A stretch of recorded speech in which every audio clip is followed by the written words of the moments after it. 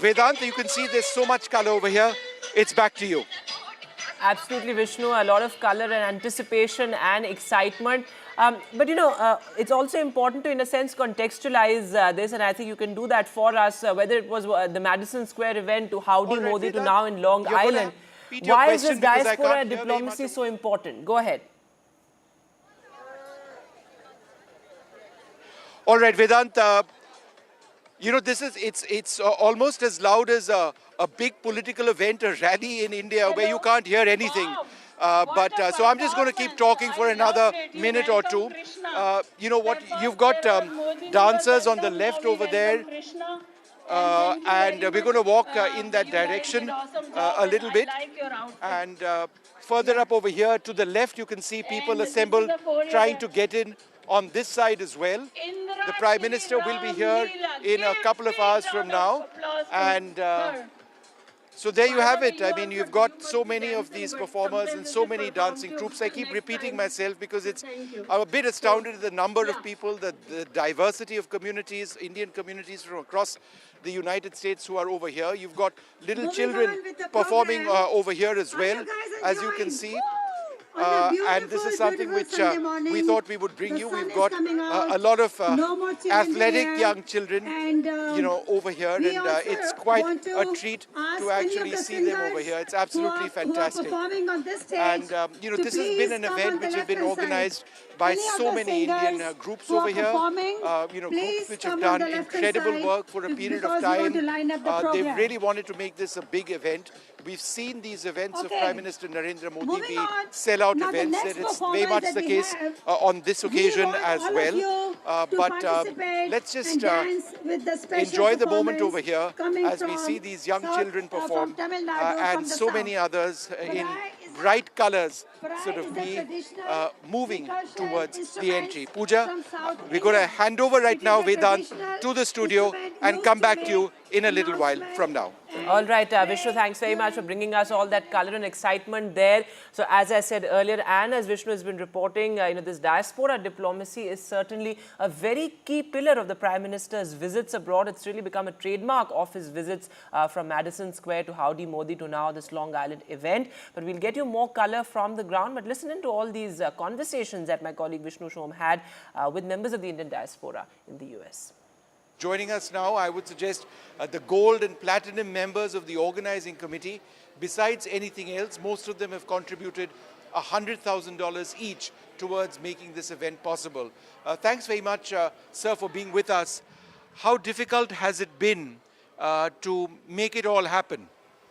Well, it's always in America to find this size of a space is not that easy because there's a lot of event going on. To finding a venue was one of the difficult part. But our team has worked very hard. They found everything within a time. And organization has done fantastic job. They organized very nicely. And ma'am, a huge financial contribution from all of you. The fact that you can all contribute, or most of you can contribute $100,000 is an indicator of the success that you have had in your personal and professional lives. But it's not just you, it's so many in the Indian community. And I would suggest that's one of the big reasons why the Prime Minister is here. Of course, I'm the representative of what we call proudly the Bharatiya American Modi Bucks. And I'm, Dr. Shobha Chokalingam, and we have a group of 10 folks. And when I said Prime Minister Modi is coming here, there was like a stampede of who's going to support him. So everybody. Where have you come from? So I'm from Georgia, Atlanta, Augusta. But this time we've got very new members in the community who've never seen Modi ji. I've seen Modi ji last year, but it's wonderful to see his aura. And, he truly represents what every Bharatiya has a dream for contributing to our motherland. And we are so proud he's achieving it all. And this is the least we could do for him. So, and whatever success we've had is really thanks to all the teachings and the foundation from Bharat. Thank you. And sir, what are your expectations of this visit? Well, this visit, Prime Minister Modi, to whom I met previously many times while he was even Chief Minister. And he has done tremendous, outstanding job internationally as well as domestic. And there are still more to be done, and I think he will finish during this term. Dr. Barai, a bit nervous. I mean, your face doesn't indicate it, but you worked very hard on this event. So be honest, a little nervous? No. No, okay. You know, we have done this several times before, and it's really a teamwork. We have several members of the steering committee who are in charge of different areas, and we have almost 350 volunteers, and tomorrow's program will be performed by almost 500 artists under the direction of Sai Patnaik, who is a famous movie maker. So I think it's really a teamwork of almost 1,000 people that makes it successful. Yeah. And are you looking forward to tomorrow? Where have you come from? I come from Milwaukee, Wisconsin. Right, so you've come over here just for the Modi event. Just for this event. What are your expectations? You know, this is my third time meeting him over here, and we look forward to seeing him. The biggest thing is, which I tell everybody, I came here 52 years ago. 52 years ago. 52 years ago, and You don't look that old. nobody knew where India is. We would go out, meet people, they'd say, hey, where are you from? And I'll say, India. And they say, where's India? There's the honest thing. And we'll say, it's on the other side of the earth. Oh, really? How do you live there? And being a Sikh on top of that, Yes. in terms of acceptance within American society, it must have been difficult. No, it was not. I always had luck with it. Okay. Dr. Barai, how many years have you been in the United I've been States? in USA for 49 and a half years. In December, it will So be he's 50 beaten you years. narrowly. Yeah, he beat me by 2 years. Why is this visit of Prime Minister Modi important to so many non-resident Indians over here? I see hundreds assembling. Well, look, people, Indian Americans in America, all are excited to welcome Modi ji. Modi ji had a great meeting with President Biden. Both Modi ji and President Biden have great chemistry. He had great chemistry with Donald Trump as well. So he's a very charismatic leader. Prime Minister Modi ji took India from the 10th largest economy to the soon to be the third largest economy. So there is so much Modi ji's vision, his leadership, his direction has brought India in the forefront of the world, and the world has so much respect. The meeting that happened today between US President and Prime Minister Modi ji talks about bilateral relationship, talks about the Quad, talks about collaboration in education, in defense, military technology, IT, newer technologies like AI. There is just so much India and US can do with the strong ties. Especially it is important now that we stop China. China has been very aggressive, and United States does not want China to use these unfair labor practices, unfair trade practices, disrespect for patent law. Sure. So we need to really challenge China, and we can do that better with a strong relationship with India. And well, moving now to one interesting aspect of the Prime Minister's visit. Well, more than 200 antiquities have been returned to India. Now remember this, as India and the US have signed a key agreement, and this is part of the larger people-to-people connect process as well. US has returned many antiquities to India, particularly in the past 5 years, ever since President Biden took over.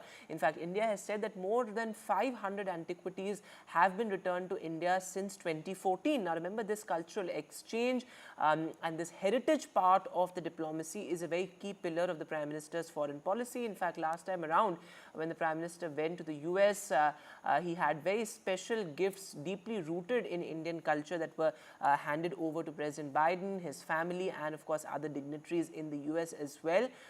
But very important there that these key antiquities have now been returned to India by the US, and this as part of that key agreement. Looking at some other news now, well, the Tirupati Prasad Rao continues in Andhra Pradesh. This as the Deputy Chief Minister of the state, Pavan Kalyan, now says that he's going to be on an 11-day penance, in a sense, to seek atonement. This is what he has said. He says that this is my way of restoring dharma. Now remember, the TDP, both Pawan Kalyan and Chandrababu Naidu have been cornering former Chief Minister of the state, Jagan Mohan Reddy, over being complicit in this animal fat controversy as far as the Tirupati laddus are concerned. So protests also continue outside Jagan Mohan Reddy's house. Jagan has written to the Prime Minister saying that this is a bid to tarnish the temple trust. Meanwhile, Chandrababu Naidu says that this is now the time to cleanse all Andhra Pradesh temples. ఏ ధర్మం మీదైనా సరే ఇలాంటి అపవిత్రం ఒక church మీద జరిగినా ఒక మస్జిద్ మీద జరిగినా దేశం అల్లకల్లోలం చేసేస్తారు, ప్రపంచం అంతా మాట్లాడతారు, గ్లోబల్ న్యూస్ అయిపోద్ది. కానీ దేశంలో కోట్లాది మంది హిందువులు అపవిత్రమైతే, ఈ ప్రసాదం అపవిత్రమైతే ఒక్కరు కూడా మాట్లాడకూడదు, ఇది సెక్యులర్ వ్యవస్థకు విఘాతం అంటే హిందువులకి మనోభావాలు ఉండవా? ఇది ఒక్కరు నిందించట్లా, అసలు మీరు ప్రస్తావన చేయకూడదు, ఇది తప్పు, ఇది మాట్లాడకూడదంటే ఎట్లా? ఇదే వేరే మతానికి మీరు అన్వయిస్తారా? నేను అన్ని మతాలని సమానంగా గౌరవించేవాడిని, ఇస్లాంని గౌరవించేవాడిని, క్రిస్టియానిటీని గౌరవించేవాళ్ళం మేమందరం. సనాతన ధర్మం అని మొత్తుకుంటున్నాం. దేనికి సనాతన ధర్మం అంటే? సనాతన ధర్మానికి ఒకరు ప్రారంభించింది కాదు, ఇది ఒక వ్యక్తి ఒక కూర్చోబెట్టి ఒకరు స్టార్ట్ చేసింది కాదు. ఇది కొన్ని వేలాది సంవత్సరాలుగా అన్ని మతాలని, అన్ని విశ్వాసాలని అలింగనం చేసుకున్న నేల ఇది. And with that, we'll take a quick break now, but news continues on the other side.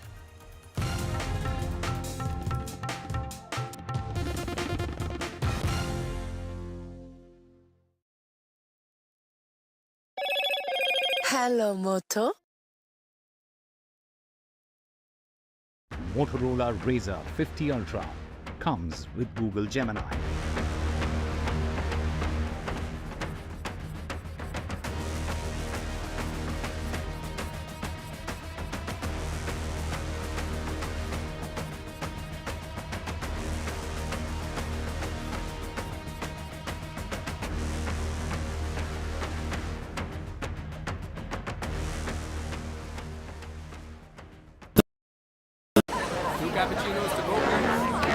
I don't care for no songs and proses. I don't care for no sweet boys with roses. All I want is a touch of love. I've been reporting on all issues, big and small, from Andhra Pradesh, Telangana, rest of South India, bringing you all the action, all that you need to know, all that you want to know. The energy of Maximum City is infectious. I bring in that energy in our news coverage from financial capital Mumbai. India's IT capital is always buzz. It's literally a city that never sleeps. And I keep you ahead on all the Bengaluru buzz. Covering from the southernmost part of India over the last 23 years, I bring in-depth and 360-degree coverage from the Dravidian heartland. The land of Mishti is also known for its bitter politics. I have seen much water flow under the Howrah Bridge, covering Bengal in all its vivid colors.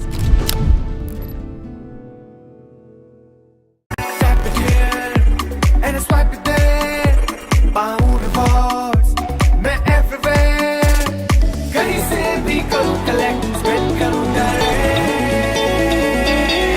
Download any single ID partner app, link your card and earn reward with top brand. Get it free with single ID. This is a landmark bilateral agreement which we've seen today between India and the United States. Truly represents what every Bharatiya has a dream. And we are so proud he's achieving it all. Both Modi ji and President Biden have great chemistry. हमारी बैठक ऐसे समय हो रही है. The references to the importance of free mobility in the seas and the language which is used is very direct. Quad is here to stay, to assist, to partner and to complement.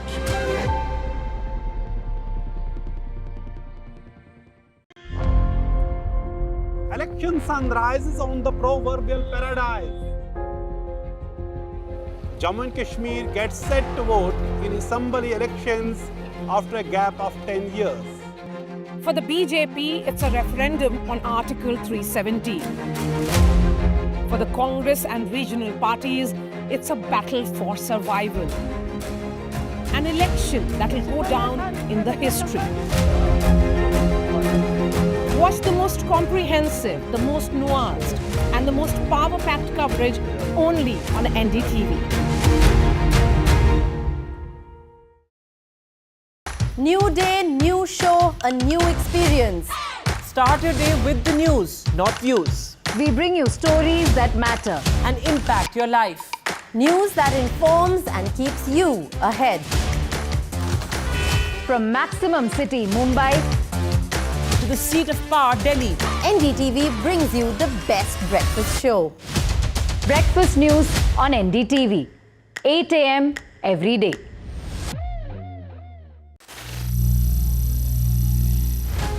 Some people say the metaverse will only be virtual. One day this lecture hall will be made of code, and driverless cars would be trapped in intersections. But even in this maze of the future, you can't wish away health. It's time to become more resilient.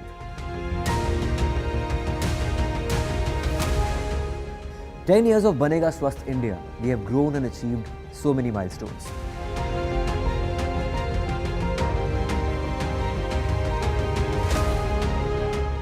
And now I have a plan to beat the urgency, to stop breathing with difficulty, to relieve getting choked with inactivity.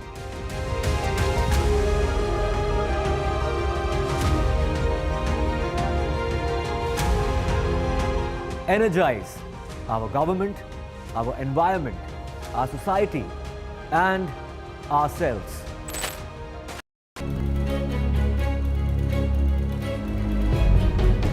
Thank you so much for tuning into the Urban Agenda. Our focus today, what's happening to India's stalled housing projects? How many are still awaiting their completed homes and suffering the financial and mental burden of EMI plus rents? Well, latest property data shows that some projects are getting completed, but the total number of stalled units across India's top housing markets have remained more or less the same since pre-COVID or 2019. Here's the data from PropEquity. So total number of projects stalled are 1599, 4.8 lakh units approximately. We have rounded off the figures. 2.2 lakh units out of these are RERA registered. So that's almost 40% plus.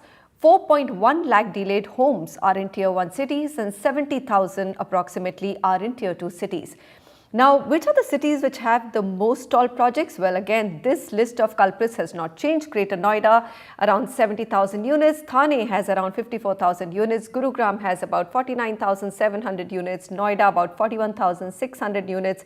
Mumbai, 36,000 units, Bengaluru, 37,700 and Navi Mumbai around 24,000. So imagine between Delhi and Mumbai or Delhi NCR and MMR, you pretty much have the largest number of stalled units.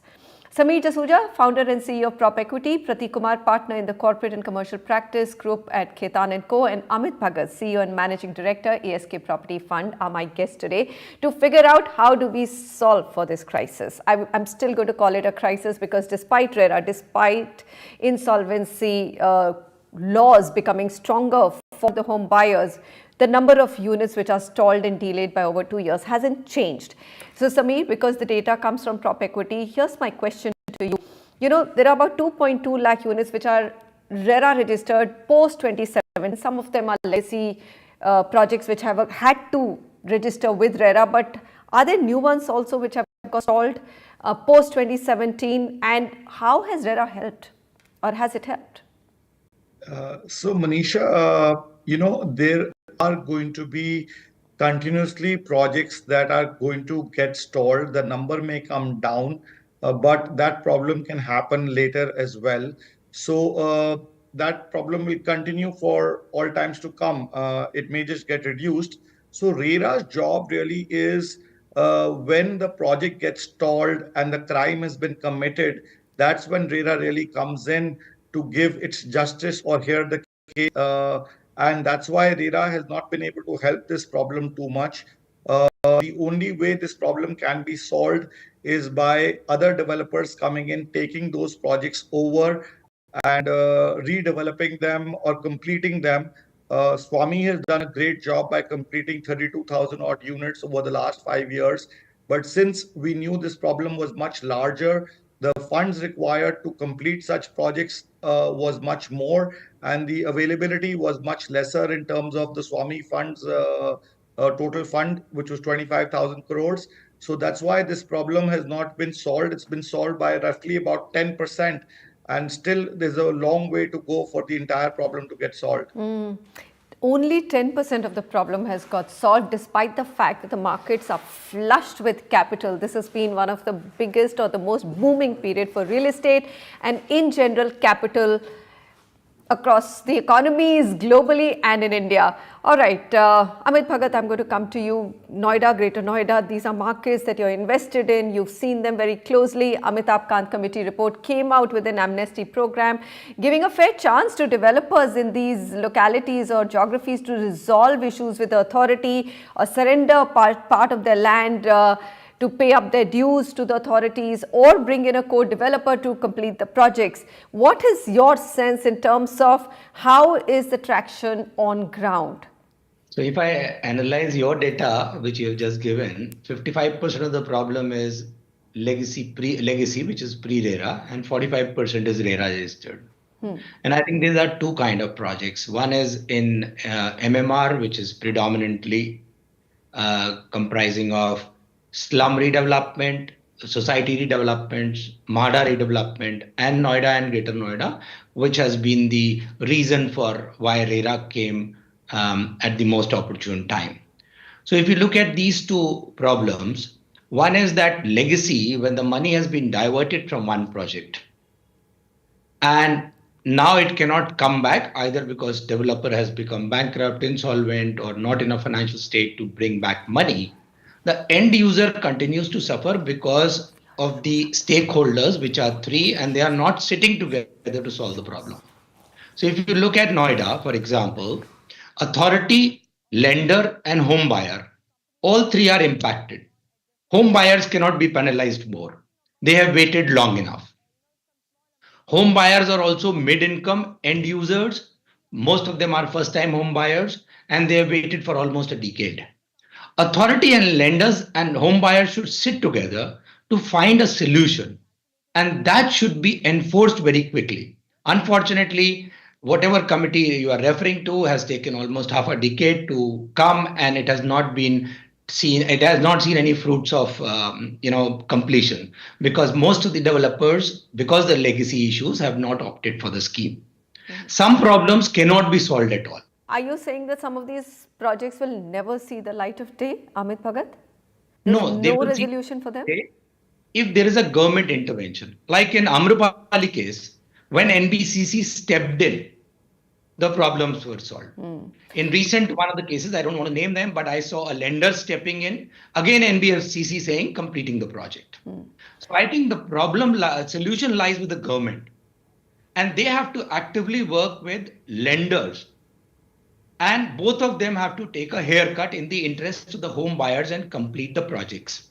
But well, part of it, Amit, was in that shape when they said, they have to have an amnesty scheme, waive off the interest. And of course, I must say the Greater Noida Authority and Noida Authority had become quite unreasonable in levying very, very high interest. But point taken, it's a very, important point made. And I think that's the message which needs to come out, that the government has to probably push the lenders to take a haircut, or as it's done in Swami Fund, where it said, look, nobody's rights supersede the fund's rights of the new investors who are bringing in the money. The project completion has to be number one priority.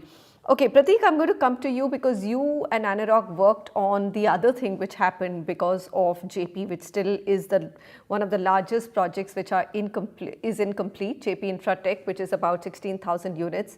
Now, even the Amitabh Kant committee report says that don't go to IBC. Go to IBC only as a last resort. Don't drag a developer to insolvency at all or NCLT. The results have not been very good. What is your sense on that? What are figures saying? What would you recommend? See, IBC, of course, is the last resort. As the name suggests, the builders unable to complete projects, and it's eventually you are looking for a resolution. Now, the challenge that comes before insolvency courts is because there are so many stakeholders, and at least home buyers, while they've been classified as financial creditors, they have so many varied demands. Somebody wants possession, somebody wants delayed interest.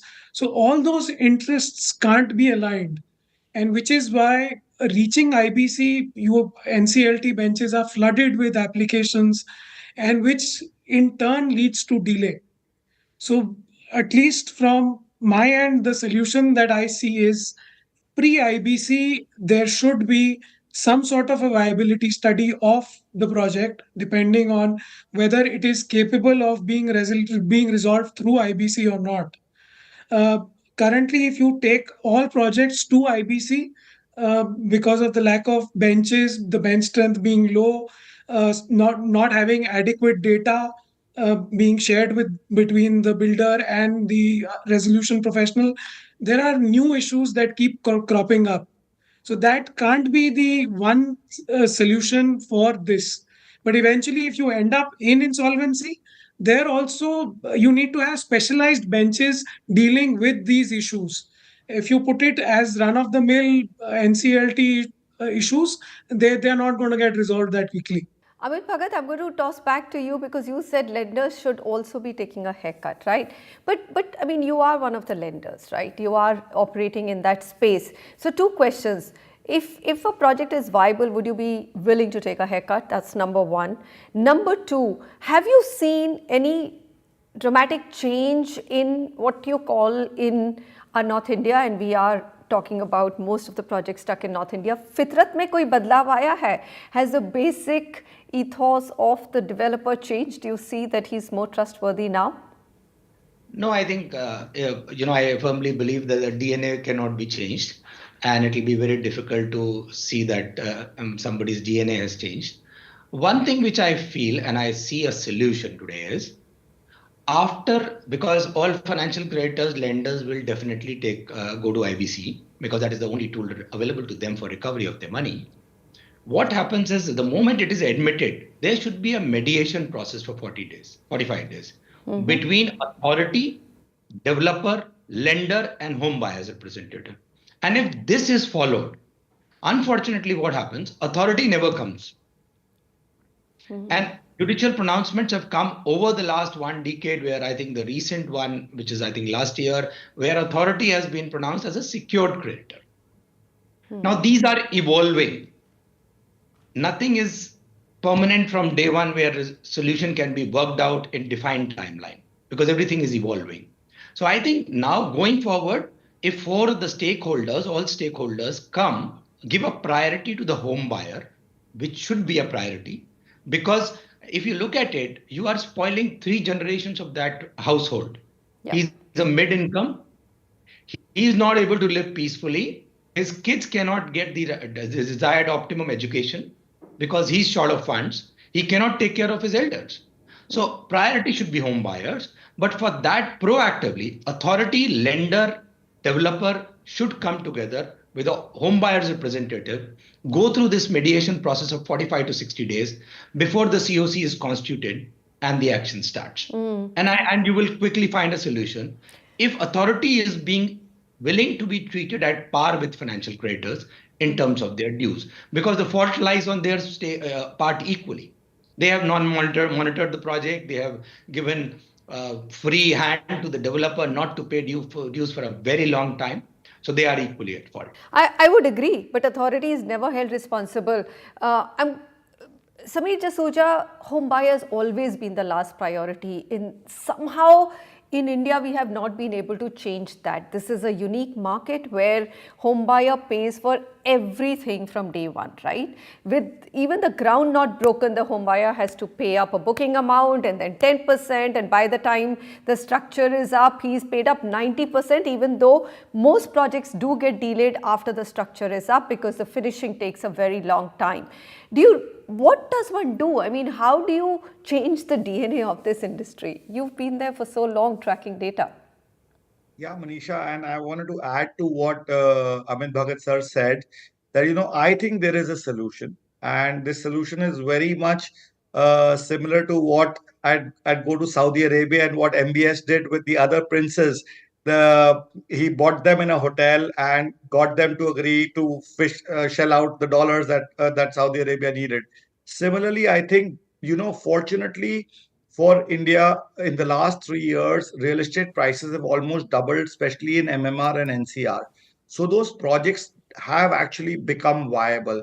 But like Amit ji was saying, that the DNA has not changed, and that DNA has to be forcibly changed in those stalled projects, where the developer has to be made to sit down, sign on the papers, hand over the project to a contractor with the buyer and the lender, and you will see amazing solutions come up.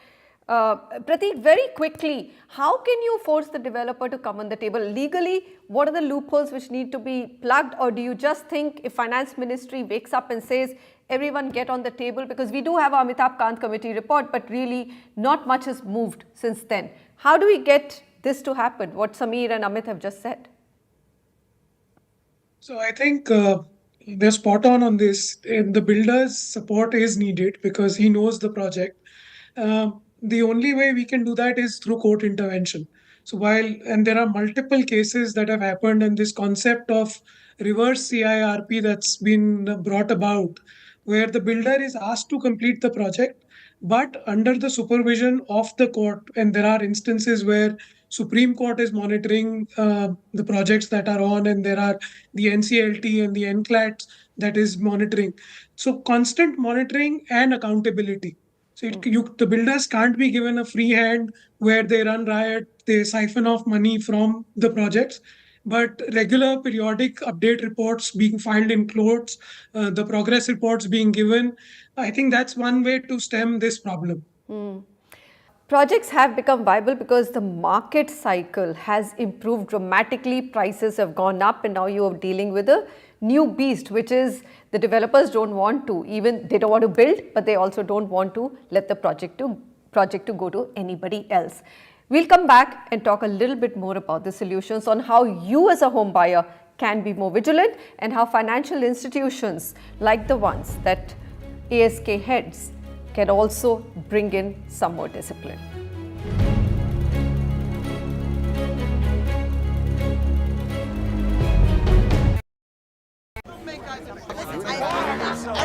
I don't care for no songs and proses. I don't care for no sweet boys with roses. All I want is a touch of love. This is a landmark bilateral agreement which we've seen today between India and the United States. Truly represents what every Bharatiya has a dream, and we are so proud he's achieving it all. Both Modi ji and President Biden have great chemistry. हमारी बैठक ऐसे समय हो रही है. The references to the importance of free mobility in the seas and the language which is used is very direct. Quad is here to stay, to assist, to partner and to complement.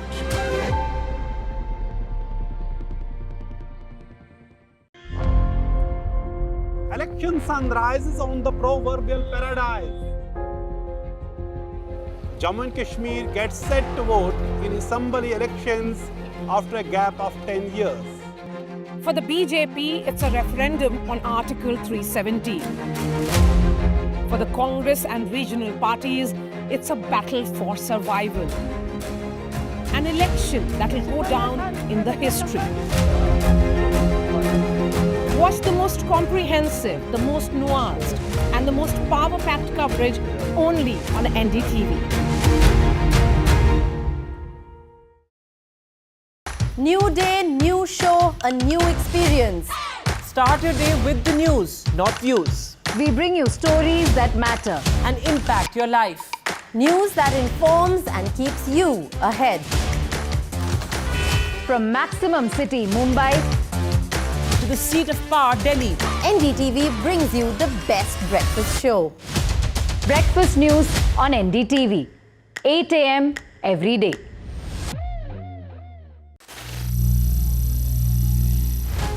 Some people say the metaverse will only be virtual. One day this lecture hall will be made of code. and driverless cars would be trapped in intersections.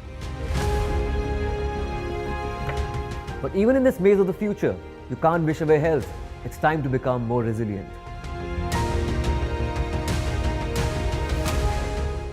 "10 years of Banega Swasth India, we have grown and achieved so many milestones.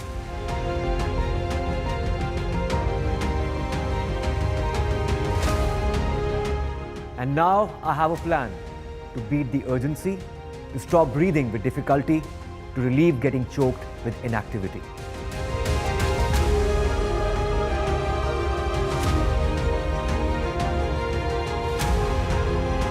Energize our government, our environment, our society, and ourselves. Everyone, everywhere, every day.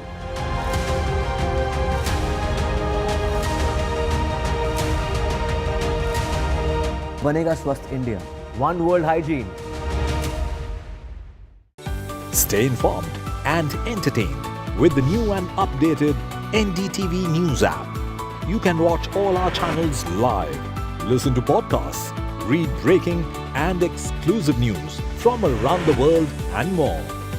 Download the NDTV app today and get access to the best journalism and storytelling on your smartphone or tablet.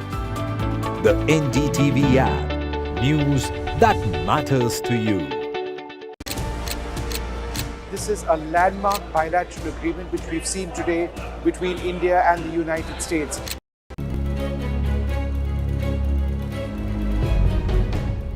One can hear loud and upbeat drum rolls for all-time high housing market sales in India. But what's holding back over 4.8 lakh delayed units across India, leaving home buyers waiting for a place to call home? Samir Jasuja, what can the home buyers do by themselves? I know you have a new product called Prop Alert, but how does it help? Can you explain it to us? Yeah. So, after seeing this problem and after reporting these figures to the finance minister, who then set up the Swami Fund, because we're the only company in India which is actually tracking on the ground construction progress of every project that gets launched. We have over 300 civil engineers across 44 cities who go to every project on behalf of the banks and on behalf of other financial institutions to check whether construction activity and construction progress is happening as per plan. And if it is slowing down, then why it is slowing down. In addition to that, we track 57,000 developers' progress and their track record. Now, why that is important also, besides checking the construction on the ground, is let's look at the case of Amarpali. They actually could execute only 3,000 projects in 6 years, but they sold 30,000 to be delivered in the next 5 years. Naturally, even if they had the money, they didn't have the execution capability. So we are trying to come out with a product. We come out with a product for the consumers where not only he can track through us the construction on the ground as it happens. We send alerts to him if the construction is slowing down or construction is stalling, so that he can take the necessary steps to exit the project. Many people don't know when the project is stalling because the broker is incentivized by the developer, so he will never tell you the truth because he sold you the project. The developer will never come out with the truth. But Samir, it's not that easy even for a home buyer to exit. But yeah, he's not going to be caught napping is what you're saying. He won't Very be caught quickly, napping. He can take the necessary steps first. And because the market is opaque and not that transparent. Amit, so it's even despite the fact that, private equity funds they have a close eye on the project. It's not as if you all don't get caught in an incomplete project with a developer whose intentions are not clear. How will you prevent it, and how do you think that Prop Alert is a good service? So I think to be fair to the developers who have delivered in the past and may still get stuck, look at the market conditions. I think 2017 is to real estate market what 1991-92 was to equity. Our regulation came 25 years late. And that is why I firmly believe that it is a beginning of a real estate journey which will last for a decade or more. Second is, I think market has got re-rated. Noida and Gurgaon prices have doubled by more than 100%. So if you can't find a solution in this, you can never find a solution. And now there are agencies like Prop Equity, Prop Alert, where the data is available. So it is no more completely a dark black box. The regulation is the law has also evolved. There are judicial pronouncements. I think what we need is a proactive approach now with the market being re-rated. Lenders are always vigilant because they have an escrow mechanism, they have the security. But Noida was a unique case, like slums of Mumbai, where the enforcement of the security was not possible because the land was not paid for. It was a flawed system where you have given them right to sell without they owning land and paying for the land. And so was the case in slums, where unless until you complete the slum development, you are not allowed to sell. And if you sell, you can't get a completion certificate. So the policies were flawed. And today, with the market getting re-rated, home buyer is willing to accept the house. Quality will definitely remain a suspect even now when it is completed because of the various agencies which will get involved at the last moment. But solution is possible if all the stakeholders come together and sit together and they are determined. And there is a legal enforcement of it, and the government decides, every state government decides that this is their priority. Well, elections are up in many of the state governments, but what I'm hearing from all three of you is that there's been an evolution, but it is now or never. You have to resolve them in a boom period because it is a cyclical industry. When it goes down, it will be a much harder problem to resolve. Gentlemen, thank you very much for joining me and making time for this. And we are closing this chapter of the Urban Agenda with the hope that everyone from the Finance Ministry to industry bodies and the legal system and home buyers join forces to untangle this crisis of unfinished homes in India.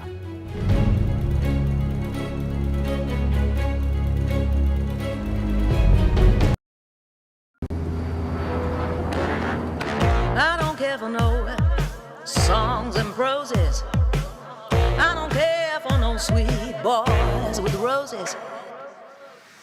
All I want is a touch of love. New day, new show, a new experience. Start your day with the news, not views. We bring you stories that matter and impact your life. News that informs and keeps you ahead. From Maximum City, Mumbai, to the seat of power, Delhi, NDTV brings you the best breakfast show. Breakfast news on NDTV, 8 a.m. every day.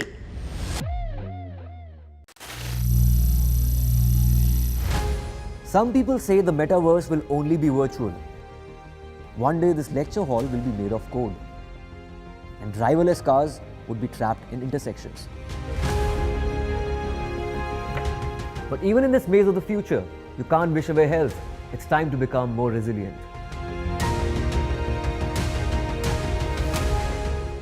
"10 years of Banega Swasth India, we have grown and achieved so many milestones.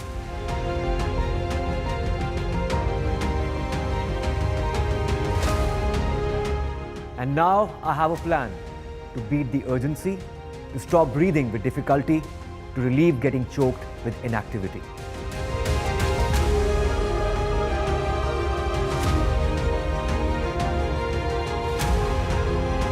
Energize our government, our environment, our society, and ourselves. Everyone, everywhere, every day.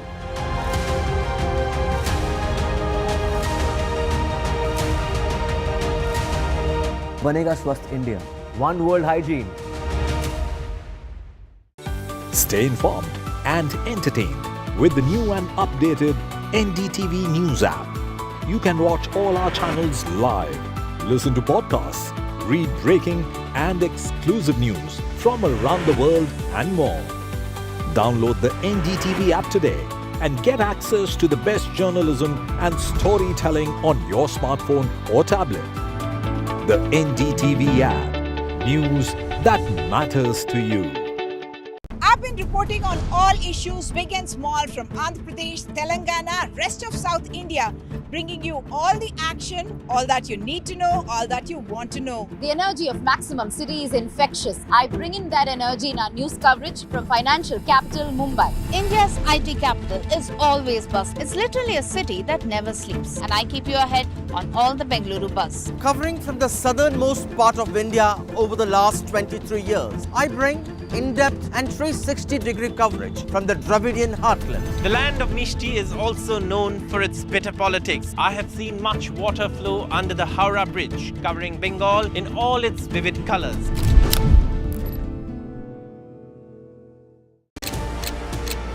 This is a landmark bilateral agreement which we've seen today between India and the United States. Truly represents what every Bharatiya has a dream, and we are so proud he's achieving it all. Both Modi ji and President Biden have great chemistry. हमारी बैठक ऐसे समय हो रही है. The references to the importance of free mobility in the seas and the language which is used is very direct. Quad is here to stay, to assist, to partner and to complement.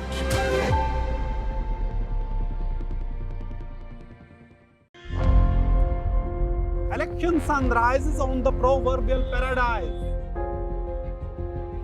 Jammu and Kashmir gets set to vote in assembly elections after a gap of 10 years. For the BJP, it's a referendum on Article 370. For the Congress and regional parties, it's a battle for survival. An election that will go down in the history. Watch the most comprehensive, the most nuanced, and the most power-packed coverage only on NDTV. New day, new show, a new experience. Start your day with the news, not views. We bring you stories that matter and impact your life. News that informs and keeps you ahead. From Maximum City, Mumbai, to the seat of power, Delhi, NDTV brings you the best breakfast show. Breakfast news on NDTV, 8 a.m. every day.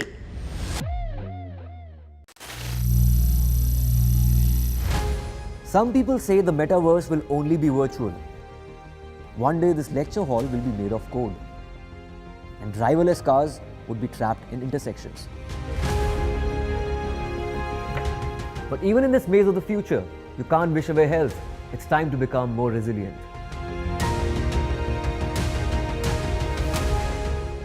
"10 years of Banega Swasth India, we have grown and achieved so many milestones.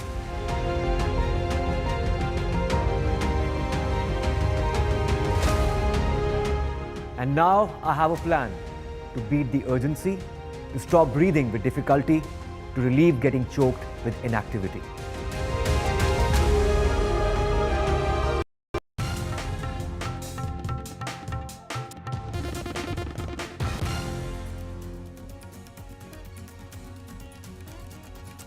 Hello and welcome as we begin our power-packed coverage of the Prime Minister's visit to the US. It's a 3-day crucial visit, and all the action, the color, the excitement here on NDTV, as the focus now is on the Diaspora outreach and that community event at Long Island. We'll get you all the latest on that. First, let's quickly take a look at the headlines we're tracking at this hour.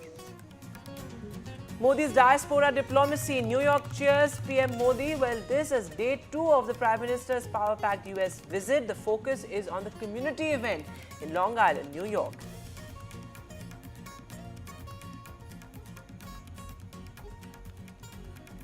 Meanwhile, at Tirupati Laddu Rao in Andhra Pradesh, the Deputy Chief Minister Pawan Kalyan observes 11-day penance. He says he is seeking atonement. He says it's time to restore dharma. This as protests continue outside Jagan Mohan Reddy's residence. Jagan writes to the Prime Minister. He says this is nothing but tactics to, in a sense, tarnish the temple trust sanctity.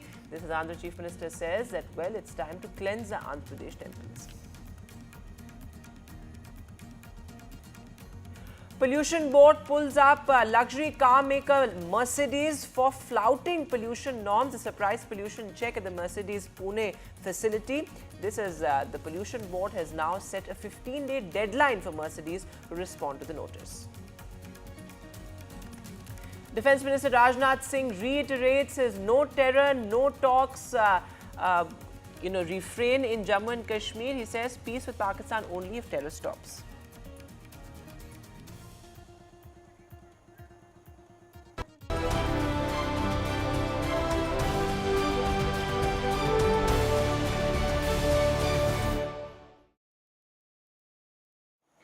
All right, let me go straight across to Long Island, where that community event is scheduled to take place this evening. Our senior colleague Vishnu Shom is joining us from outside the stadium. Also with me, my colleague Natasha Istrani joining us from inside the stadium. Vishnu, it's over to you. I see a lot of color and excitement around you. Go ahead.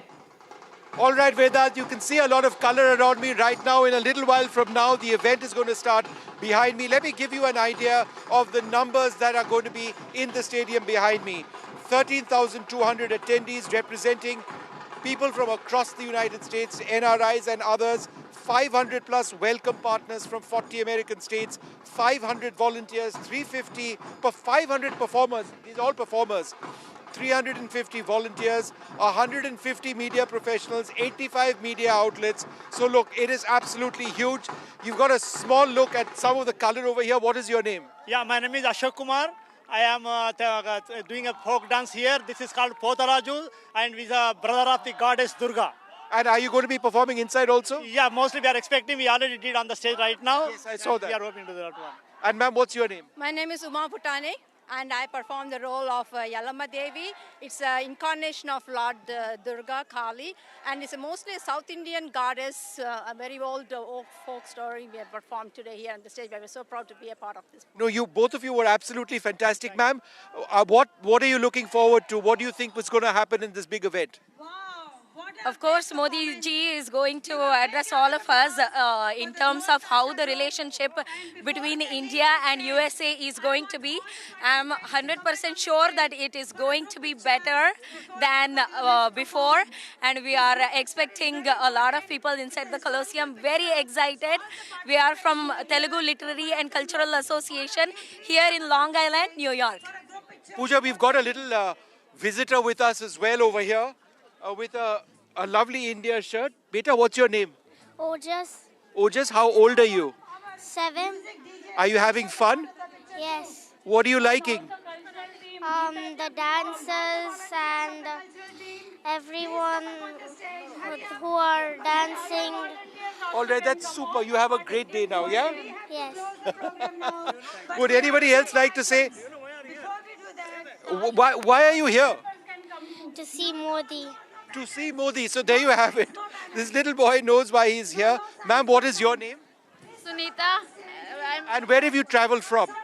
From New York. We are local. Yeah. So thousands of people, pretty incredible, right? There are going to be 13,000 odd people who are going to be over here. So that's pretty incredible. The numbers are fairly staggering. Yes, this is so exciting to do here in the large stadium, and with I hope Modi ji will see us and encourage us more. Yeah. You've been waiting for this for a while? Yes, we are waiting for this opportunity, and we're so glad that we got this opportunity today, and we're very, very proud to be here today and performing this. It just strikes me that all of you are proud Indian but proud American at the same time. Sure. So tell us a little bit about that, about your identity as American and Indian. Yeah, so, we are, yes, back home, we miss back home, but, we are also okay here, but we all the time supports back home, and we wanted to bring the culture of our heritage to the young people over here. Yeah, there is. Yeah. Hi, my name is Madhavi. I'm from New York. So does all of us here as a group. And we are so excited to see Modi ji. Like, we're doing a warm welcome. Definitely, we'll be more happy to see us over here. And definitely, we are doing this to inherit all our cultural heritage to the future generation, so we don't forget our roots. They have to remember it forever. Thank you. Absolutely. Well, look, there you have it, a small look at so many people over here, the color over here, the sense of festivity, the sense of joy. The Prime Minister has got his task cut. It's very clear that there is a huge sense of expectation over here. Let's see what the Prime Minister has to say. Thank you all very much for being with us. Let's just take a look at crowds over here who continue to move in. A lot of people rushing in, and as you know, I mean, the thousands of people now, they've been told to rush in now. It's getting a bit late in the day.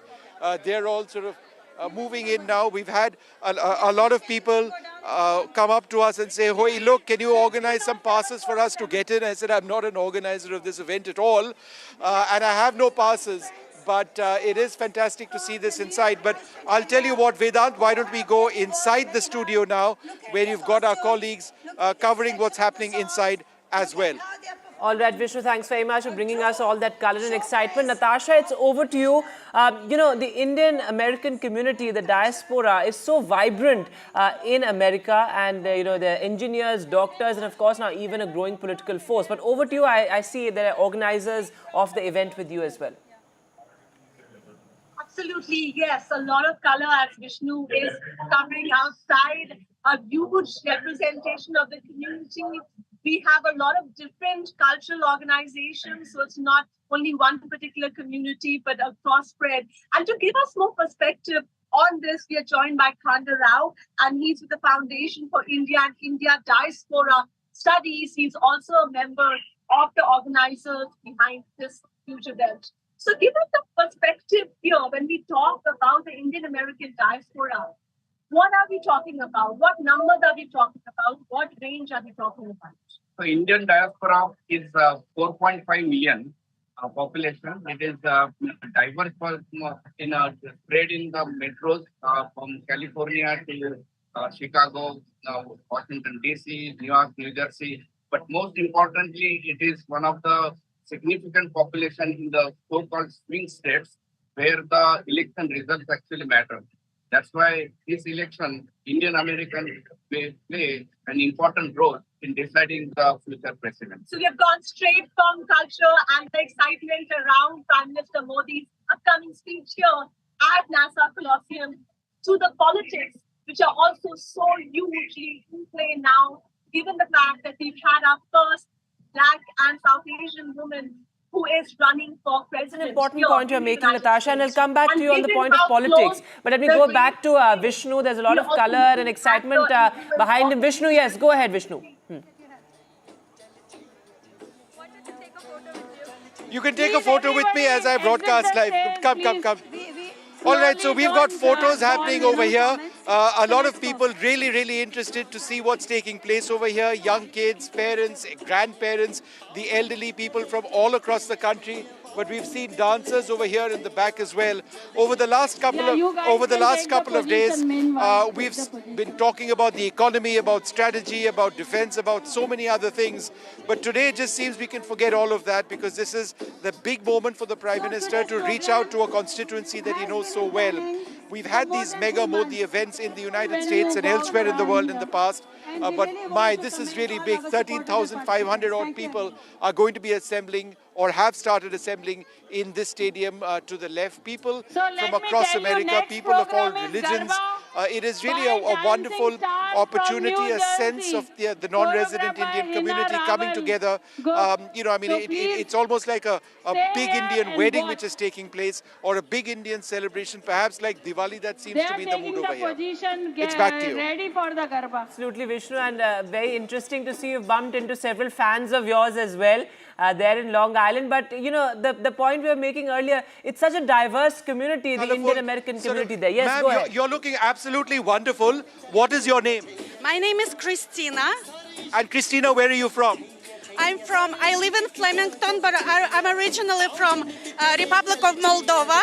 You're from the Republic of Moldova. You're dressed wonderfully in an Indian dress. And you're going in for Prime Minister Modi's event? Yes, because I love Indian culture. I have a lot of Indian friends, and I think India has a big future. I really believe in it. So Navratri is one of my favorite festivals, and I'm very happy to be here with my friends and my dance. And this is my Nisha.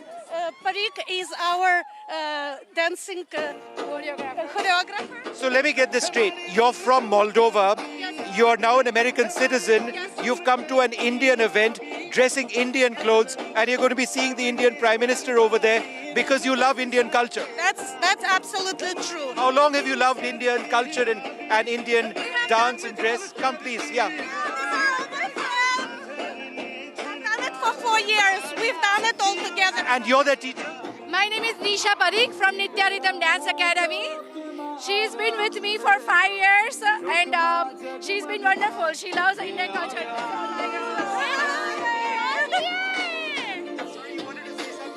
Yes, of course. We are so excited and we want to present the Garba. Recently, the Garba heritage that we got, the UNESCO gave us the intangible heritage. We're going to perform that. We're going to do a fusion of really nice melody. So Garba with rock and roll, Pooja. Garba with rock and roll. So, and Garba with hip hop as well. Okay, I must confess, I've never heard about Garba with hip hop. How does that work? Wait for 3 minutes and you'll see it. Okay, great. And so are you going to be performing here or inside as well? When are you going to be performing?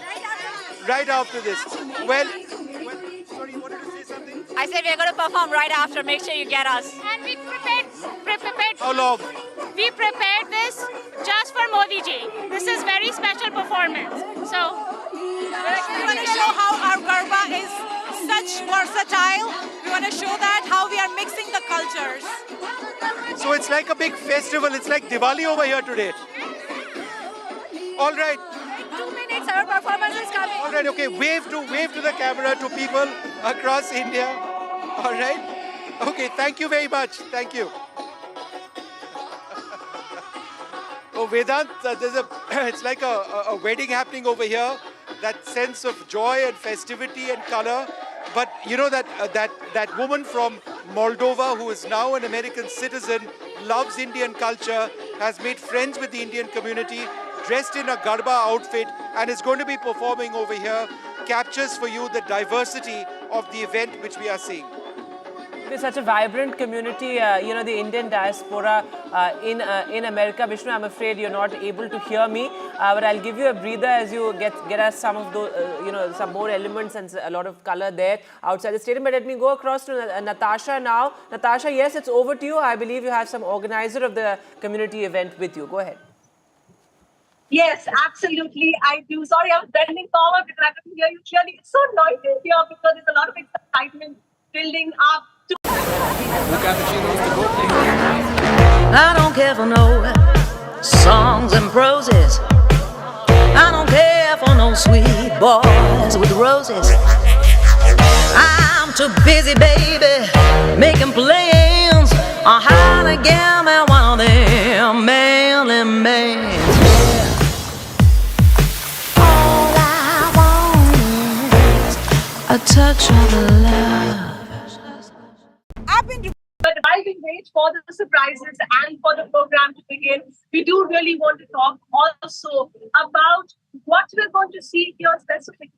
And give us an idea of what kind of performances specifically, and also what do they represent of the Indian community in the US.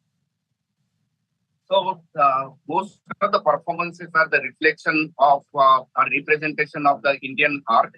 And so that's what we promote and propagate and practice. You'll be surprised that Indian Americans practice all over USA various forms of the dances. All forms of Indian performing dances are actually performed and practiced. Schools, art schools are there from California to New York. So we are going to see a lot of dance art schools, and I sometimes feel like the Indian American community here, they want to hold on to those ties in India. So often they need to be even more invested in preserving culture, sometimes to the equivalents in India. But also now give us a perspective on the diaspora and tell us why is it that the diaspora is so excited about Prime Minister Modi's trips here. We have a limited capacity, of course, of the stadium, which is about 14,000. But I hear from organizers that there were applicants for 20,000 tickets. Actually, it's more than that. 25,000 were our applicants when we stopped the application.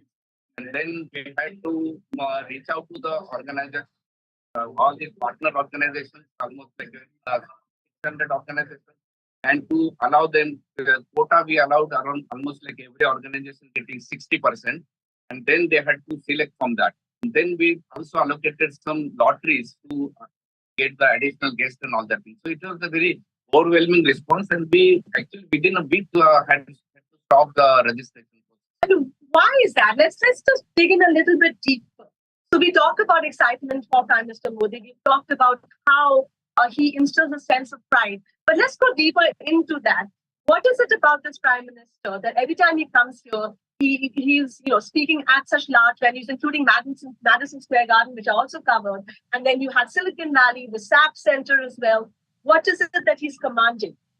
So one of the most important, we can see that Prime Minister Modi has really developed India. It has put into the trajectory of the growth. Now, in last 5 years, it became the fifth economy in the world, and now rapidly marching towards the third economy in the world.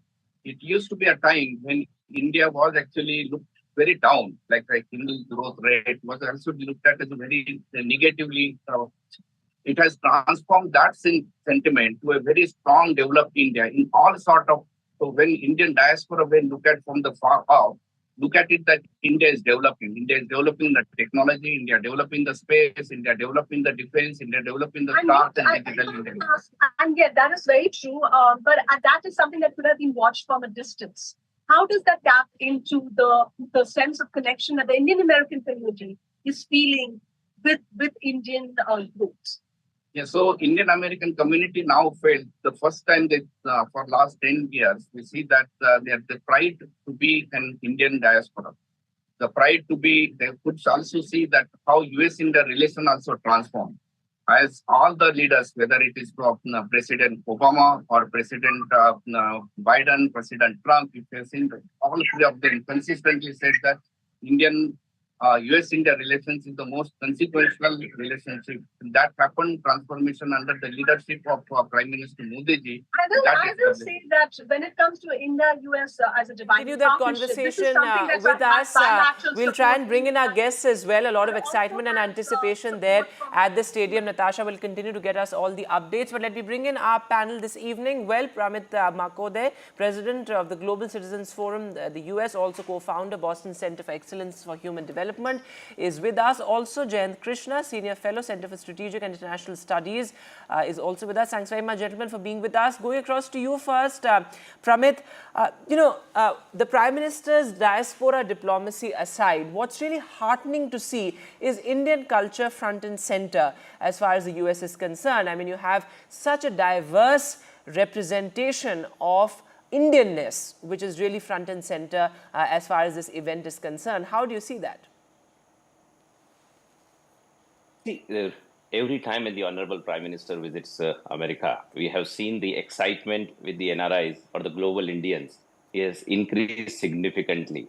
I was very closely witness to the Madison Square event, which almost happened 10 or 11 years back. And since then, multiple events have happened of the Prime Minister, and I have seen more and more overwhelming participation of Indian professionals. And it's not Indians just who are euphoric about just cultural event. No, not like that. There are very senior scientists, research scientists, doctors, CPAs, surgeons, all walks of life. People are coming forward and they want to contribute to the story that Prime Minister has envisioned. That is the story of global Indians for Viksit Bharat, or just say Pradhan Mantri ji like Viksit Bharat or developed India by 2047. So NRIs are overwhelmingly now participating for that cause. And these type of events really galvanize the entire diaspora. And American diaspora is extremely special, not only for India, but even for America as well.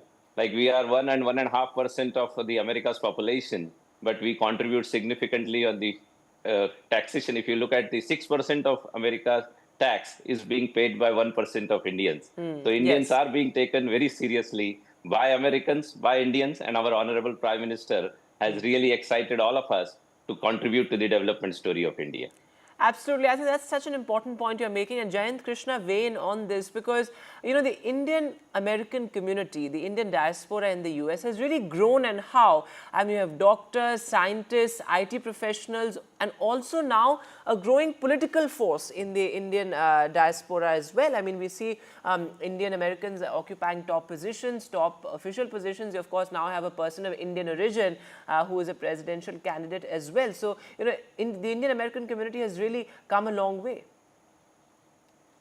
Yeah, absolutely. It's not just 4.5 million Indians in the American in the Indian diaspora in the US, but every walk of life. If you look at information technology professionals, if you look at the universities, if you look at the doctors, if you look at the space scientists or scientists in general, everywhere. Anywhere between 15 to 20%, 25% people. And in IT, there are even more. If you look at the India development centers of technology giants and them put together. So it's it's a very, very sizable thing. And if you look at, President Biden's support to India's claim to be a permanent member of the UN Security Council, I think that also emanates from the fact, one is that US has supported that in the past. It's not the first time. But also, US elections are going to happen. So, when elections are happening in either of the two countries, then the bilateral, talks don't become that important. But it's also a very huge signaling, which Joe Biden has done to the Indian diaspora there that, he's very, very supportive of India as a country as well as its claim to be on the Security Council. So I think some very interesting things have happened in the last couple of days. If you look at India has pledged, almost US $7.5 billion for cervical, cancer research. If you look at a lot of antiques which were stolen out of India, they have been given back to India. There have been talks on Bangladesh. There have been talks on, no final word is available, but a lot of people believe that there were talks on the jet engine deal also, which G and HL are those going ahead with agreements the and collaboration. what happened in the bilateral talks certainly is very important. But keeping the focus on what's happening right now, because Jayant Krishna and Pramit, as you continue to be with us, what's also on display is this kind of people-to-people connect. Our diplomacy has grown in a way that it's not just about the hard issues of, say, security and defense and innovation, but also cultural exchange on people-to-people connect. I think that's so important, isn't it, Pramit? Yeah, no, indeed, that people-to-people connect is extremely important, and it is increasing every year. I'm here for last 21 years in America and have seen the respect that has gone up in last 10 years of Indian Americans. That is quite significant, and it's very visible. And that's where there is more people-to-people connect has started increasing. And they have also realized when you talk about culture, it is not about only the dance and the music. The biggest gift that India has given to America and to the whole world under our Prime Minister's leadership is of yoga, naturopathy, and the ancient health and the healing wisdom that India has. For example, that one of the biggest problems that America is facing right now in the veteran sectors, there are so many veterans who are committing suicide. Many studies have mentioned that many veterans on stress-related issues, they have started committing suicide, and the number is around 15 per day. Every day, around 15 veterans are committing suicide in spite of spending more than $100 billion on their welfare. But that's where the Indian ancient wisdom of yoga, naturopathy, our mindfulness techniques, our meditation techniques, which are highly cost effective. So Indian culture and Indian wisdom can bring affordable, accessible, I think that's an quality important point healthcare to again, America. because you see, the India-US drug framework is also something that's been talked about, the cancer moonshot. These are, policy initiatives whose time had really come. But Jayant Krishna, before I wrap this discussion quickly on, why this sort of diaspora diplomacy has become such a sort of a hallmark of the Prime Minister's visits abroad. I mean, it began with the Madison Square event back in 2014, then of course Howdy Modi in 2019, and now the event at Long Island. What is a larger messaging, through this kind of diaspora diplomacy? I think one thing you have to acknowledge that the Prime Minister Modi, has, he reaches out to the Indian community in whichever country he goes to. The kind of connect he has with diaspora, perhaps it is the best ever connect which any Prime Minister has had since the days of Nehru. So I think that's extremely important, and the fact that soft power has become such an important part of Indian diplomacy, all over the world, and more vis-a-vis the US. I think it's very, very important. All these cultural elements that you look at, the song and dance, the costumes, and the yoga, the ancient wisdom in healing, healthcare. I think these all collectively constitute a very, very strong soft power, in today's day and age. And that India is leveraging very well vis-a-vis most countries, and especially the US. And US Indians also, I know so many Indians from my family, my friends, who live there. The kind of outreach which they have in the, vis-a-vis Americans, amongst Americans, it's huge and it's so positive and such a pleasing rub-off effect it has that, there are a lot of festivals, like Diwali, especially, Navratri, they're becoming sort of, if not global festivals, but at least, they have a very significant footprint in the US. Absolutely. So I think these are very, very encouraging things. And Prime Minister Modi leaves no opportunity, he doesn't miss any opportunity to leverage, to network with the diaspora. Absolutely. And which is doing, the meeting is yet to happen, but the kind of turnout I see. So that's also an equally important part of the Prime Minister's outreach and the Prime Minister's visits abroad. Thanks very much, gentlemen, for being with us. We leave it at that. But this continues to be our top focus on NDTV, a non-stop coverage of the Prime Minister's visit. And well, it's beyond just the Prime Minister. It's really about the Indian American community and where India stands as far as the global order, so to speak, is concerned. With that, we'll slip to a short break, but news continues on the other side.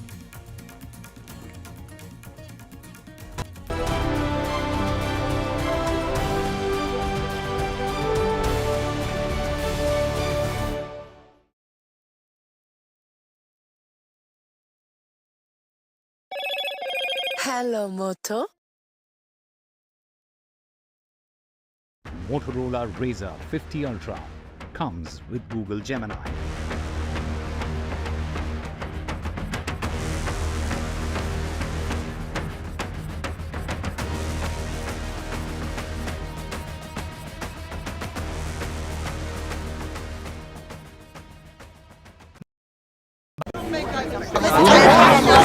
I don't care for no songs and proses. I don't care for no sweet boys with roses. I'm too busy, baby, making plans on how to get me one of them manly men. All I want is a touch of love. Election sunrises on the proverbial paradise. Jammu and Kashmir gets set to vote in assembly elections after a gap of 10 years. For the BJP, it's a referendum on Article 370. For the Congress and regional parties, it's a battle for survival. An election that will go down in the history. Watch the most comprehensive, the most nuanced, and the most power-packed coverage only on NDTV. New day, new show, a new experience. Start your day with the news, not views. We bring you stories that matter and impact your life. News that informs and keeps you ahead. From Maximum City, Mumbai, to the seat of power, Delhi, NDTV brings you the best breakfast show. Breakfast news on NDTV, 8 a.m. every day.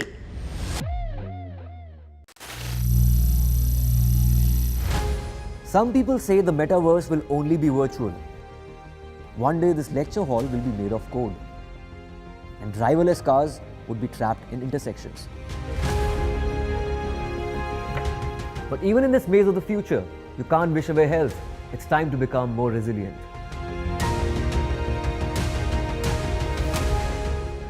"10 years of Banega Swasth India, we have grown and achieved so many milestones.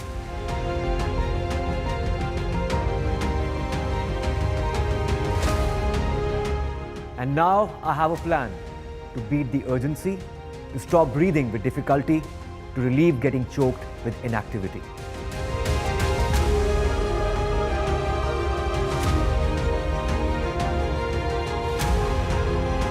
Energize our government, our environment, our society, and ourselves. Everyone, everywhere, every day.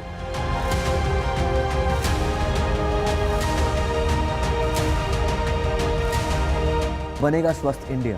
One World Hygiene.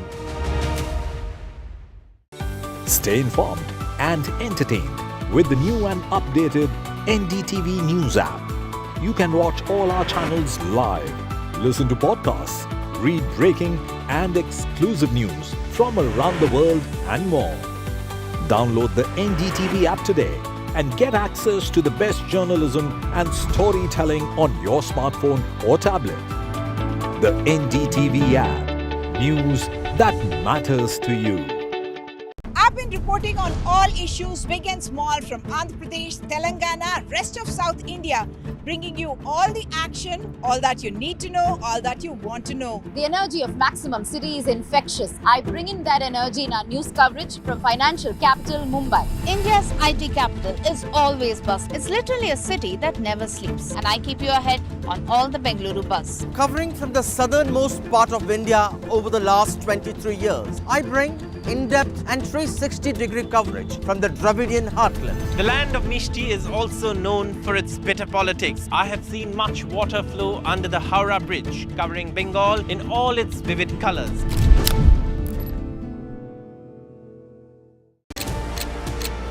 This is a landmark bilateral agreement which we've seen today between India and the United States. Truly represents what every Bharatiya has a dream, and we are so proud he's achieving it all. Both Modi ji and President Biden have great chemistry.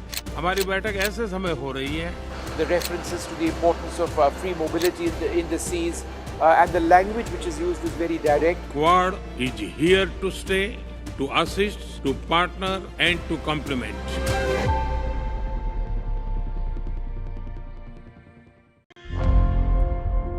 Election sunrise is on the proverbial paradise. Jammu and Kashmir gets set to vote in assembly elections after a gap of 10 years. For the BJP, it's a referendum on Article 370. For the Congress and regional parties, it's a battle for survival. An election that will go down in the history. Watch the most comprehensive, the most nuanced, and the most power-packed coverage only on NDTV. New day, new show, a new experience. Start your day with the news, not views. We bring you stories that matter and impact your life. News that informs and keeps you ahead.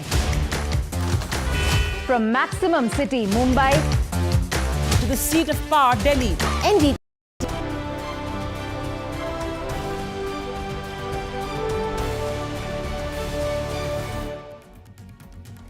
Welcome back. This is our continuous coverage of the Prime Minister's 3-day power-packed visit to the United States. And the focus this evening is on a community event in Long Island and massive preparations being made. In fact, these are live pictures coming in from Long Island. The cultural extravaganza really has already begun, and the Prime Minister is expected to address the members of the Indian American community at around 9:30 p.m. Indian time. So that's going to be extremely critical. Of course, you have the diverse Indian culture on display in Long Island, reminiscent of 2014 Madison Square event, and then later Howdy Modi in 2019 as well. Let's take a look at this report that my colleague Vishnu Shom sent us from outside the stadium where the event is being held. Good morning and welcome. There's a lot of action over here in Long Island. Behind me is the stadium where Prime Minister Modi is all set to have his huge diaspora event, his community event. There are thousands of Indians, non-resident Indians from across the United States gathering over here. There's Bhangra that's playing out over there in the back. But Pooja, come with me over here as we see a group of young girls over here, some of their parents as well, getting set for all of this. Hi dear, what's your name? Sia. And Sia, are you looking forward to being inside? Yeah. So you're looking absolutely wonderful, all of you are. Are you going to be performing anything? Yeah, we're performing. What are you guys performing? Bollywood. Bollywood, inside or over here? Inside. Wow, that's amazing. Does anybody else want to say anything about what you're doing? We're excited to see. Yes, I'm performing. I'm not a small child, but I'm excited to be here. And where have you come from? We've come from Washington, D.C. Right. How about you? Where have you come from? We came from Long Island itself. We are honored to be here. It's a privilege to be here welcoming Prime Minister Modi today. Have you been to one of these events in the past as well? Not one of these is once in a lifetime opportunity for Long Island to host Prime Minister, and we are excited. All right, absolutely fantastic. Pooja, just look at the color over here. All of these young girls are going to be performing inside, and they're certainly looking forward to that experience. But Pooja, let's move over here and take a look at what promises to be what they say is a Khushi dance, where you've got more dancers coming across over there as well. And we're going to try and reach out to as many people as possible in the next couple of minutes to give you an idea of what's happening. There are all sorts of performers who are present over here. There are others who are going to be performing over there as well. It's all starting right now, but in the next little while, it's going to be really building up. So let's just move in this direction to give you an idea of the stadium itself, where it's all happening. And on the left over here, you can see hundreds of people now gathering. It's still a bit early. You'll see many more of them coming. Hi, sir. You're looking forward to this event, are you? I didn't get the tickets yet. You didn't get the ticket? Nope, so I'm waiting. Where have you come from? New Jersey. And you haven't got a ticket. So are you hopeful of getting one? We hope, yeah, because after 10 o'clock, they said they will open for the few tickets for the general. So your entire sort of journey here may be useless unless you get a ticket. Because my daughter is performing today, and I hope you get a ticket. So there you have it. There are so many looking to get in as well. So we'll keep covering all the color, keep giving you all of the reactions as we get set for this huge event over here. Thousands will be present in the stadium. You've got so many who are actually sort of going over there, and we're going to be tracking this story throughout the morning. With camera person Pooja Arya, Vishnu Shom for NDTV. All right, so much excitement, anticipation, and well, the Indian American community has really grown in the US, and not just doctors, IT professionals, engineers, but also, a vibrant political force as well. Take a look at some of the reactions that have come in, including, of course, from Chef Vikas Khanna. Take a look. मेरी प्रतिक्रिया यही रहती है कि जब भी एक आपका देश का लीडर आता है, it is a job, it's a duty, उसको ऑनर करने के लिए बहुत ज़रूरी है उसकी ऑनर रिस्पेक्ट करना, because they not only represents the leadership of a party, they represent a country, they represent our family, our heritage, our ancestors. हमारे पूर्वजों को represent कर रहे हैं. आज हम शाम पे यहाँ पे खड़े होने के लिए सिर्फ नहीं आए, बिकॉज हम कुछ represent करते हैं हमारे यहाँ. Work in the disadvantaged communities of the remote villages, where he gives all the necessary basic needs, education and financial help. We are welcome to Narendra Modi, and we are very proud, and he's doing really great job. Modi is a great leader, and he's going to take India to the next level. We are extremely glad to be present here, and it's a matter of great privilege and honor to be here to witness the honor of Modi ji. We congratulate, we are big fans of Modi ji and his governance. We are a part of the Vikasit Bharat India scheme, and we congratulate Modi ji on his third term. We celebrate his birthday, and we welcome the new young dynamic BJP brigade. Meanwhile, it's really taken a village to, execute this community event in Long Island. People have been working tirelessly for the past 6 months. Let's try and get a sense from some organizers, as to what really was, that task and what went into executing this event. My colleague Natasha sent us this report. We are joined by a member of the Indo-American community of USA. They are the force behind Modi and US events here at Nassau Philosophy. Tell us about what we can expect. We're all waiting for the event to start. I'll start with numbers. A magnificent event that's been put together in a matter of weeks. We had over 20,000 people that were registered. But due to capacity, things like that, unfortunately, we weren't able to accommodate in this venue. So we're going to have about 16,000 people inside? 13,000 and change. 13,000 and change. I did see lines of people outside waiting to get in. So you're saying that the capacity of the stadium is going to be met fully at NASA? So the way it's, the protocols and things like that. Now I'm thinking of 2014 when at the Madison Square Garden, We also had Prime Minister Modi, who's recently entered as the Prime Minister. This is his first trip to the United States. It was an even bigger venue. We had 20,000 people there. So talk about the enthusiasm of the Indian American community for Prime Minister Modi. Has it increased? Has it plateaued? Has it increased? We have a smaller venue compared to last time. So, I think I can say, culturally speaking, we have over 500 organizations represented. And these are diverse organizations, which speaks to, again, the amazing breadth of India's, how many cultures over millennia coexisting. And here in the U.S., we have over 5 million, Indian Americans.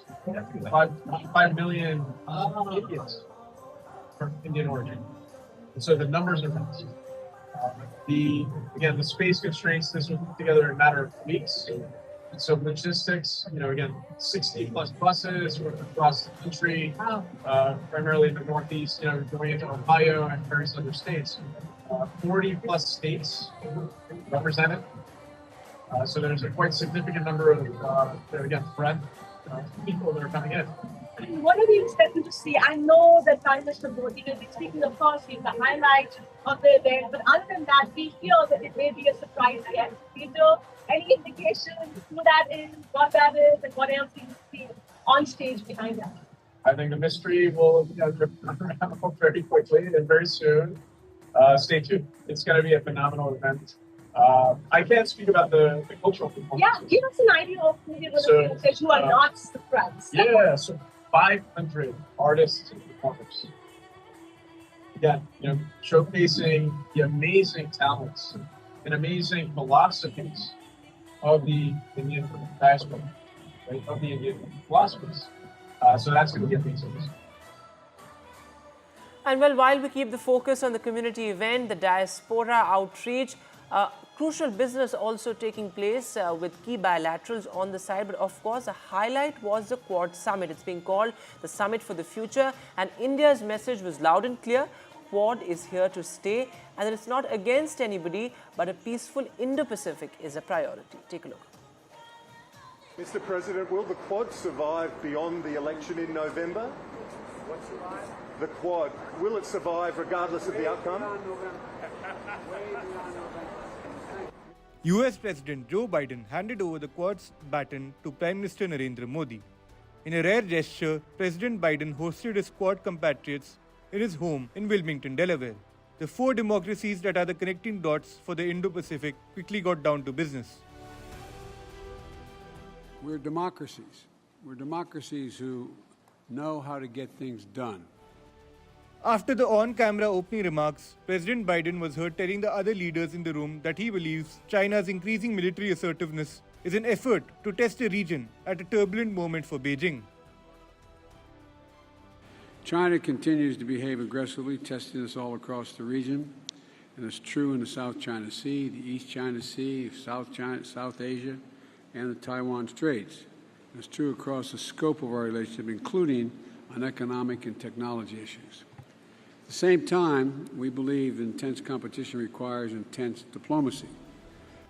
Taking on the Quad chair from President Biden, Prime Minister Narendra Modi also batted for a free and open Indo-Pacific. He described Quad as quick, unified assistance delivery. Free, open, inclusive और prosperous Indo-Pacific हमारी साझा प्राथमिकता और साझा प्रतिबद्धता है. हमने मिलकर health security, critical and emerging technologies, climate change, capacity building जैसे क्षेत्रों में कई सकारात्मक और समावेशी इनिशिएटिव लिए हैं. हमारा मैसेज साफ है. Quad is here to stay, to assist, to partner, and to complement. The Quad joint statement batted for reform of the UN Security Council to make it more inclusive. The statement termed the threat of using nuclear weapons in the Ukraine war as unacceptable. It red-flagged China's aggressive behavior in the South China Sea, expressing concern over China's intimidating maneuvers. The grouping also announced a new regional maritime initiative in the Indo-Pacific. Addressing the Quad Moonshot Cancer Initiative, President Biden's personal project, Prime Minister Narendra Modi described Quad as a force of global good. When the Quad acts, it is not just for nations, it is for the people. This is the true essence of our human-centric approach. India has committed to supply cervical cancer vaccines worth $7.5 million to the Indo-Pacific region.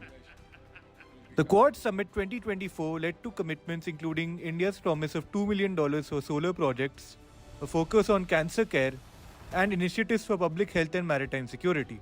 India also announced a new initiative to award 50 Quad scholarships worth 4 crore to students from the Indo-Pacific to pursue a 4-year undergraduate engineering program at a Government of India-funded technical institution.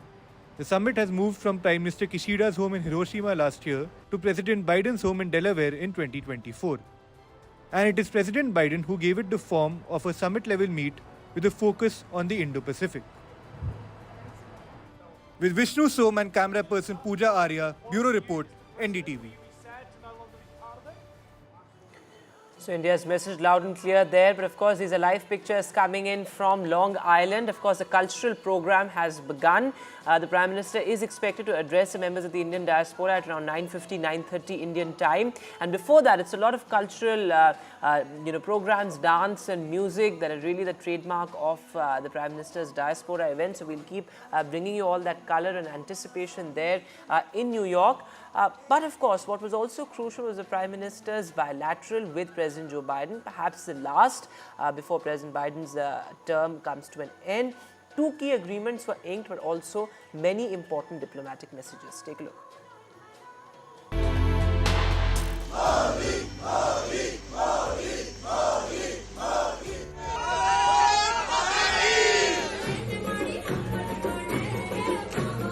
Prime Minister Narendra Modi was welcomed by US President Joe Biden at his residence in Greenville, Delaware on the first day of his US visit. Kicking off his trip with a bilateral, Prime Minister Modi said that the talks were extremely fruitful and that he had the opportunity to discuss regional and global issues during the meeting. Hailing India's ties with the United States as strong and dynamic, Biden said that whenever the leaders sit down, he's struck by their ability to find new areas of cooperation. In the bilateral meeting with President Biden and also in the Quad summit, Prime Minister thanked President Biden profusely for hosting the summit. In fact, the Prime Minister today referred to the Quad in a very, very evocative way. He called it quick, unified assistance delivery. And the other members of the Quad, in fact, said that they finally understood what Quad really signified and stood for. The leaders hailed a watershed arrangement to establish a new semiconductor fabrication plant in India. In a major boost to its global objectives, Biden said that the US supports initiatives for India's permanent seat at the United Nations Security Council. Biden commended Prime Minister Modi for his historic visits to Poland and Ukraine. According to a Ministry of External Affairs statement, the two leaders discussed different ways to further enhance cooperation in areas of mutual interest. They also exchanged views on the Indo-Pacific region and beyond. It is truly amazing what this landmark bilateral agreement, the joint statement with the United States is. So let me just quickly go through point by point what the bilateral statement actually refers to. It refers to a speedy transfer of jet engines to the Indian Air Force to India. That's been a delay in the US, which is why the delivery of Tejas fighters has been delayed. It makes reference to the Predator drone deal, which is on the verge of being finalized. That finds mention as well. The fabrication of semiconductors in India through a new fab, that's mentioned. The United States backing India's efforts at being a permanent member of the United Nations Security Council, that's there as well. There are references to India and NASA, ISRO and NASA, and their cooperation in the space program. So these are absolutely clear deliverables. But he was also joined by the Japanese counterparts to discuss areas from trade and security to infrastructure and semiconductors. With Vishal Vivek, Bureau Report, NDTV.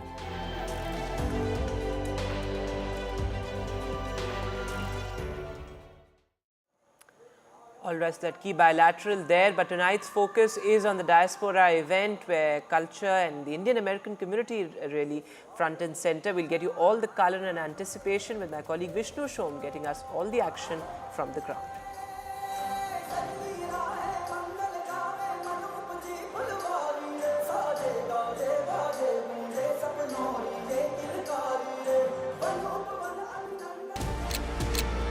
this is a landmark bilateral agreement which we've seen today between India and the United States. Truly represents what every Bharatiya has a dream, and we are so proud he's achieving it all. Both Modi ji and President Biden have great chemistry. हमारी बैठक ऐसे समय हो रही है.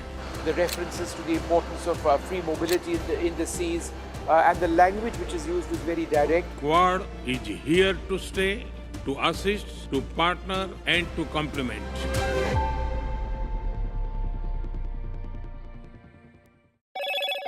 Hello, Moto. Motorola Razr 50 Ultra comes with Google Gemini.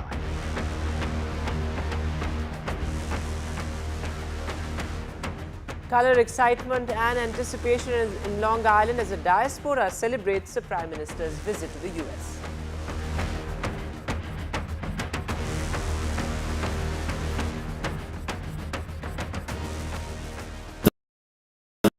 Two cappuccinos to go. I don't care for no songs and proses. I don't care for no sweet boys with roses.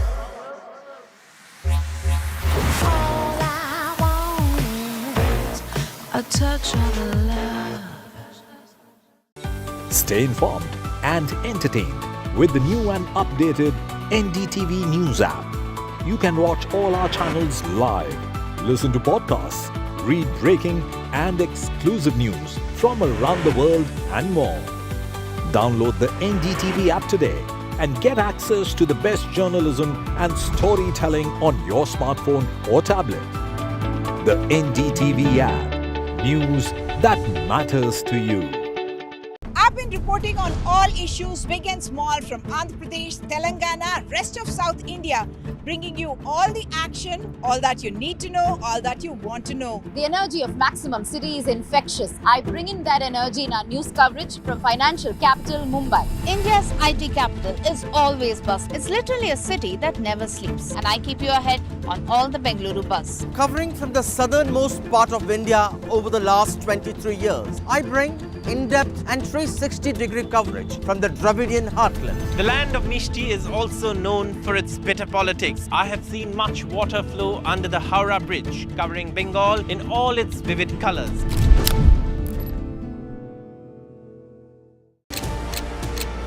This is a landmark bilateral agreement which we've seen today between India and the United States. Truly represents what every Bharatiya has a dream, and we are so proud he's achieving it all. Both Modi ji and President Biden have great chemistry. हमारी बैठक ऐसे समय हो रही है. The references to the importance of free mobility in the seas and the language which is used is very direct. Quad is here to stay, to assist, to partner and to complement.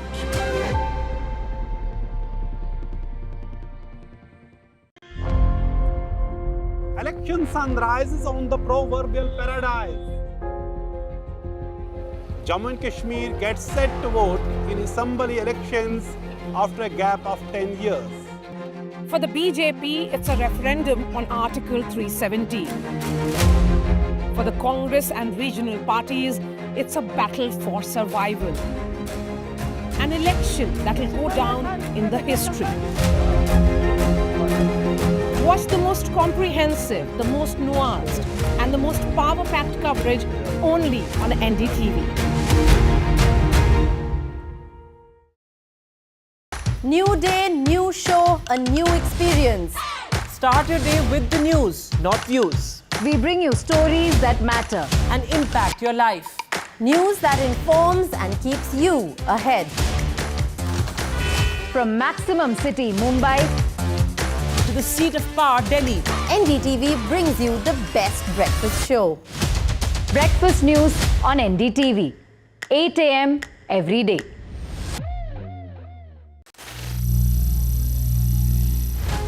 Some people say the metaverse will only be virtual. One day this lecture hall will be made of code, and driverless cars would be trapped in intersections. But even in this maze of the future, you can't wish away health. It's time to become more resilient.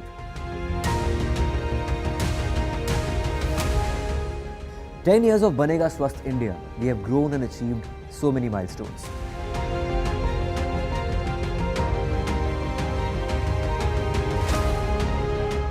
And now I have a plan to beat the urgency, to stop breathing with difficulty, to relieve getting choked with inactivity.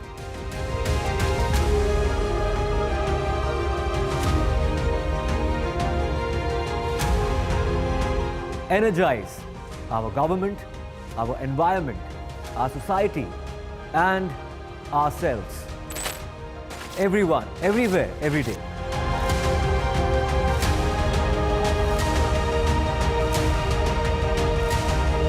Banega Swasth India. One world hygiene.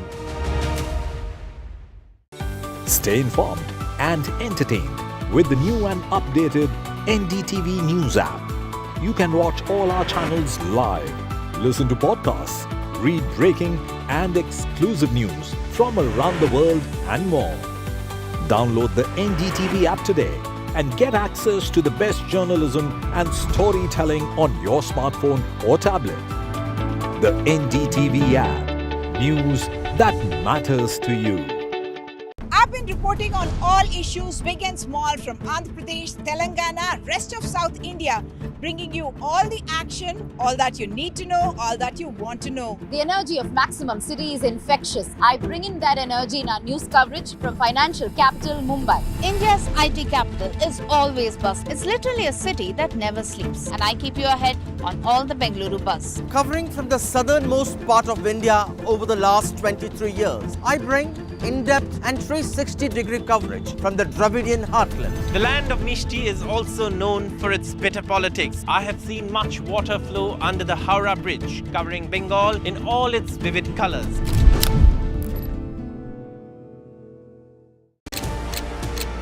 This is a landmark bilateral agreement which we've seen today between India and the United States.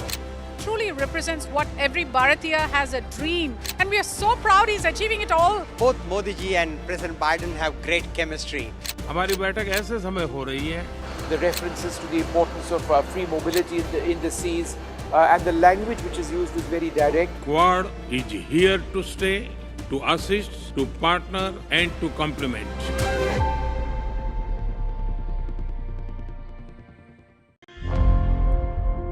Election sunrise is on the proverbial paradise.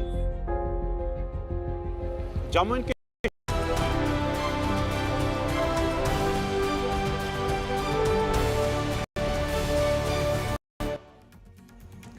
Hello and welcome. You're watching our continuous coverage of the Prime Minister's power-packed visit to the US. Well, the focus this evening is on all the color, excitement, anticipation as the Indian-American community in the US gets set to welcome the Prime Minister to Long Island, where this mega community event is taking place. We'll get you all the action from the ground and perspective as well. But first up, the headlines.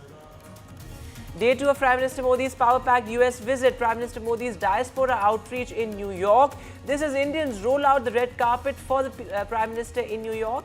Meanwhile, the Prime Minister says Quad is here to stay. We are not against anybody, but Indo-Pacific is a priority. The Indian diaspora gears up ahead of the Prime Minister's interaction. Well, artists perform at Modi and US event.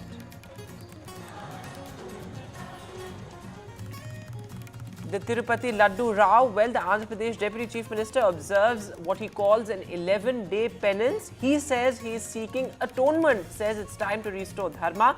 This has led a huge protest outside Jagan Mohan Reddy's residence. Jagan writes to the Prime Minister, says it is an attempt to tarnish the temple trust. Meanwhile, Naidu says it's time to cleanse the Andhra temples. Mercedes pulled up for flouting pollution norms. A surprise pollution check at Mercedes' Pune facility. NDTV accesses the pollution board's notice to Mercedes. A 15-day deadline has been set for the car manufacturer.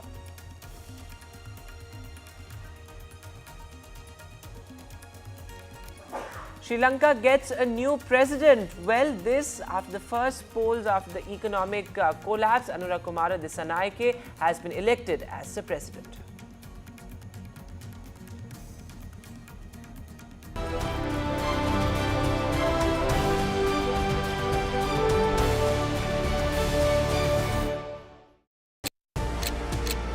This is a landmark bilateral agreement which we've seen today between India and the United States. Truly represents what every Bharatiya has a dream, and we are so proud he's achieving it all. Both Modi ji and President Biden have great chemistry. हमारी बैठक ऐसे समय हो रही है. The references to the importance of free mobility in the seas and the language which is used is very direct. Quad is here to stay, to assist, to partner and to complement.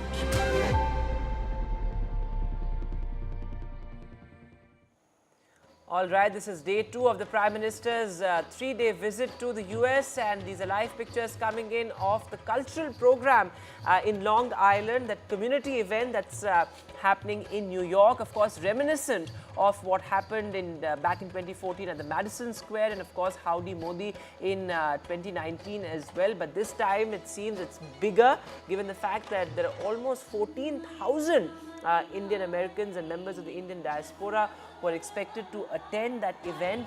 In fact, that's the number of seats available inside the stadium. Of course, a lot of huge crowds outside the stadium as well. The Prime Minister is expected to address the members of the Indian diaspora at around 9:15 p.m. Indian time. The Prime Minister's diaspora outreach has really become a trademark of all his visits abroad. But let me go straight across to my colleague Natasha, who's joining us from inside the stadium where this event is taking place. Natasha, it's over to you. The Prime Minister expected to address the members of the Indian diaspora at 9:15 Indian time. But what's front and center is the Indian American community and Indian culture. But I couldn't hear you, but I'm getting a sense of what you're talking about. We are talking about Modi and the United States and progress and touching progress and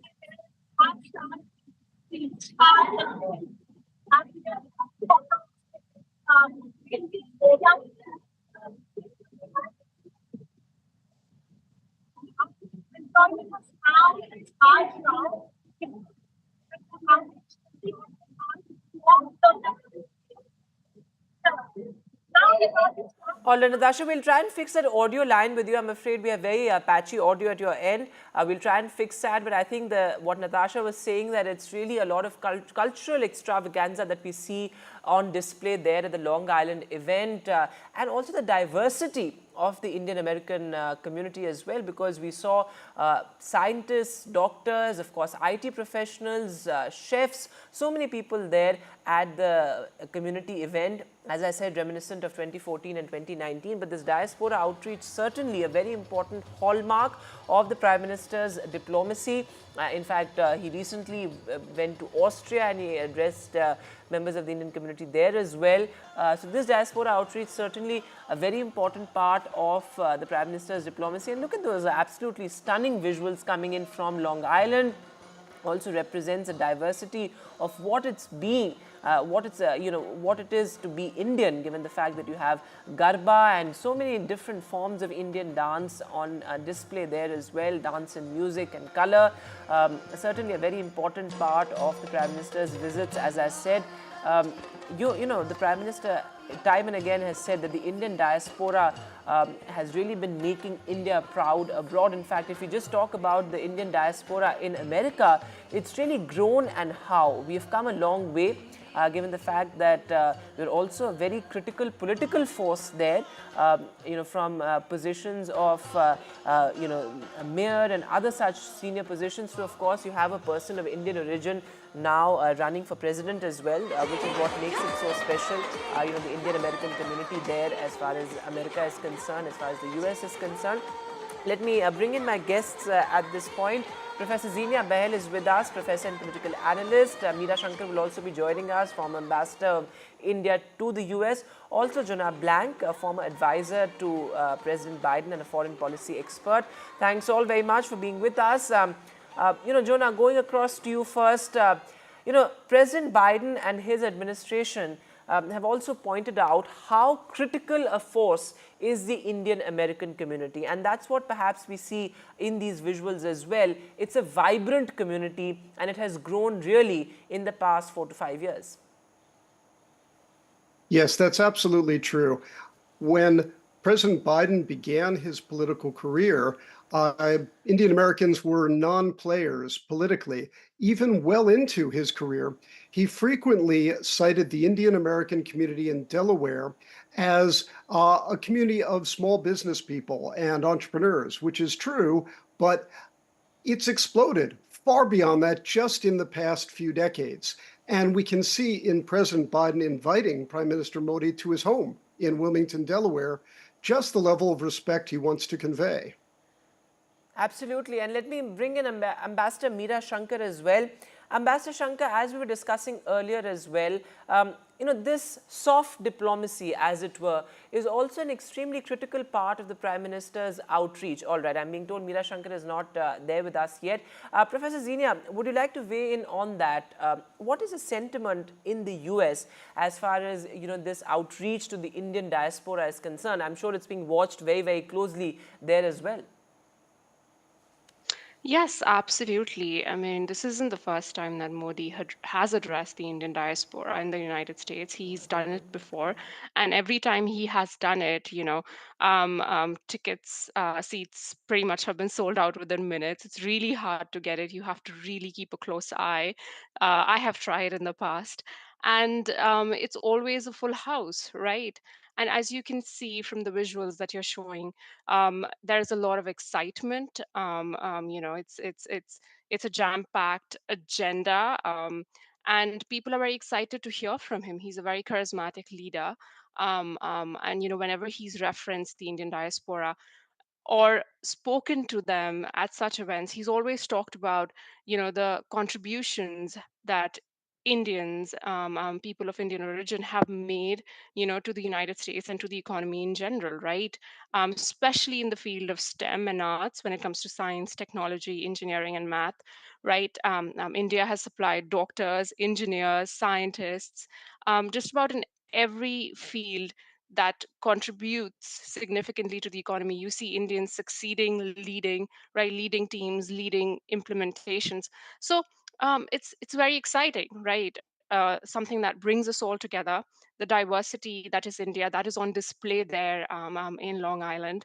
24,000 people expected to attend. So it is something that makes me as an Indian and as a member of the Indian diaspora very proud, right? Very proud to see such a warm welcome for Prime Minister Narendra Modi. Absolutely. And Mr. Blank, what do you have to say about that? Because I think one interesting point that you made, Professor Bahel, was that Indians are also leading key positions in the US. I mean, not just in politics, but if you look at the corporate world, I mean, Indians are co-founders in more than 70 US unicorns. We are leading top businesses, US corporations, big corporations.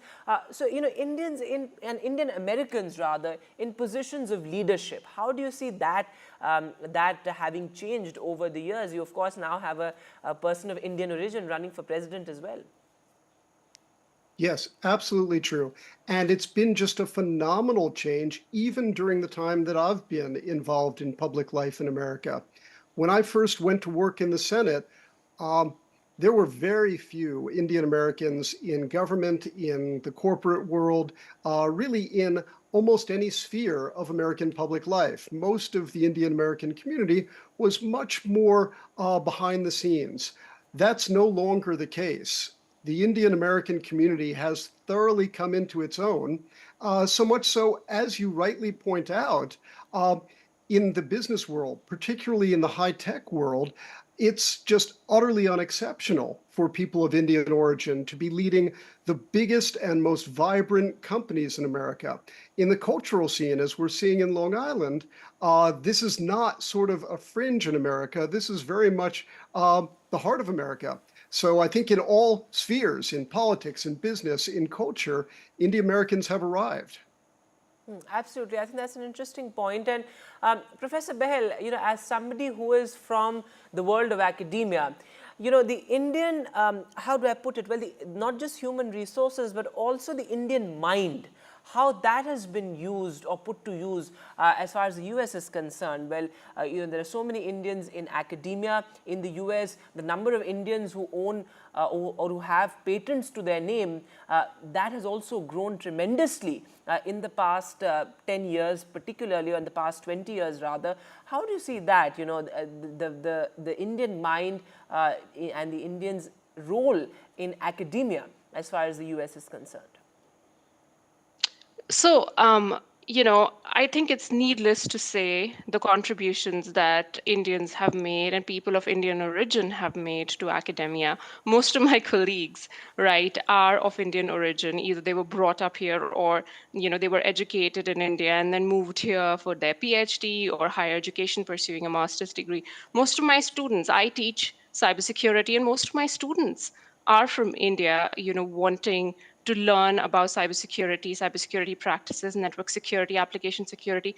And a lot of these subject areas is where Indians have really succeeded, right? So when we talk about the contributions, I mean, one great example is, of course, Geeta Gopinath, right? I think of her being the deputy director of IMF and the contributions that she has made to the field of economics and, her contributions to academia at Harvard University, right? Being a scholar.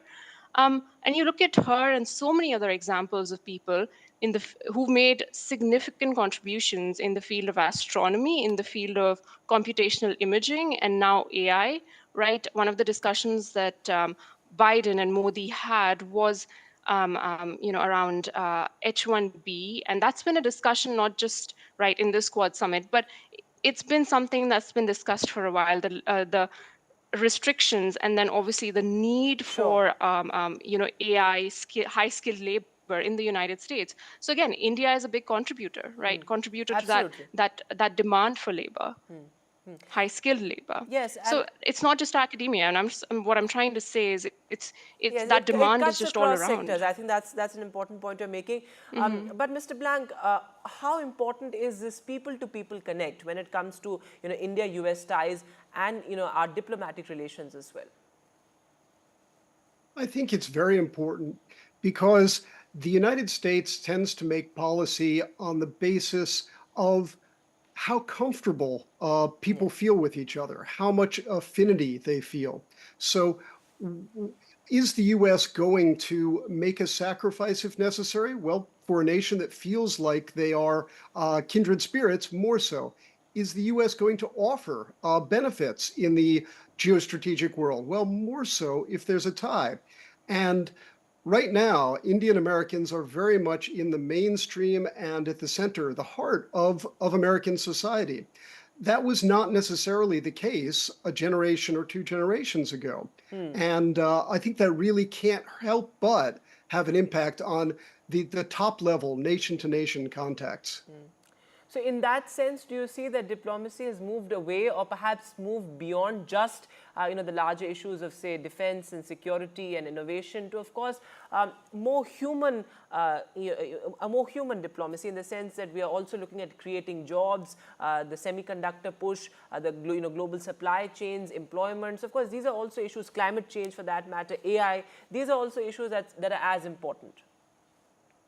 Yes, exactly. When I first went to India and wrote my first book, which was a retracing of the Ramayana, the American image of India was very stereotypical, the sort of things, you probably have heard of Maharajas and tigers and that sort of thing. That's not Americans' image of India today.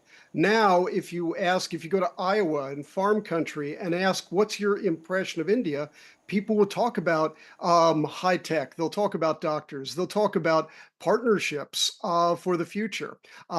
The image that most Americans have grown up with is far, far out of date and has already changed tremendously. Would you agree with that? That there has been a significant shift, in the perception of the West as far as India is concerned, particularly in the past 10 to 15 years, and this is not. I don't care for no songs and proses. I don't care for no sweet boys with roses. All I want is a touch of love. Indians, Americans who've done incredibly well in politics. He is a member of the U.S. House of Representatives. He represents California since 2013. Mr. Bera, wonderful to speak to you once again. Thanks very much. Prime Minister Modi over here in the United States. I'm actually outside the venue where there's going to be this mega diaspora event. Modi has a huge connect with members of the Indian community in the United States of America. How important is that really in building trust between India and America? Yeah, I think it's incredibly important, and thank you for having me on. I was listening to the prior conversation. My parents immigrated from Gujarat in the 1950s, and when I was growing up, it was a very small community, but you look to where we are today, 5 members of Congress, the Democratic nominee for president, we're 1% of the population, 8%, 9% of all doctors, technology workers. So I think there is a deep connection between the diaspora and our cultural roots in India. And I think Prime Minister Modi understands that. Mr. Bera, you would have taken a look at the bilateral agreement signed yesterday between India and the US. It just seems to me that in terms of deliverables, we've gone well beyond this being a talk shop. There's a serious effort at technology transfers, a serious effort at growing the economic relationship. It is substantive. It's not just about talking about change, it's actually about implementing it. Very much so. I mean, I think there's a real opportunity, as we think about the technology sector, as we think about supply chain redundancy. India now is probably the world's largest manufacturer of vaccines. So there's a partnership in health. Seeing this cancer moonshot, I think we can take Indian doctors and academics working with American academics to really solve some of the world's most daunting challenges. And again, I think that's a testimony. You see the achievements of the diaspora here in the United States, and I think it's a natural progression of the relationship between the two countries.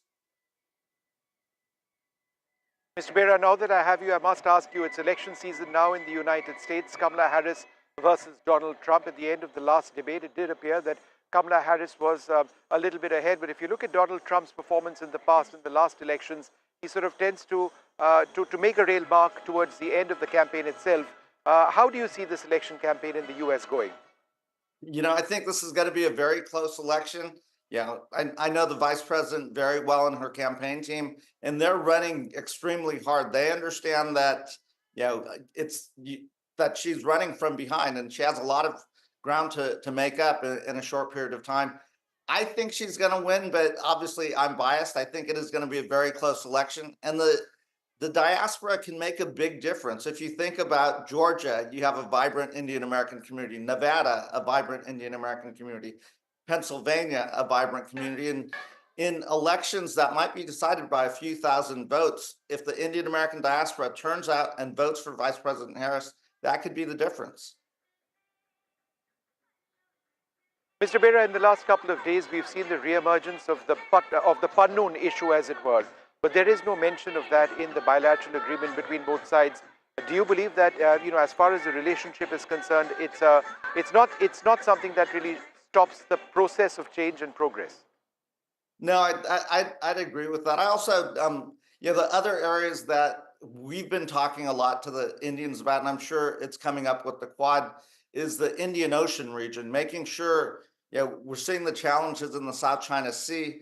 We want to make sure that we keep the maritime security in the Indian Ocean secure, and India is a big partner in that as well. So again, I think this was a very timely Quad meeting, as President Biden wraps up his administration, and I think the momentum will continue forward regardless of who's in the White House.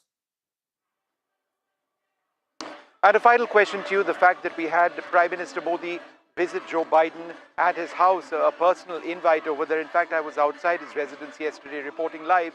It just seems to be that there's been this personal connect between the two leaders, which has really developed. And I think it's important to once again sort of stress that, when it comes to the India-US relationship, it's bipartisan. Prime Minister Modi's had a great equation with Donald Trump. He's had a great equation with Joe Biden as well. Absolutely. And again, the relationship with President Biden goes all the way back to when he was Senator Biden, during the U.S. civil nuclear deal with India. At that time, Senator Biden was instrumental. When he was Vice President Biden, he talked about the U.S.-India partnership being one of the most pivotal of the 21st century, and he's delivered on that as president. And again, you saw President Trump visit India as well. So this is a nonpartisan relationship. I think we Democrats and Republicans recognize the importance of the U.S.-India relationship. All right, Mr. Vera, thank you very much for being with us, and thanks for spending some time with us right here on NDTV. All right, Vishnu, stay on with us as we're counting down now to the Prime Minister's address to the Indian diaspora.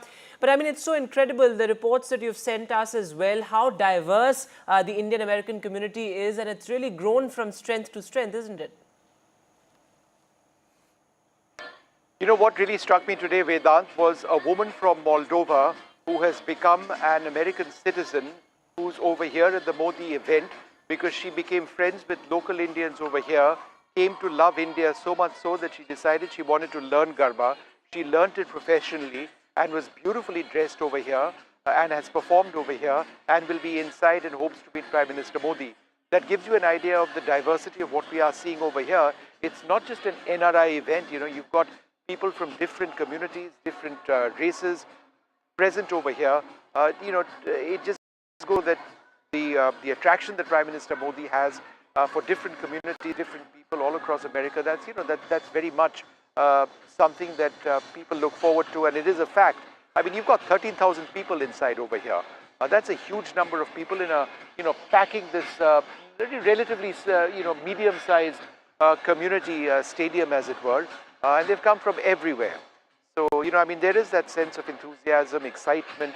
As far as NRIs are concerned, I interviewed a group of NRIs from Odisha. I interviewed somebody from Rajasthan. I interviewed two people who are jewelers who made for the last year and a half a small statue encrusted in diamonds of Prime Minister Modi, and all they want to do is they just want to hand it over to them. I asked them how much is that actually worth. They said that no, this is not about cost, it's about what we feel for our Prime Minister, and we just want to give him this gift. And it was a touching gesture from people who really look upon Prime Minister Modi as being a really important part of their lives.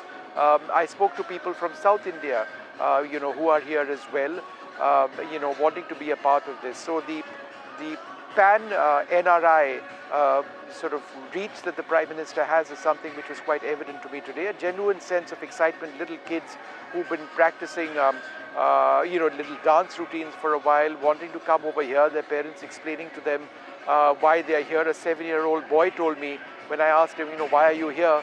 He says, I'm here for Modi. So it is interesting, absolutely fantastic. And, the Prime Minister's touch with the non-resident Indian community, the diaspora, is very much intact. If anything, it's growing. Absolutely. The Prime Minister's touch certainly is absolutely remarkable.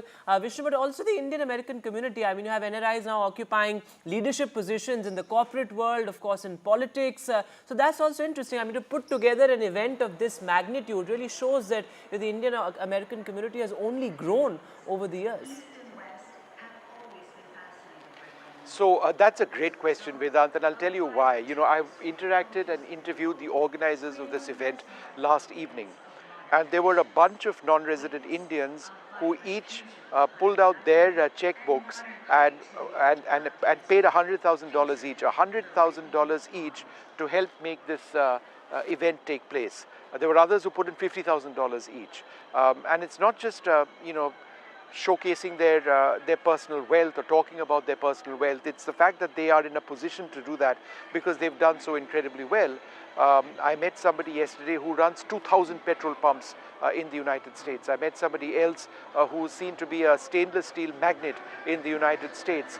I've been talking extensively to a cancer specialist who's one of the primary organizers of this event, Dr. Bharat Barai, who's done incredibly well as a non-resident Indian. He works closely with the political leaders across the spectrum, but again somebody who is wealthy enough to have put in that money to help make this event actually come true. They booked out this hotel just behind me where there are hundreds and hundreds of Indians, non-resident Indians who've actually come. And these were just a couple of examples of people who've done so well. When I was in Wilmington yesterday, early in the morning, and Prime Minister Modi was yet to arrive, I came across a family of physicians. So there's the father who's a physician, both the boys who are physicians, and to become doctors in America, and the training that you need to go through, the years of rigorous work, and to be successful just gives you an idea of how this community is truly remarkable. They are, of course, one of the richest communities in the United States. Among migrants over here, they are perhaps the most prosperous. But their standing across industries in various spheres of life, including increasingly American politics, is remarkable. Remember Kamala Harris's own Indian background. Her mother came from India, decades back. So, I mean, to have potentially a woman of part Indian origin become the next president of the United States, just think about it. It is truly remarkable. So, in as much as we've been talking, Vedant, about the bilateral relationship between India and America, the economic relationship, the strategic relationship, the defense relationship, it's underwritten by the people-to-people connect, which is so important. Absolutely, Vishnu. Thanks so much for getting us all the color, the excitement there at Long Island. This says we're now counting down to the Prime Minister's address expected at around 9:30 p.m. Indian time. So that's going to be important. For now, we'll slip into a short break now, but this remains our top focus on.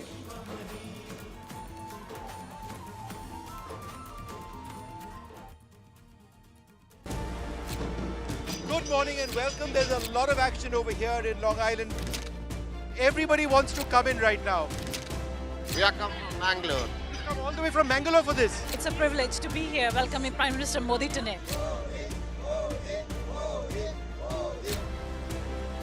India has a big future. I really believe in it.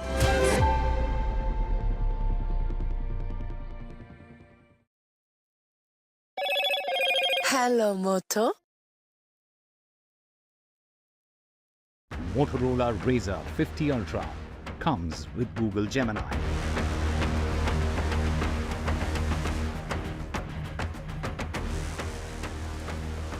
Day 2 of the Prime Minister's power-packed US visit, the focus on the community event in Long Island. In the Tirupati Laddu Rao, Andhra Pradesh Deputy Chief Minister observes 11-day penance. This as the government announces the formation of an SIT. Mercedes pulled up for flouting pollution norms, a 15-day deadline set by the Pollution Board.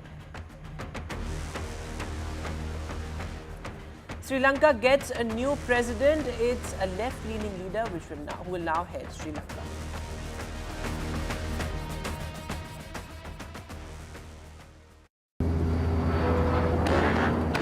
I don't care for no songs and proses. I don't care for no sweet boys with roses. All I want is a touch of love. I've been reporting on all issues big and small from Andhra Pradesh, Telangana, rest of South India, bringing you all the action, all that you need to know, all that you want to know. The energy of Maximum City is infectious. I bring in that energy in our news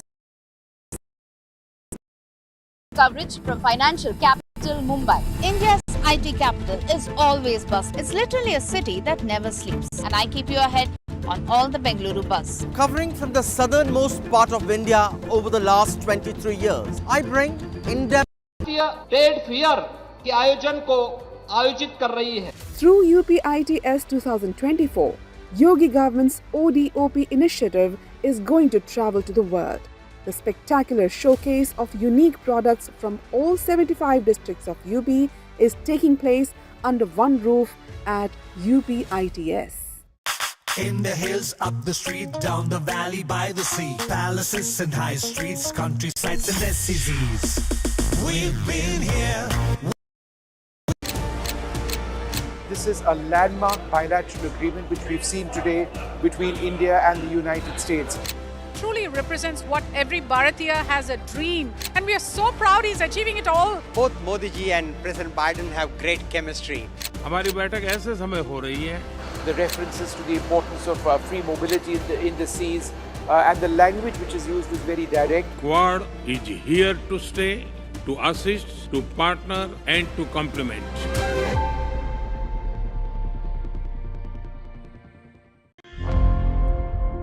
Election sunrise is on the proverbial paradise. Jammu and Kashmir gets set to vote in assembly elections after a gap of 10 years. For the BJP, it's a referendum on Article 370. For the Congress and regional parties, it's a battle for survival. An election that will go down in the history. Watch the most comprehensive, the most nuanced, and the most power-packed coverage only on NDTV. New day, new show, a new experience. Start your day with the news, not views. We bring you stories that matter and impact your life. News that informs and keeps you ahead. From Maximum City, Mumbai, to the seat of power, Delhi, NDTV brings you the best breakfast show. Breakfast news on NDTV, 8 a.m. every day.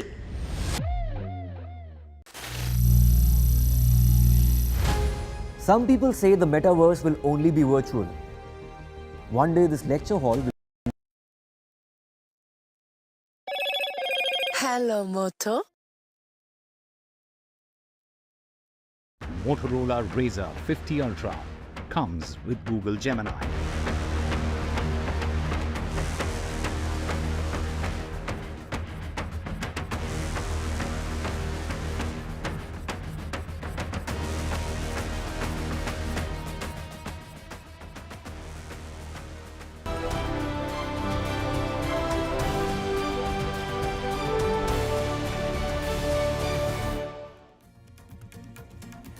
Welcome back. We are counting down to the Prime Minister's address to the members of the Indian diaspora in Long Island in the US. This is, of course, one of the highlights of the Prime Minister's visit to the US. It's day 2, and it began with the Quad Summit, the Summit of the Future, and of course now that crucial diaspora event in Long Island in New York, reminiscent of what happened in Madison Square, and of course the Howdy Modi event as well in 2019.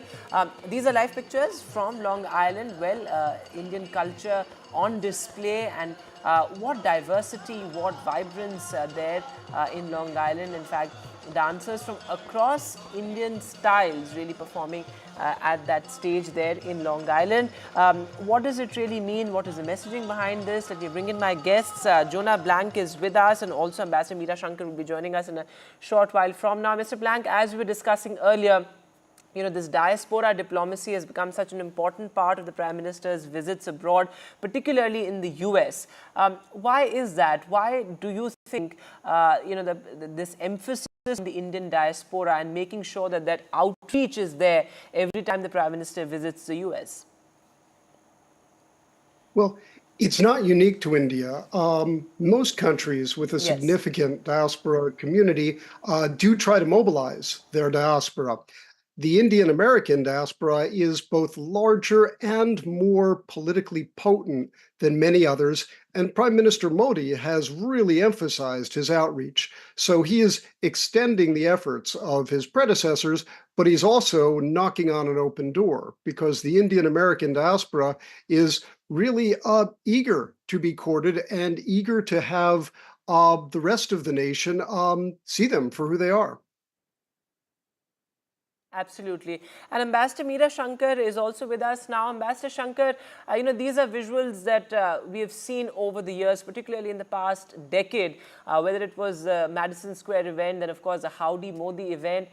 Such an important pillar of the Modi diplomacy is this people-to-people connect. And just not that, but also this sort of cultural exchange. I mean, the fact that, so many antiquities have been returned to India. If you remember last time when the Prime Minister went to the US, he had those specially curated gifts for President Biden that represented Indian culture. So, this cultural exchange and this emphasis on Indianness, I think that's such an important part of the Prime Minister's diplomacy.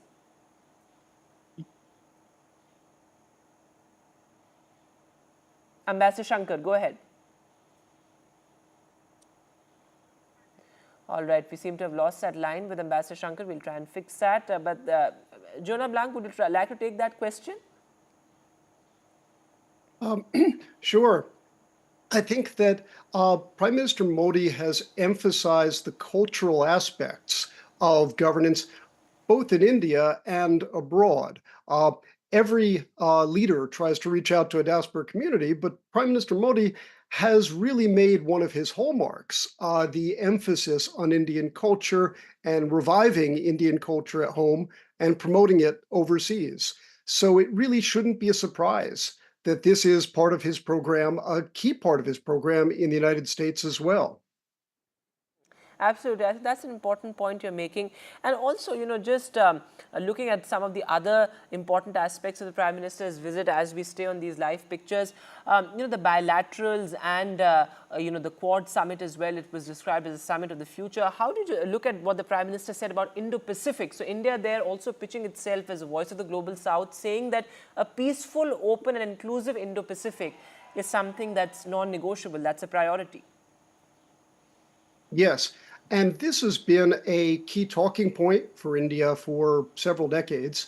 I think it becomes all the more important as India rises in both military prominence, in economic prominence, and just in geopolitical prominence throughout the world, and particularly in the Indo-Pacific region. One of the things that Prime Minister Modi is emphasizing is that this is not new. India has been at the very center of Indo-Pacific life for millennia, and that this is really India's natural place. I think that part of it is given more emphasis by Prime Minister Modi than we may have seen in some other periods of Indian history.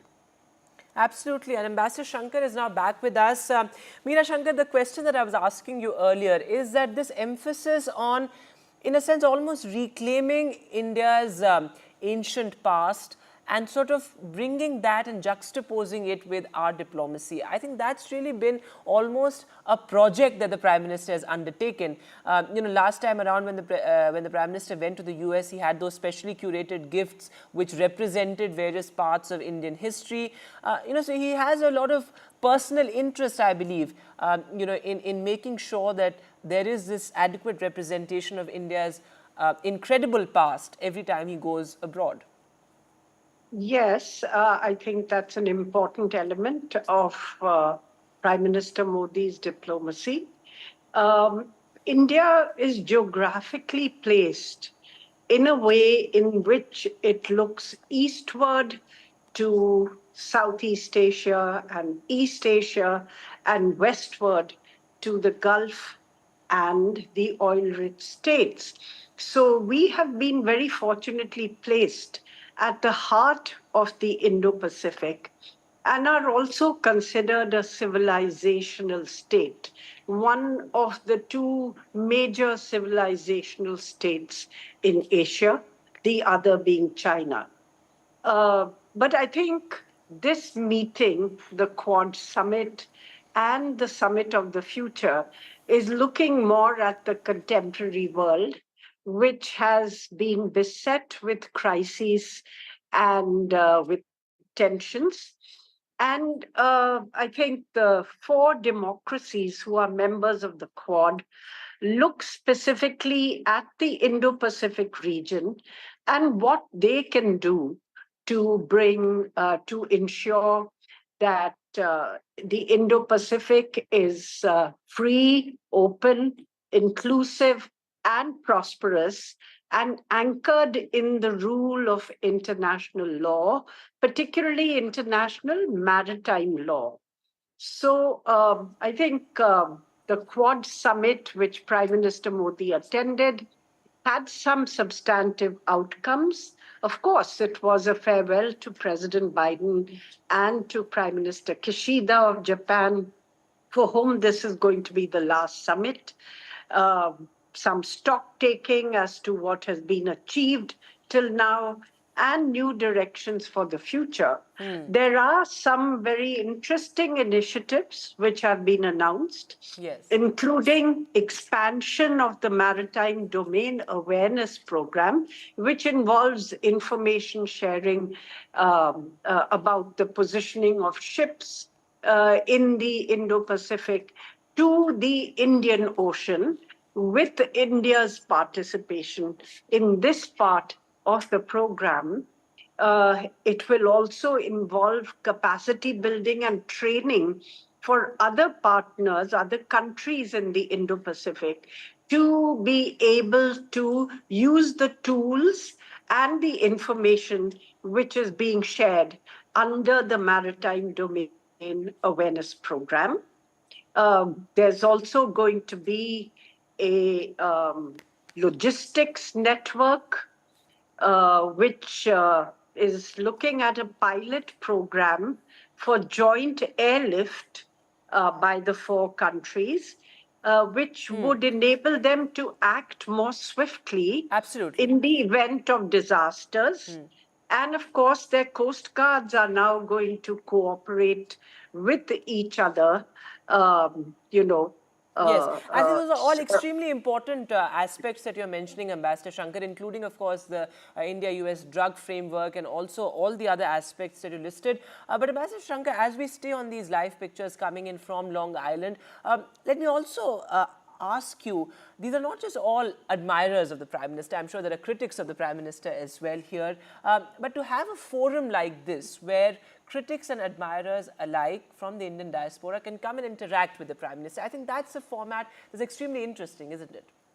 Yes, it personalizes, in a sense, the relationship between the 2 countries. It makes it about people rather than just files and bureaucratic offices. But, it can work in a country like the US, which is very diverse and which is fairly confident about its own society and culture. In smaller countries, it can arouse sensitivity. So, for instance, Singapore had said no to such an event. So I think there's a fine line which has to be walked, because they are primarily citizens of America and their loyalty lies there. Yet at the same time, they want to nourish their cultural roots, which lie in India. And that fine line, I think, has to be maintained.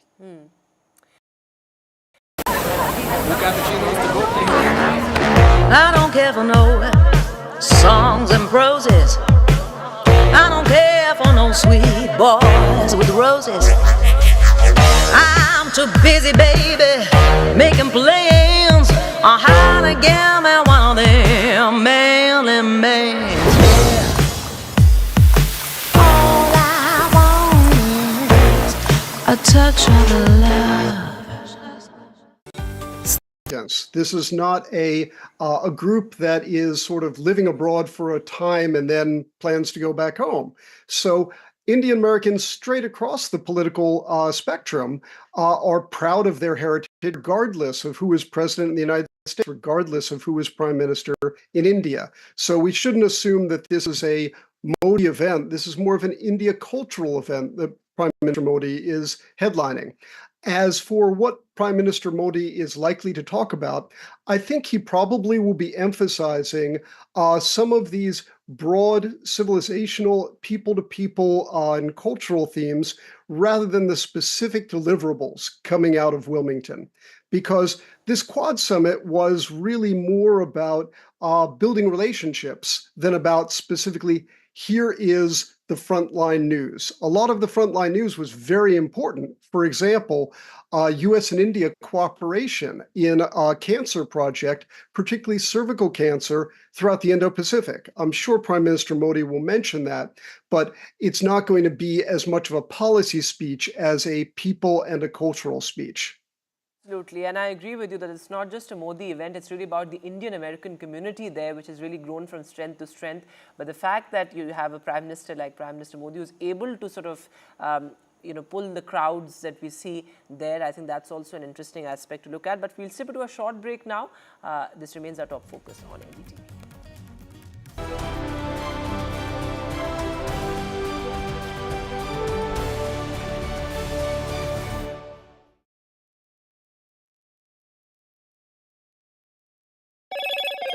Hello, Moto. Motorola Razr 50 Ultra comes with Google Gemini.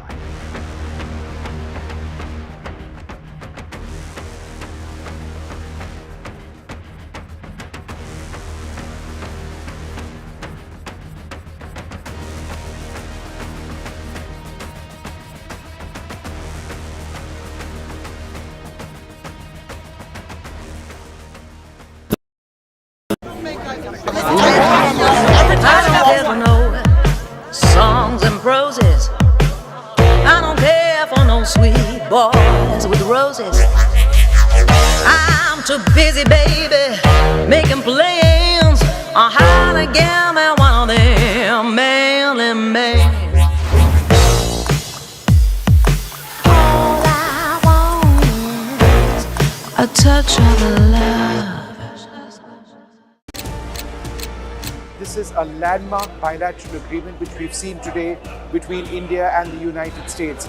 Truly represents what every Bharatiya has a dream, and we are so proud he's achieving it all. Both Modi ji and President Biden have great chemistry. हमारी बैठक ऐसे समय हो रही है. The references to the importance of free mobility in the seas and the language which is used is very direct. Quad is here to stay, to assist, to partner and to complement.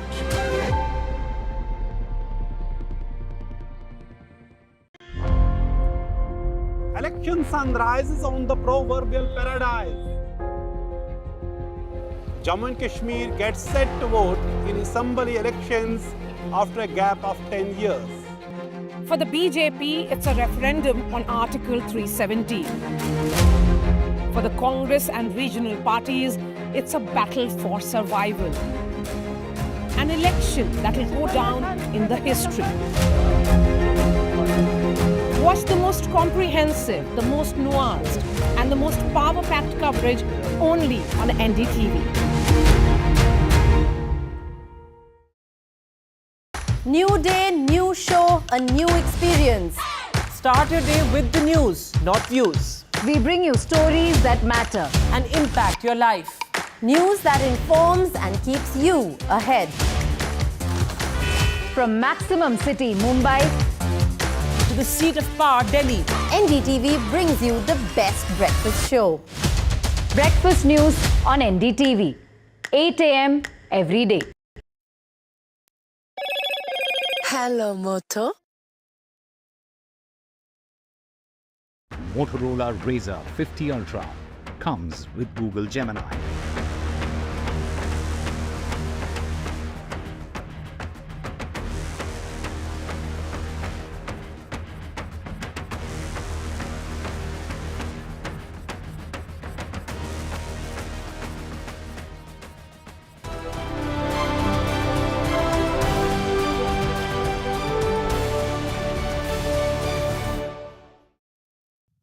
Joined by a member of the Indo-American community of USA. They are the force behind Modi and US events here at Nassau Colosseum.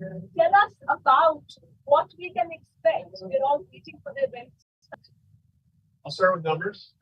A magnificent event event that's been put together in a matter of weeks. We had over 20,000 people that were registered, but due to capacity and things like that, unfortunately, we weren't able to accommodate in this venue. So we're going to have about 16,000 people inside? 13,000 to change. 13,000 and change. I did see lines of people outside, waiting to get in. So you're saying that the capacity of the stadium is going to be met fully at NASA? So the way it's, configured the protocols and things like that. Absolutely. Now I'm thinking of 2014 when at the Madison Square Garden, we also had Mr. Modi recently went to the first trip to the United States. It was an even bigger venue, it had 20,000 people there. So talk about the enthusiasm of the Indian American community for Mr. Modi. Has it increased? Has it plateaued? Has it decreased? We have a smaller venue compared to last time. So one thing I can say, culturally speaking, we have over 500 organizations represented. And these are diverse organizations, which speaks to, again, the amazing breadth of India's, how many cultures for millennia coexisted. And here in the US, we have over 5 million, Indian Americans. 5 million Indians from Indian origin. And so the numbers are vast. The space constraints, this was put together in a matter of weeks. And so logistics, again, 60 plus buses across the country, primarily in the Northeast, going into Ohio and various other states, 40 plus states represented. So there's a quite significant number of, breadth people that are coming in. What are we expecting to see? I know that Prime Minister Modi will be speaking, of course, in the highlight of the event, but other than that, we hear that it may be a surprise guest. Peter, any indication who that is, what that is, and what else we see on stage behind us? I think the mystery will drip around very quickly and very soon. Stay tuned. It's going to be a phenomenal event. I can't speak about the cultural component. Yeah, give us an idea of who we're going to see on stage who are not surprised. Yeah, so 500 artists and performers. Again, showcasing the amazing talents and amazing philosophies of the Indian diaspora, right? Of the Indian philosophies. So that's going to be amazing. There's one word that summarizes, the number of people coming here is diversity. They're from all sorts of backgrounds, all sorts of professions. Rajkumar with me is in the jewelry business. And what is your name, sir? Asit. And you're also in the jewelry business, right? Yes. And you've been in the US for how long? For 30 years. 30. And you've been And I've been America for 40 years. And what is this that you wanted to show us? Okay, so Pooja, just zoom in over here. This is a statue we made for our Prime Minister Modi. And this is all in lab-grown diamond, which उन्होंने Biden को जब gift दिया था, we got an inspiration from there. It took us almost 1.5 years to make this exact statue because we did a lot of errors and trials and everything. And this is the exact enamel statue we were able to make it, and in Surat. And we are hoping to give this to our Prime Minister. This was made in Surat. This was made in Surat. And you designed it and you ordered it. And it's taken a year and a half to make it, and you want to hand it over to the Prime Minister. Have you made a request? We have sent a request to PMO office once, but we didn't get a chance to see him while I was traveling to India. Right. But most probably, I'm hoping to see him here. If not, then our next visit will be in December in India. All right, well, that's an absolutely incredible story. How difficult was it to fashion this? Can you explain? Yeah, because we made 3-4 times, and finally we came to the solution that this is a perfect one, and it took like at least 30 to 40 people hard work for 1.5 years to make it exactly the same statue. And there is thousands of pieces of lab-grown diamonds, and lab-grown diamonds is representing the Indian industry. There are more than 100,000 workers are working in this industry, and our Prime Minister, Mr. Modi, is promoting this and all over the world, and we are doing the same thing because this is environmental friendly and totally green. What is the value of this, if I can ask you? There is no value. When it's Prime Minister Modi's, there's no value. We don't look at a cost. We'll just want to present it to him as a souvenir, and We don't want to copy or we don't want to make any other statues like that. This is the one of a kind. Well, congratulations. It's absolutely fantastic. And I realize the hard work that went into it. Wonderful speaking to both of you.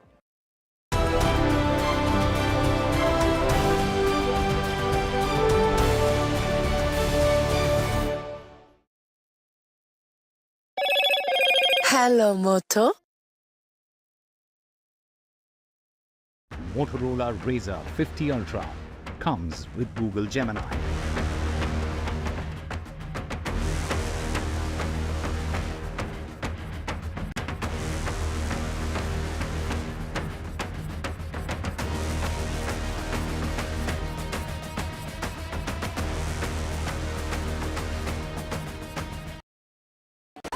Cappuccinos to go.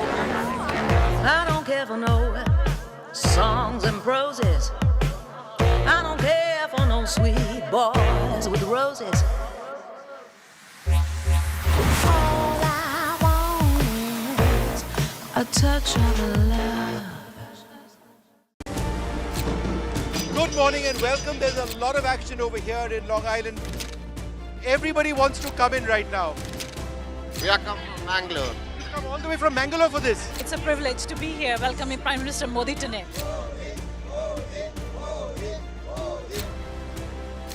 India has a big future. I really believe in it.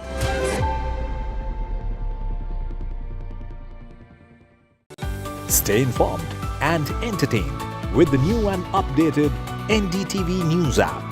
You can watch all our channels live, listen to podcasts, read breaking and be up to date, and get access to the best journalism and storytelling on your smartphone or tablet.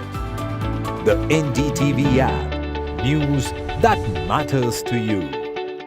I've been reporting on all issues big and small from Andhra Pradesh, Telangana, rest of South India, bringing you all the action, all that you need to know, all that you want to know. The energy of Maximum City is infectious. I bring in that energy in our news coverage from financial capital Mumbai. India's IT capital is always buzz. It's literally a city that never sleeps. And I keep you ahead on all the Bengaluru buzz. Covering from the southernmost part of India over the last 23 years, I bring in-depth and 360-degree coverage from the Dravidian heartland. The land of Mishti is also known for its bitter politics. I have seen much water flow under the Howrah Bridge, covering Bengal in all its vivid colors.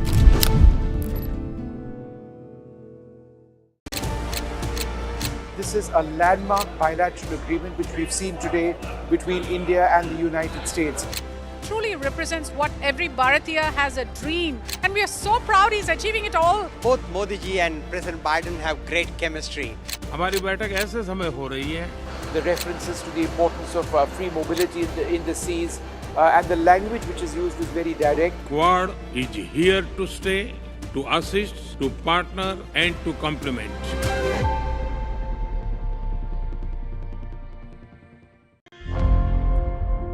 Election sunrise is on the proverbial paradise.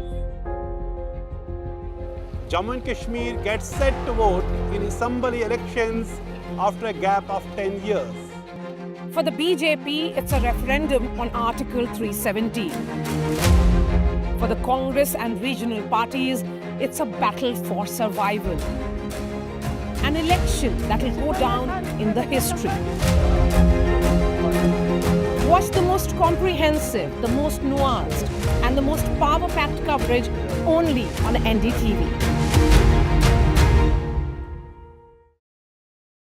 New day, new show, a new experience. Start your day with the news, not views. We bring you stories that matter and impact your life. News that inform.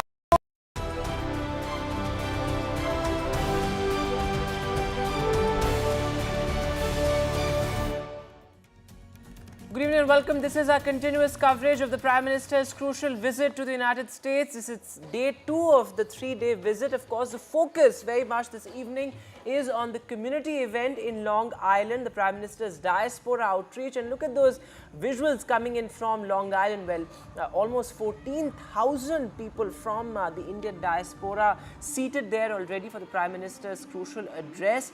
Well, we're counting down to that. It's about 9 o'clock and the Prime Minister is expected to address the Indian American community there at about 9:15 Indian time. So that's going to be extremely important, and this is such an important trademark of the Prime Minister's visits abroad.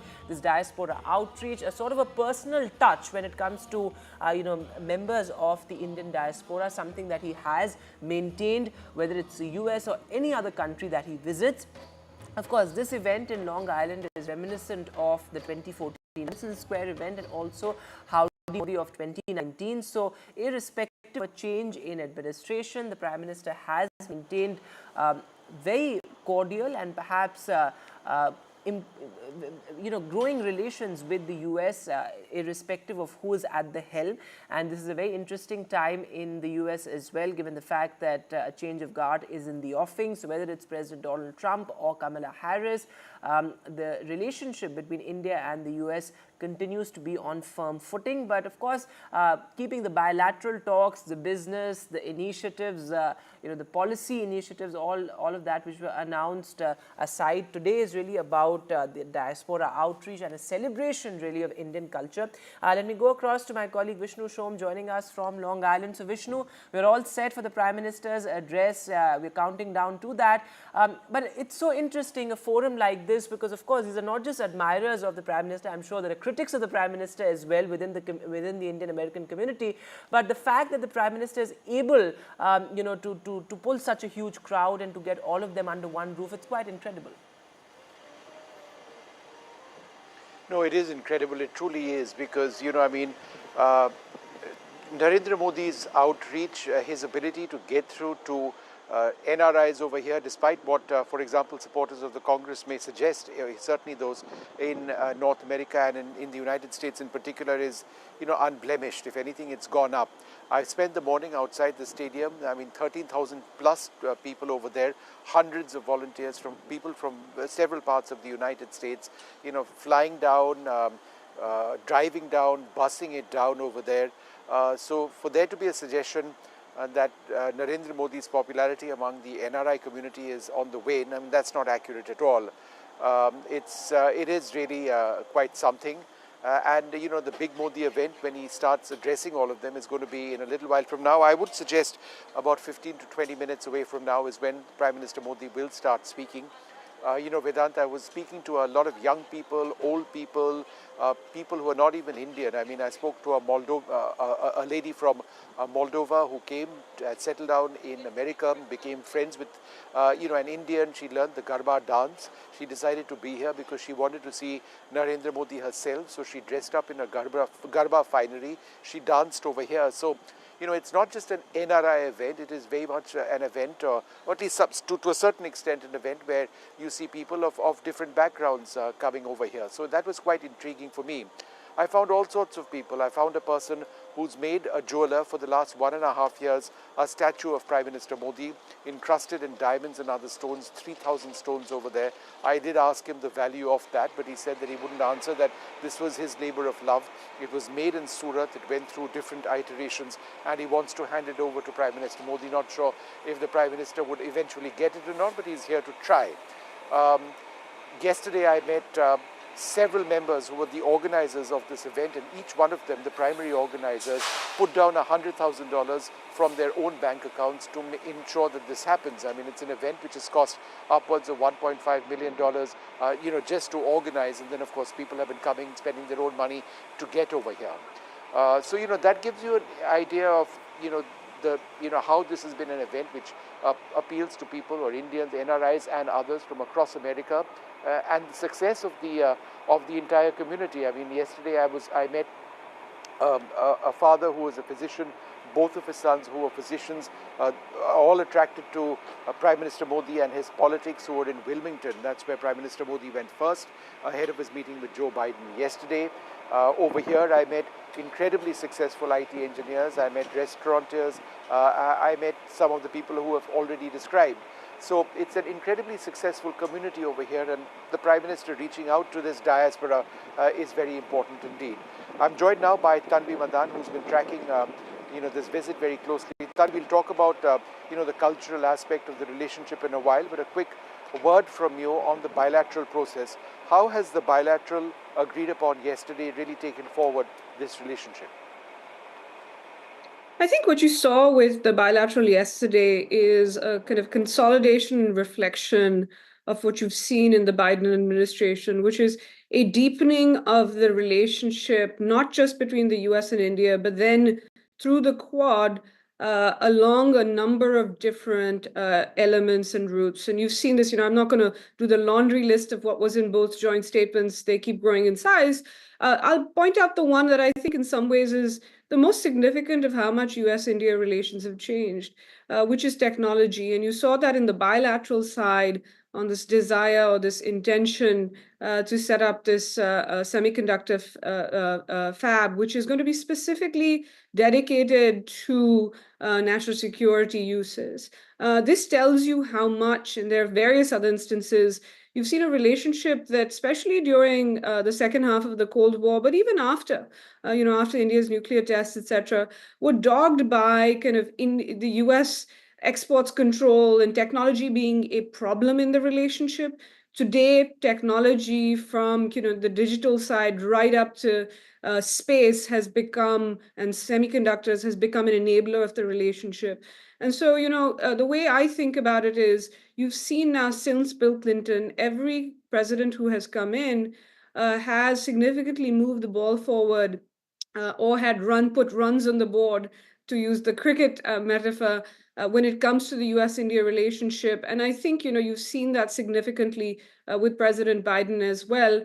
And so I think part of the effort yesterday was also not just to get a few more things done. There will be a US-India 2+2 sometime soon at the ministerial level, which will probably get more done on the defense and diplomacy front. But I think the idea was to commemorate what's been achieved, but also try to lay the groundwork to ensure that the momentum sustains no matter who becomes president after in January 2025.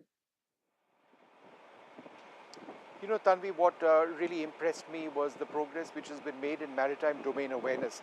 It's sort of hidden part somewhat in the bilateral agreement, but that basically refers to the fact that there'll be intelligence sharing perhaps at a much more profound level between India and the United States when it comes to, for example, the movement of Chinese military assets in the Indian Ocean region, Chinese submarines in the Indian Ocean region.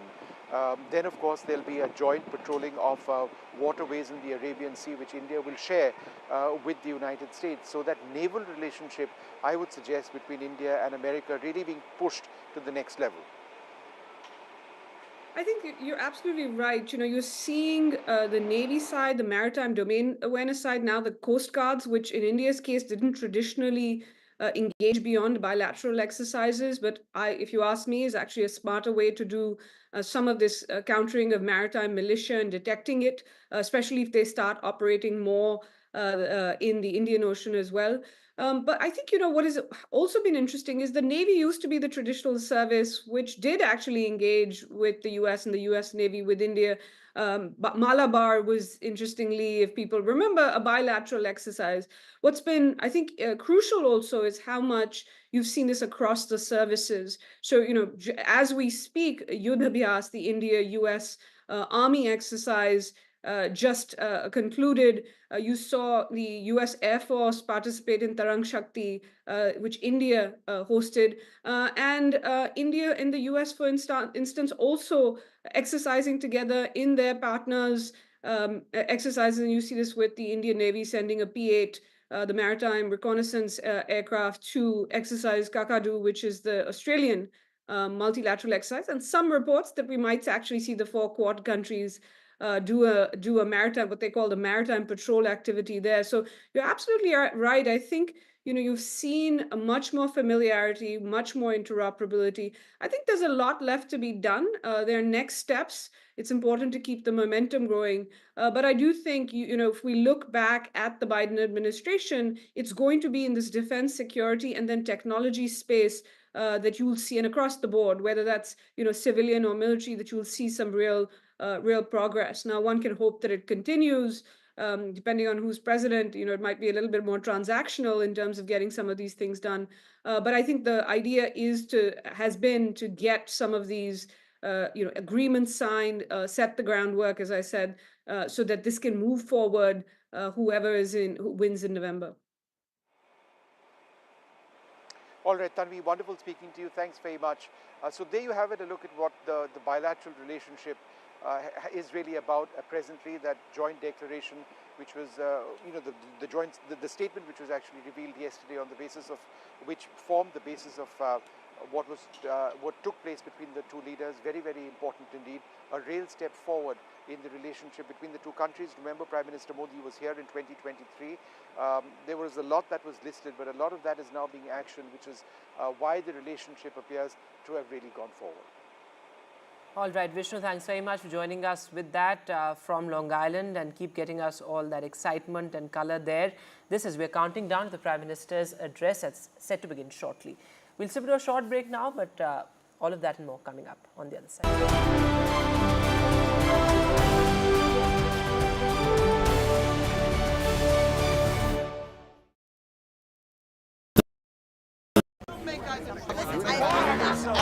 I don't care for no songs and proses. I don't care for no sweet boys with roses. All I want is a touch of love. Stay informed and entertained with the new and updated NDTV News app. You can watch all our channels live, listen to podcasts, read breaking and exclusive news from around the world and more. Download the NDTV app today and get access to the best journalism and storytelling on your smartphone or tablet. The NDTV app. News that matters to you. I've been reporting on all issues big and small from Andhra Pradesh, Telangana, rest of South India, bringing you all the action, all that you need to know, all that you want to know. The energy of Maximum City is infectious. I bring in that energy in our news coverage from financial capital Mumbai. India's IT capital is always buzz. It's literally a city that never sleeps. And I keep you ahead on all the Bengaluru buzz. Covering from the southernmost part of India over the last 23 years, I bring in-depth and 360-degree coverage from the Dravidian heartland. The land of Mishti is also known for its bitter politics. I have seen much water flow under the Howrah Bridge, covering Bengal in all its vivid colors.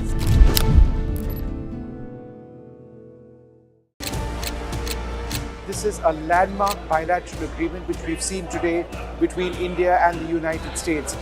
Truly represents what every Bharatiya has a dream, and we are so proud he's achieving it all. Both Modi ji and President Biden have great chemistry. हमारी बैठक ऐसे समय हो रही है. The references to the importance of free mobility in the seas and the language which is used is very direct. Quad is here to stay, to assist, to partner and to complement.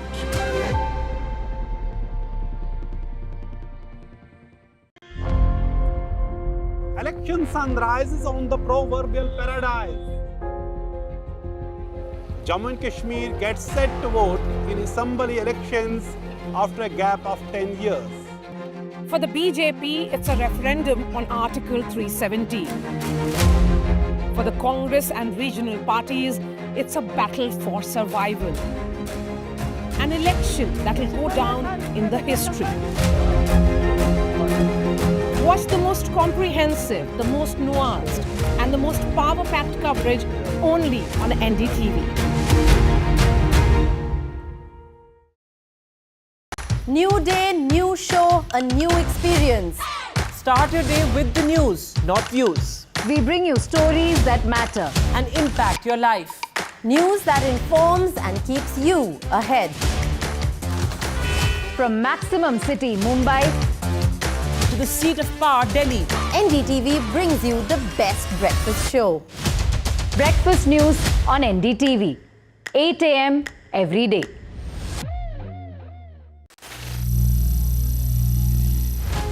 Some people say the metaverse will only be virtual. One day this lecture hall will be made of code, and driverless cars would be trapped in intersections. But even in this maze of the future, you can't wish away health. It's time to become more resilient.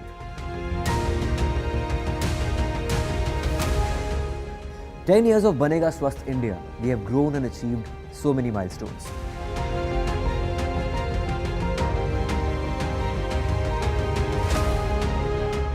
And now I have a plan to beat the urgency, to stop breathing with difficulty, to relieve getting choked with inactivity.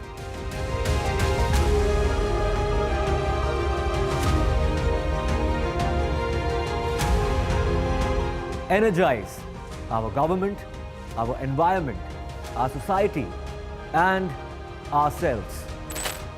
Everyone, everywhere, every day.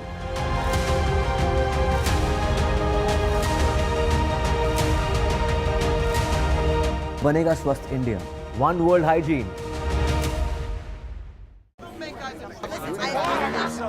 I don't care for no songs and proses. I don't care for no sweet boys with roses. All I want is a touch of love.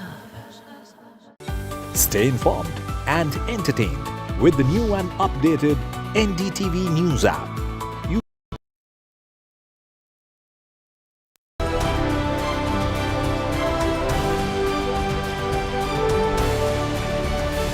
Welcome back. We are reporting live from Long Island in the United States of America. Just a few hundred meters away from me is the stadium where Prime Minister Narendra Modi is set to address a gathering of more than 13,000. It's about 13,200 at this stage. It could be larger. Non-resident Indians and others who've assembled for the big Modi Day. There's this incredible Diaspora Connect that the Prime Minister has, which we'll see in just a few minutes from now. But I did speak to one of the non-resident Indians who's done brilliantly well in American politics. Ami Bera is a member of the House of Representatives representing California. Here's what he said. Well, joining us now, a very special guest. Ami Bera is one of the foremost non-resident Indians, Americans who've done incredibly well in politics. He is a member of the U.S. House of Representatives. He represents California since 2013. Mr. Bera, wonderful to speak to you once again. Thanks very much. Prime Minister Modi over here in the United States. I'm actually outside the venue where there's going to be this mega diaspora event. Modi has a huge connect with members of the Indian community in the United States of America. How important is that really in building trust between India and America? Yeah, I think it's incredibly important, and thank you for having me on. I was listening to the prior conversation. My parents immigrated from Gujarat in the 1950s, and when I was growing up, it was a very small community. But you look to where we are today: 5 members of Congress. You have the Democratic nominee for president. We're 1% of the population, 8%, 9% of all doctors, technology workers. So I think there is a deep connection between the diaspora and our cultural roots in India. And I think Prime Minister Modi understands that. Mr. Bera, you would have taken a look at the bilateral agreement signed yesterday between India and the US. It just seems to me that in terms of deliverables, we've gone well beyond this being a talk shop. There's a serious effort at technology transfers, a serious effort at growing the economic relationship. It is substantive. It's not just about talking about change, it's actually about implementing it. Very much so. I mean, I think there's a real opportunity, as we think about the technology sector, as we think about supply chain redundancy. India now is probably the world's largest manufacturer of vaccines. So there's a partnership in health. Seeing this cancer moonshot, I think we can take Indian doctors and academics working with American academics to really solve some of the world's most daunting challenges. And again, I think that's a testimony. You see the achievements of the diaspora here in the United States. And, I think it's a natural progression of the relationship between the two countries. Mr. Bera, now that I have you, I must ask you, it's election season now in the United States. Kamala Harris versus Donald Trump. At the end of the last debate, it did appear that Kamala Harris was a little bit ahead. But if you look at Donald Trump's performance in the past, in the last elections, he sort of tends to make a real mark towards the end of the campaign itself. How do you see this election campaign in the U.S. going? I think this is going to be a very close election. I know the vice president very well and her campaign team, and they're running extremely hard. They understand that, that she's running from behind and she has a lot of ground to make up in a short period of time. I think she's going to win, but obviously I'm biased. I think it is going to be a very close election. And the the diaspora can make a big difference. If you think about Georgia, you have a vibrant Indian American community, Nevada, a vibrant Indian American community, Pennsylvania, a vibrant community. And in elections that might be decided by a few thousand votes, if the Indian American diaspora turns out and votes for Vice President Harris, that could be the difference.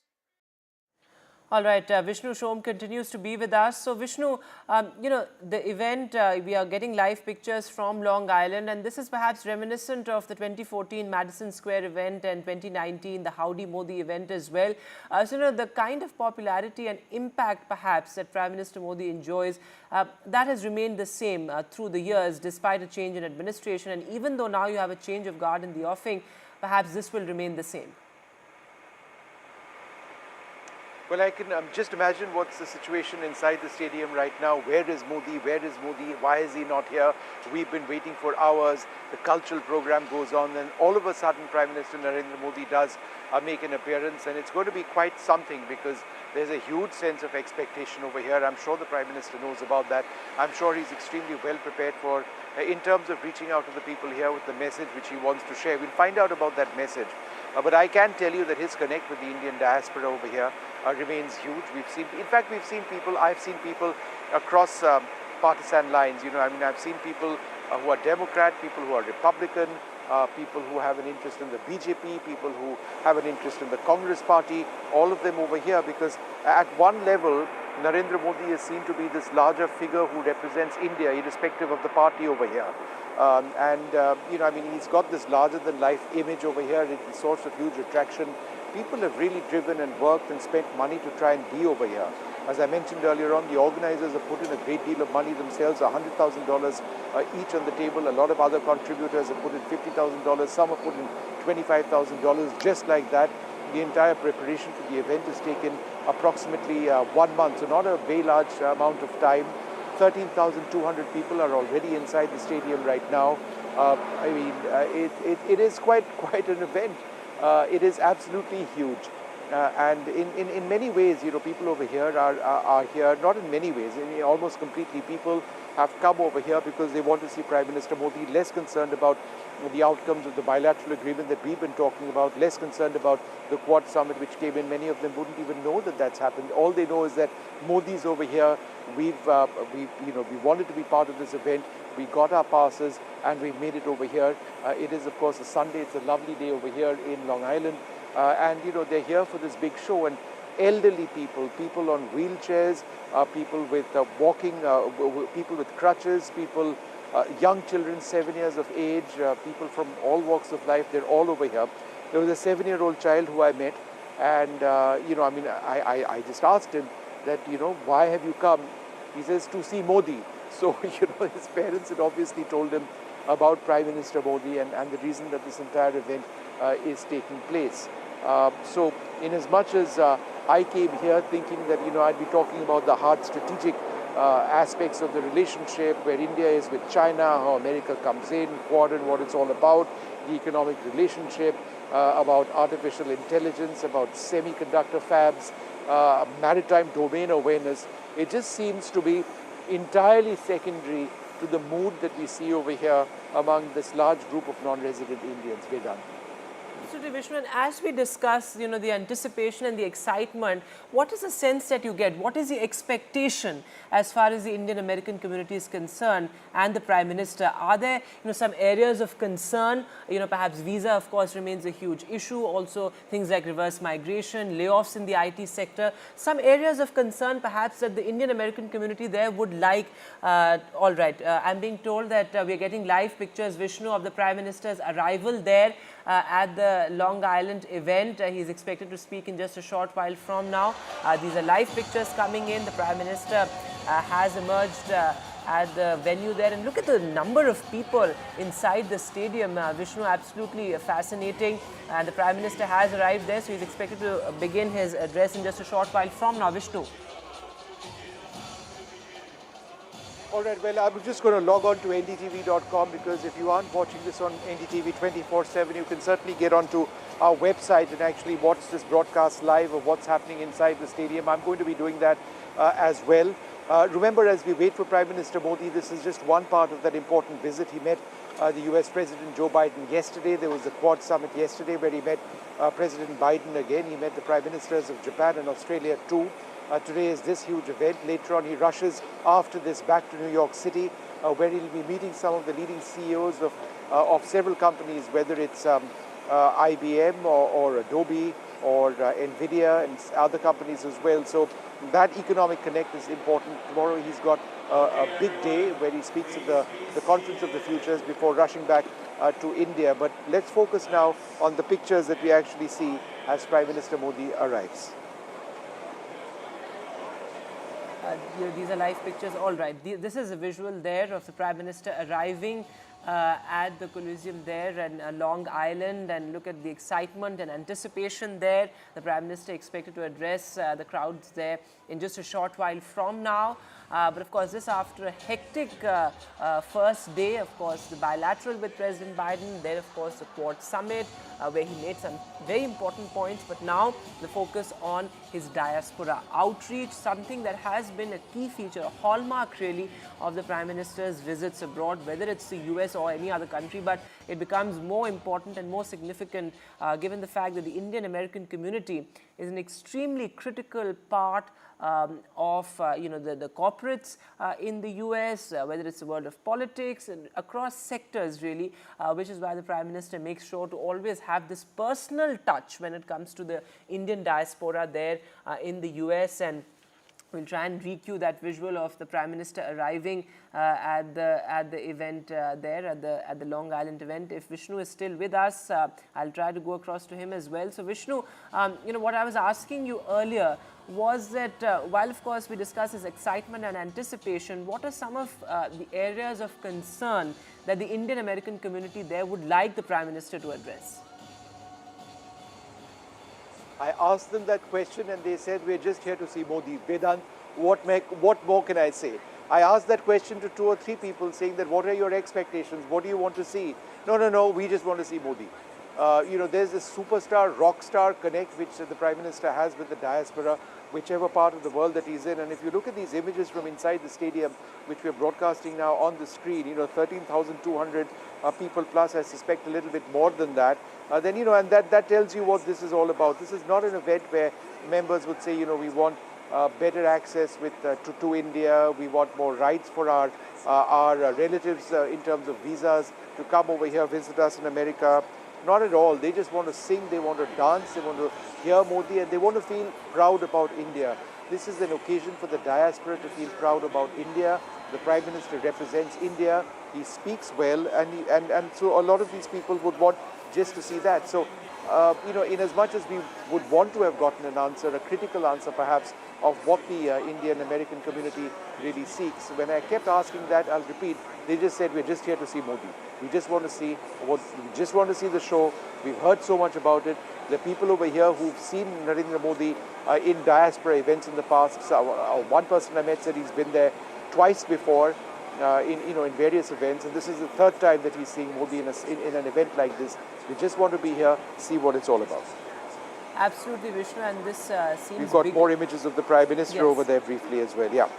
Yes, absolutely, Vishnu, and the Prime Minister is expected to begin his address in just a short while from now. The sense that I'm getting is that he's already reached backstage, so he's going to begin that address in just a bit. But Vishnu, also, it's Indian culture front and center. I think that's something that the Prime Minister is personally also perhaps so invested in, given the fact that last time around when the Prime Minister was in the US, we saw that he had those specially curated gifts for President Biden, and of course the antiquities that have been returned now. So, Indian culture is such an important part and has become such an important part of the Prime Minister's diplomacy.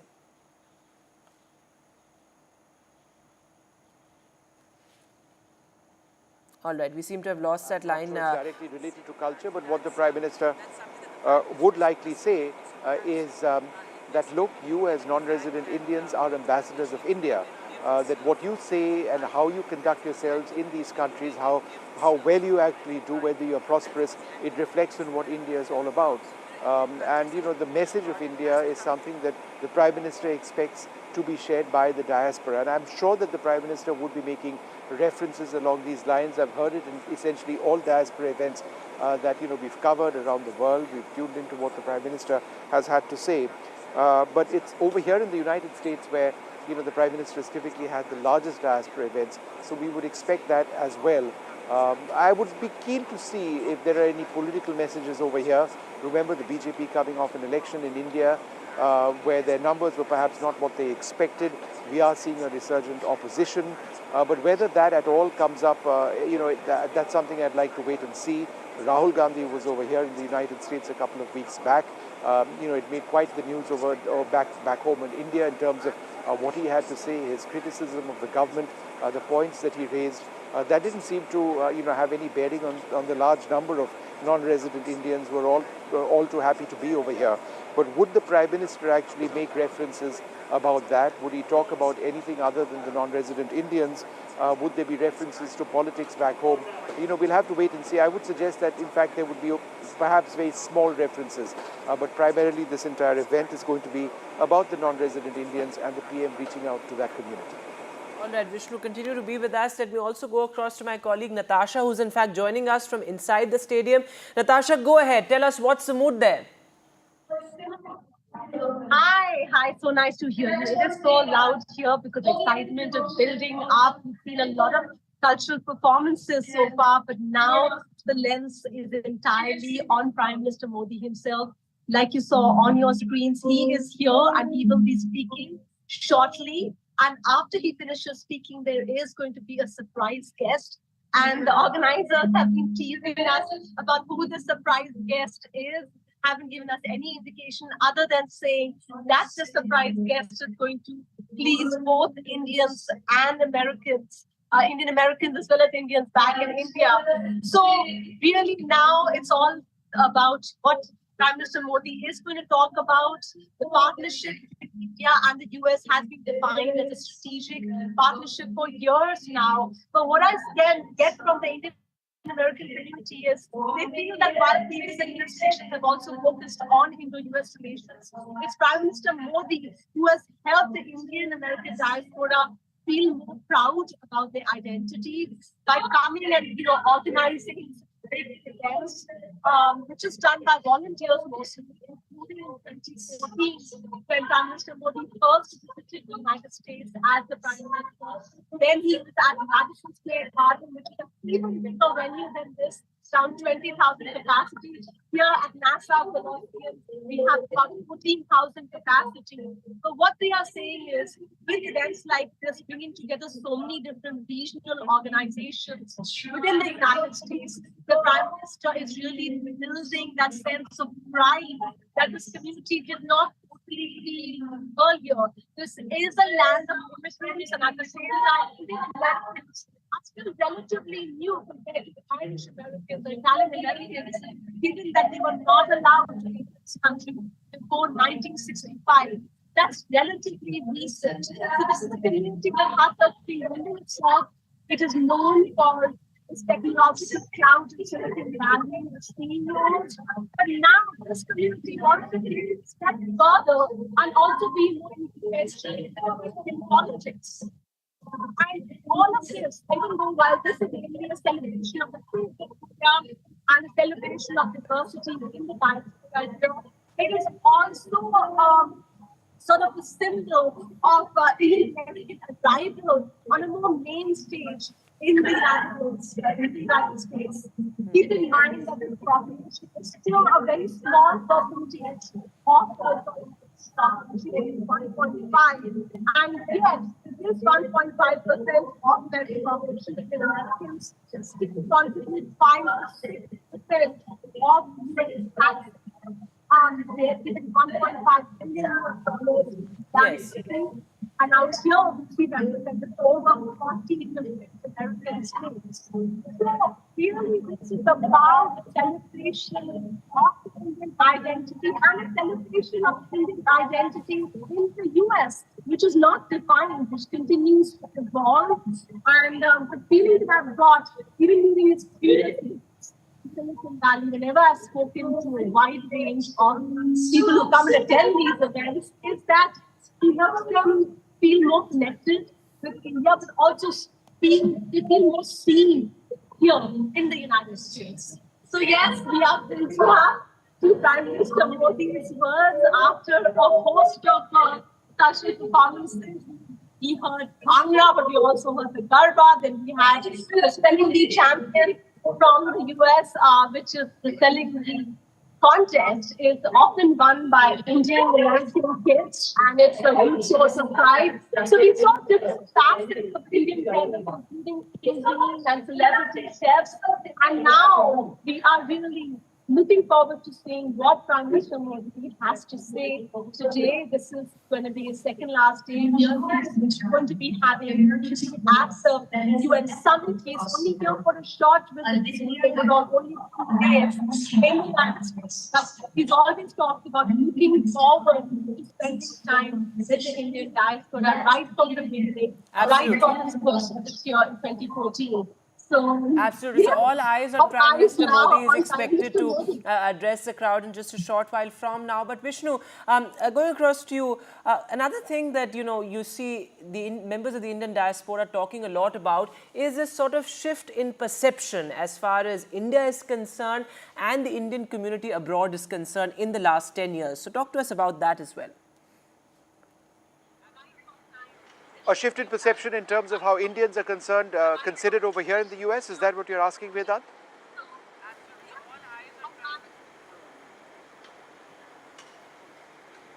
That's right, Vishnu. Go ahead.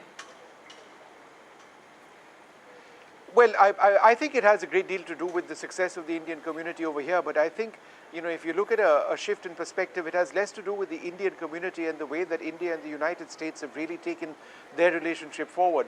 As I've been saying even yesterday, 20 years, 22, 23 years back when I started looking closely at the India-US relationship, this was a relationship, where both sides didn't see eye to eye at all. There was a great deal of apprehension in Washington and New Delhi in sort of dealing with each other. India was firmly an ally of Russia, no two ways about it. America was not in the picture at all. And look at where we are over here, where we are not satisfied just with a strategic relationship, but we are looking to take that strategic level relationship to absolutely different levels. So that is something which has actually changed in the last 10 years or 10 years plus. That's on the basis of several so-called foundational agreements, which are legal requirements in the United States to enable some of the high technology sharing areas that we've spoken about, to actually enable so much of the economic cooperation, to so much of the cooperation in the defense sphere to actually move forward. And the intelligence sharing that we've been talking about, geospatial agreement, the fact that America is now willing to provide us with semiconductor technology, new AI, new medicine, new programs for state-of-the-art medical care. All of that comes together on the basis of some of these agreements that have actually been signed. So that's what's changed, Vedant, in the relationship over the last 10 years. That's, I would say, over a little bit more than 10 years, but at the level of people, I mean, Indians have been doing phenomenally over here for such a long period of time. I met non-resident Indians who've been here for 50 years plus, who continue to be absolute stars in this country. Absolutely, Vishnu, and I think perhaps a lot to do with that shift in perception is also a change in India's diplomacy. Perhaps Prime Minister Modi and our External Affairs Minister has also, in a sense, reiterated that point that we are not going to, in a sense, emulate what the West does, but we are going to set the agenda. I think that has also given a great deal of confidence to the Indian Americans there. India's foreign policy has been extremely pragmatic, and the entire philosophy or the belief of India first, and that, we aren't aligned to any one group, is something which continues to work. We don't use the word non-alignment now because, the use of those words is passé in the sense it's an old policy. But in a sense, the basis of that policy remains. We call it India first now. We have great relations with America. We have great relations with Europe. We have great relations with Russia and with Ukraine, for example. And so I think when it comes to reaching out to the American leadership, the fact that India is a significant power that can maintain its foreign policy on the basis of this India first policy, which which is acceptable to Washington DC is something which really does add impetus to where the relationship is. America sees India for what we are, the largest democracy in the world, the largest growing major economy in the world, a huge market for defense products, other products, a relationship bedrocked by the incredible presence of Indian Americans of non-resident Indians in America, one of the most successful communities over here, one of the wealthiest communities over here, one of the communities which is rising across the board, not just in terms of the areas where they work, but in American politics as well. The fact that you've got Kamala Harris, somebody with a strong Indian background, potentially being the next president of the United States of India. So, you know, it's America looks at India very, very highly. It's because it is a natural relationship, and you know that's something that's been stated, and it's been perhaps political rhetoric in the past. But I do believe that it is a reality. And you know, when I was speaking to individuals of American diplomats who've really led the charge in taking the relationship to this level, they kept saying that it's not a relationship which can likely fail. You know, there is a certain impetus, a certain momentum which has been given in the relationship. We've done enough for this relationship to actually move forward in a particular direction. And of course, given the diversity which exists in both countries, the different strands which exist in policy in both countries, there'll be differences. There will be differences, but the differences are not showstoppers. And the fact that you've not had any mention, for example, of the Pannoon issue, despite the fact that the US is pursuing this legally, but there's no mention of that in the bilateral agreement. There's no mention of it anywhere per se in the last couple of days that the Prime Minister has been here, is an indicator that even something which America considers very seriously isn't necessarily a showstopper. Will there be references about that in the future? Perhaps there will be. We'll have to see what exactly happens, and it's something which India's foreign policy mandarins will have to handle. But the relationship is in a trajectory which is upwards, and that's something that's deeply respected in this country across political lines. It doesn't matter if you're a Democrat, whether you're or a Republican, you're a Trump fan or a Biden fan. It just works, and there's been this momentum across political parties, to push that relationship to where it is. So. One final point, Vedant, is will there be continuity in the relationship? Absolutely. If Trump comes to power, don't expect him to undo things which have been done by Biden. If anything, it's to just take the relationship to the next level. Absolutely, Vishnu. And also, as we stay on these live pictures, I'm just curious to know how do Americans view this? Do they see events like this and the Prime Minister's visit as perhaps a mark of his statesmanship? What is the general sense, among Americans as far as Prime Minister Modi is concerned, and his big visits like this one? Well, I think there is a growing acceptance of the fact that India is a huge nation, a massive democracy, a nuclear power, a country that increasingly has repeatedly asserted that we need to be a permanent member of the United Nations Security Council. Americans over here are all too aware, and I'm not talking about non-resident, I'm not talking about NRIs, non-resident Indians, I'm talking about, mainstream Americans over here, people of different communities in the United States who know that the Indian community is extremely successful. It's a growing community, it's an extremely visible community. In terms of their professional achievements, their increasing political achievements, the fact that they've come to define in many ways the success of Silicon Valley, the fact that they are running some of the most important businesses in the United States, the fact that we have so many Indian students who come every single year to the United States. So there are multiple strands, multiple levels at which Indians are considered in the United States. In fact, it's not something unusual anymore. It's not something rare. It's not a rarity at all. The NRI community over here is entirely mainstreamed. They work effectively within the system and are a valuable part of American society at all levels. Absolutely, Vishnu. I think that's a very important point you're making there.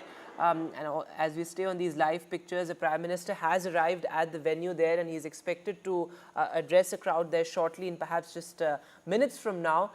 What do you expect, Vishnu? What are some of the areas the Prime Minister perhaps could touch upon? Of course, there are a bunch of headlines every time the Prime Minister speaks, but what areas do you see as being priorities and focus areas for the Prime Minister in his speech to the Indian diaspora? Now, Vedant, you're being a bit unfair, because if I could answer the question, I'd be in the Prime Minister's office, but here I am.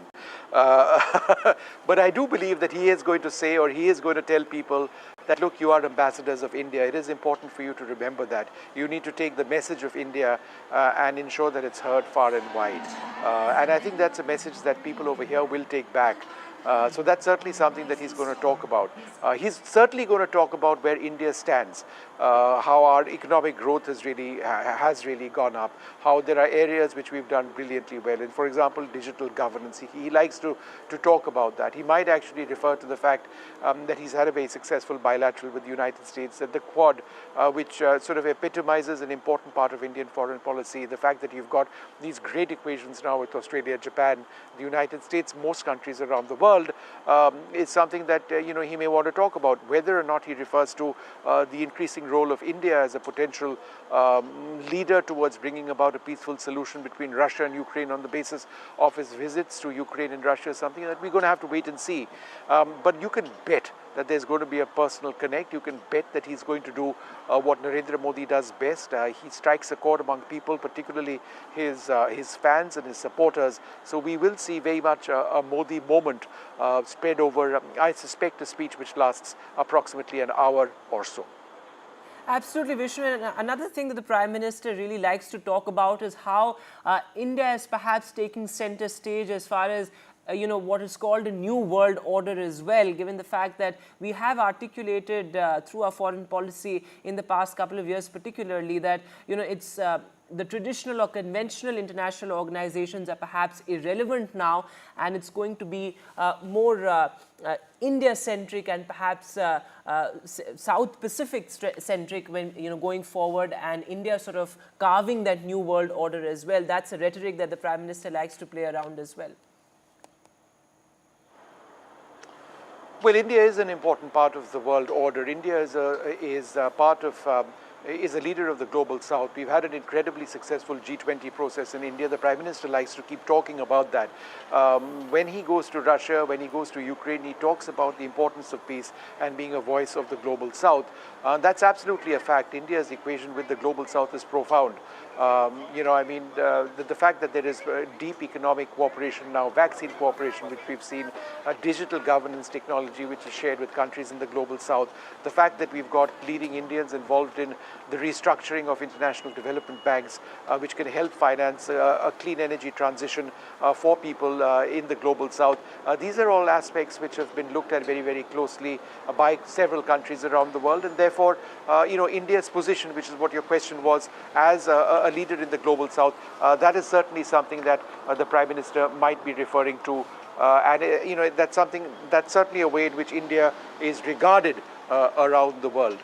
It is fairly substantive, in terms of India's outreach to the global south, and in terms of positioning India as a leader of the global south. That's certainly something which, in international fora, there is no hesitation by the Prime Minister or the External Affairs Minister or the others in asserting. I should mention that, when it comes to international structures and institutions, India has often spoken about the need to reform the United Nations process, and I think at the heart of that is India's argument that we need to be a permanent member of the United Nations Security Council. In fact, tomorrow at the Conference of the Futures, which the Prime Minister will be addressing at the United Nations General Assembly, I do believe that there would be references to the importance of working through a revised United Nations Security Council setup where India is a permanent member on the basis of so many important factors. Number one, the largest democracy in the world. Number two, the most populous nation in the world. Number three, an established nuclear power. And therefore, what was set up decades ago in terms of the Bretton Woods system and the creation of the United Nations and the establishment of the P5 needs to certainly grow and make it a P6 or whatever it is. The fact that America says, in fact, even in that joint statement between Biden and or the bilateral agreement between Biden and Modi yesterday, that the US is willing to back India when it comes to having a seat in the UN Permanent Security Council, that's important. And it comes at, despite Chinese concerns, and China does have the right to veto any such proposal. But there is pressure sort of growing as far as that is concerned. And so let's see what the future actually holds. The Security Council has to be revised. It needs to reflect realities in this world. And that goes not just in terms of including India, but other countries as well who believe that they need representation. For example, Brazil, they've got their own set of reasons. So talking about institutions is important. Whether the Prime Minister, and this is just thinking out loud, actually refers to climate and climate change and the imperatives of addressing climate change and the dangers that we face as far as climate change is concerned, that's something that might come up. The Prime Minister does like to refer to that as well. It did come up both in the level of the Quad and certainly at the level of the bilateral agreement in terms of the transfer of technology. So we'll have to see if that comes up in his conversations today. All right, Vishnu, thanks very much for being with us, and continue to stay with us as we count down to the Prime Minister's address there at Long Island. But we'll quickly slip into a short break and come back with more.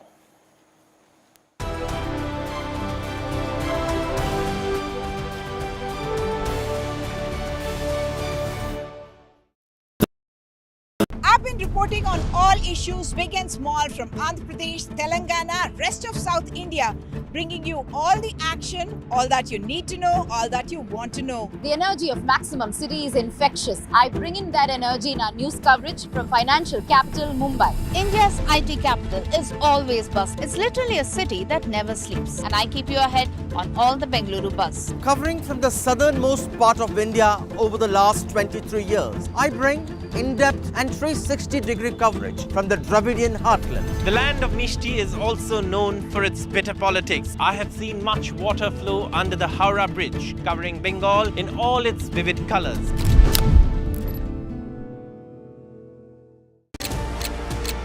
This is a landmark bilateral agreement which we've seen today between India and the United States. Truly represents what every Bharatiya has a dream, and we are so proud he's achieving it all. Both Modi ji and President Biden have great chemistry. हमारी बैठक ऐसे समय हो रही है. The references to the importance of free mobility in the seas and the language which is used is very direct. Quad is here to stay, to assist, to partner and to complement.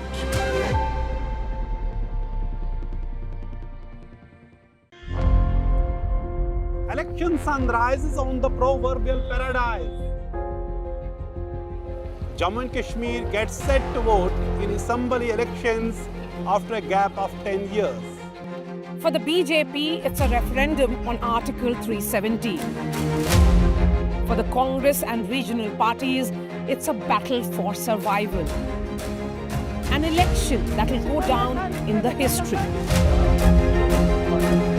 Watch the most comprehensive, the most nuanced, and the most power-packed coverage only on NDTV. New day, new show, a new experience. Start your day with the news, not views. We bring you stories that matter and impact your life. News that informs and keeps you ahead. From Maximum City, Mumbai, to the seat of power, Delhi, NDTV brings you the best breakfast show. Breakfast news on NDTV, 8 a.m. every day.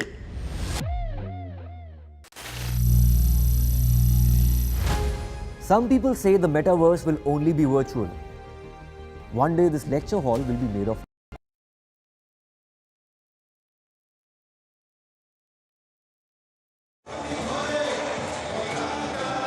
All right, so the Prime Minister has arrived at the community event venue. He's expected to address the members of the Indian Diaspora. These are live pictures coming in from Long Island. In just minutes from now, the Prime Minister will be making that crucial address. Of course, almost 14,000 people, 14,000 members of the Indian Diaspora are present there, reminiscent of the 2014 Madison Square event and Howdy Modi as well. But these are live pictures. The Prime Minister has arrived and he's expected to address that community event shortly. remains to be seen what are some of the areas that he touches upon, but extremely crucial there. This is a trademark of Prime Minister's diplomacy. This is something that we see in almost every visit of the Prime Ministers, whether it's US or any other country. But when it comes to the US, of course, the Indian American community, the diaspora is extremely important, which is why there's always this personal touch that the Prime Minister likes to have. In fact, the Prime Minister is on stage now. He is expected to begin that address in just minutes from now. A lot of excitement, anticipation. Of course, the crowds are absolutely huge. It's incredible, absolutely, to see the kind of crowds there at the community event venue. Doctors, scientists, IT professionals, also well-known members of the Indian diaspora, the Indian American community there. All of them present. So the Prime Minister has reached there. Prime Minister on stage, as you can see in those visuals, and a lot about India's place in the New World Order, India's place in the world. All of those are themes that the Prime Minister frequently likes to touch upon, and that is something that's likely to be the focus of the Prime Minister's speech right now as well. But there you can see the kind of excitement, all smiles, cheers, slogans. Of course, there was a long cultural program that preceded the Prime Minister's address, dance and music, color and excitement.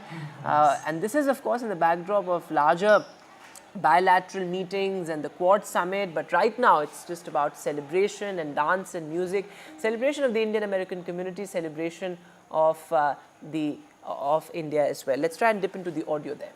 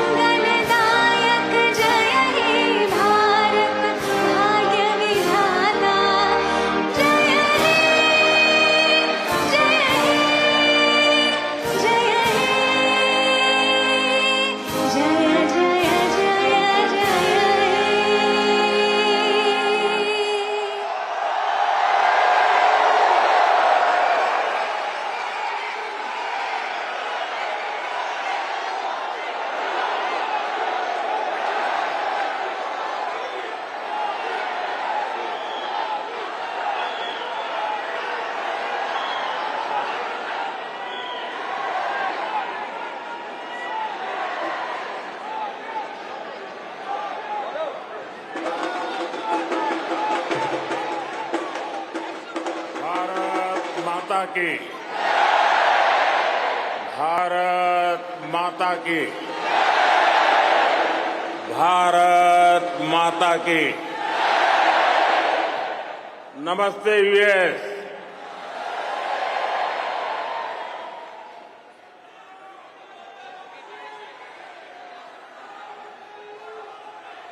अब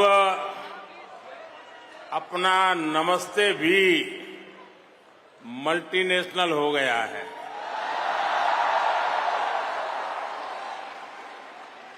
local से global हो गया।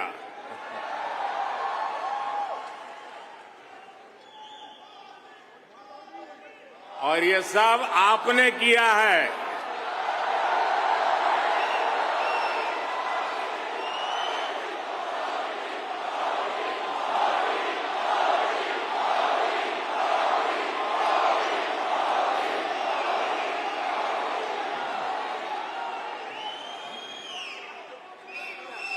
अपने दिल में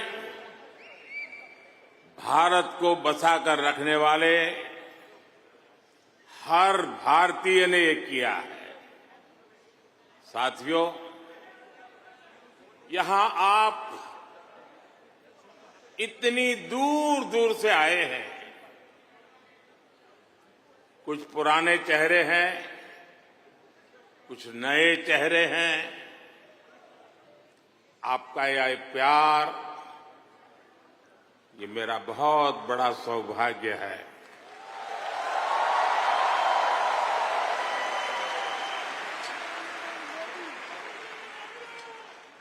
मुझे वो दिन याद आते हैं जब मैं पीएम भी नहीं था, सीएम भी नहीं था, नेता भी नहीं था। उस समय एक जिज्ञासु के तौर पर यहां आप सबके बीच आया करता था। इस धरती को देखना, इसे समझना, मन में कितने ही सवाल लेकर के आता था। जब मैं किसी पद पर नहीं था, उससे पहले भी मैं अमेरिका के करीब करीब 29 स्टेट्स में दौरा कर चुका था।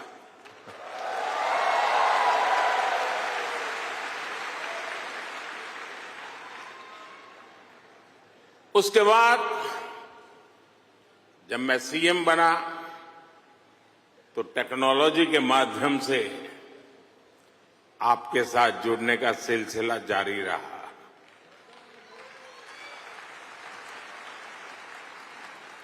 पीएम रहते हुए मैंने आपसे अपार स्नेह पाया है, अपनत्व पाया है। 2014 में मेडिसन स्क्वायर,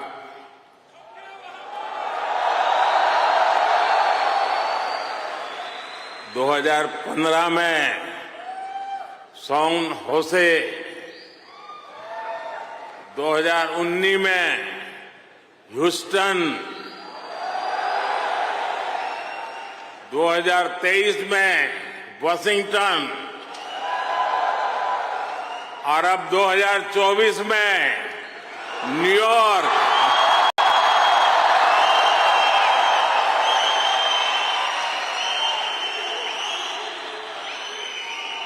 और आप लोग हर बार पिछला रिकॉर्ड तोड़ देते हैं।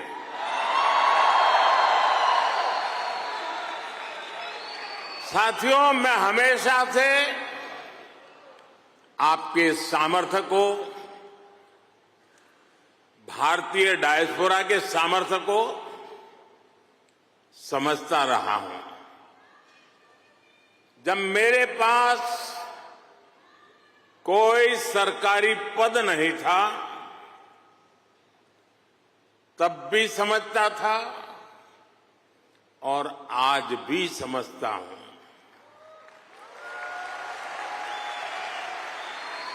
आप सब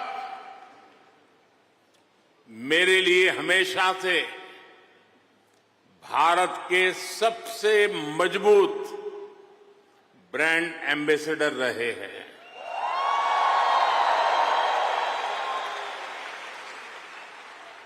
और इसलिए मैं आप सबको राष्ट्रदूत कहता हूं।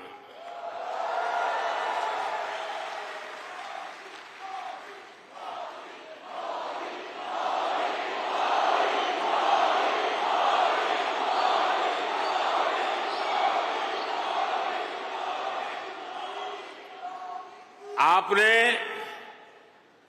अमेरिका को भारत से और भारत को अमेरिका से कनेक्ट किया है। आपका स्किल, आपका टैलेंट, आपका कमिटमेंट, इसका कोई मुकाबला नहीं है।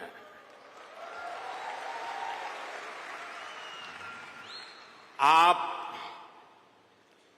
7 समंदर पार भले आए गए हैं, लेकिन कोई समंदर इतना गहरा नहीं जो दिल की गहराइयों में बसे हिंदुस्तान को आपसे दूर कर सके।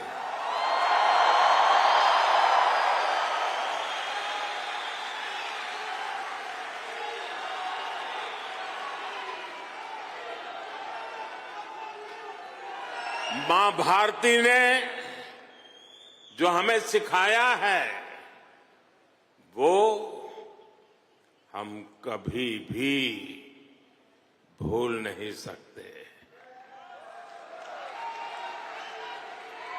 हम जहां भी जाते हैं सबको परिवार मानकर उनसे घुल मिल जाते हैं। डायवर्सिटी को समझना, डायवर्सिटी को जीना,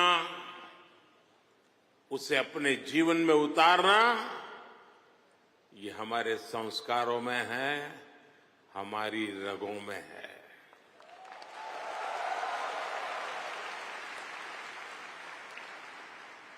हम उस देश के वासी हैं जहां सैकड़ों भाषाएं हैं, सैकड़ों बोलियां हैं, दुनिया के सारे मत है, पंथ है, फिर भी हम एक बनकर, नेक बनकर आगे बढ़ रहे हैं।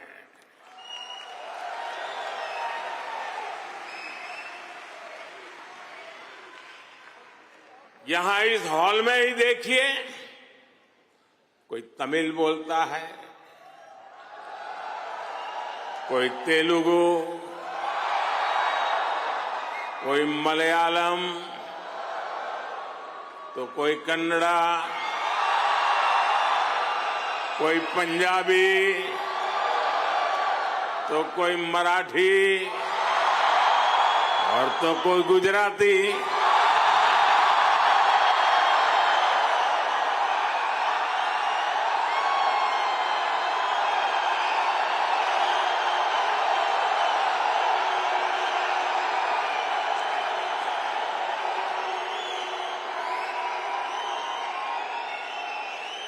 भाषा अनेक है, लेकिन भाव एक है,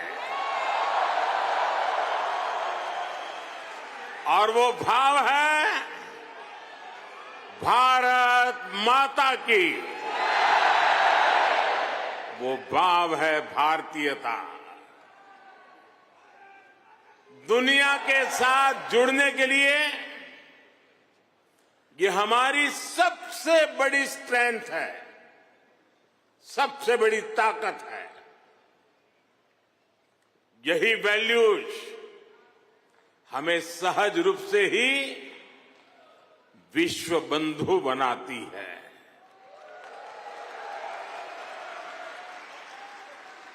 हमारे यहां कहा जाता है, तेन तख्तेन भुंजी था, यानी जो त्याग करते हैं वे ही भोग पाते हैं।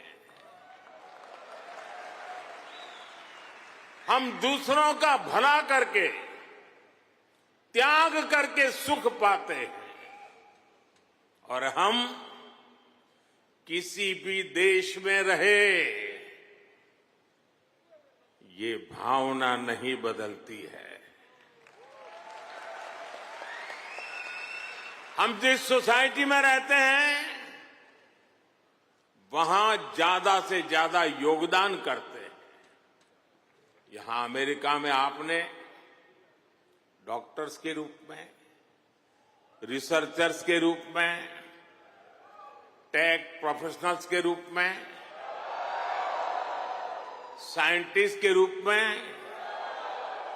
या दूसरे प्रोफेशंस में जो परचम लहराया हुआ है वो इसी का प्रतीक है। अभी कुछ समय पहले ही तो यहां T20 क्रिकेट वर्ल्ड कप हुआ था।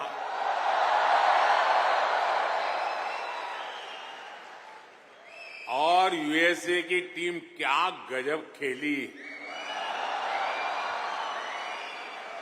और उस टीम में यहां रह रहे भारतीयों का जो योगदान था वो भी दुनिया ने देखा है।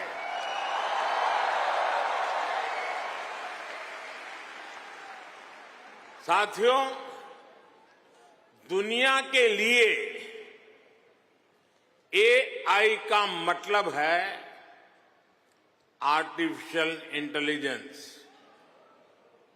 लेकिन मैं मानता हूं कि एआई का मतलब है अमेरिकन इंडियन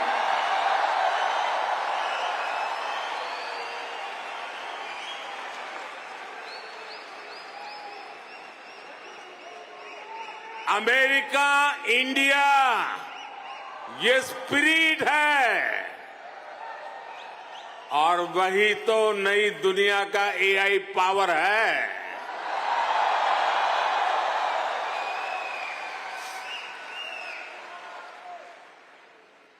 यही एआई स्पिरिट भारत अमेरिका रिश्तों को नई ऊंचाई दे रहा है। मैं आप सभी को, इंडियन डायस्पोरा को सैल्यूट करता हूं।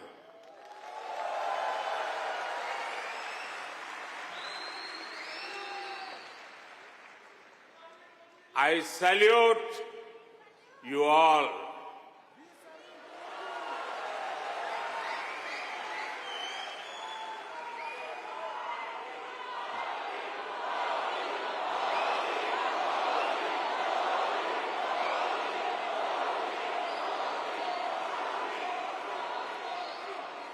साथियों, मैं दुनिया में जहां भी जाता हूं, हर लीडर के मुंह से भारतीय डायस्पोरा की तारीफ ही सुनता हूं।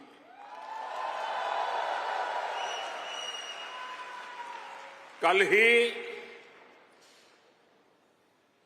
प्रेसिडेंट बाइडेन मुझे डेलावेयर में अपने घर ले गए थे।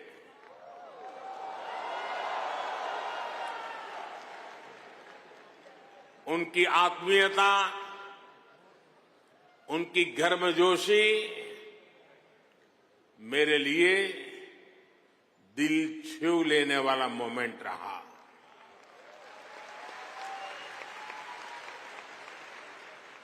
ये सम्मान 140 करोड़ भारतीयों का है।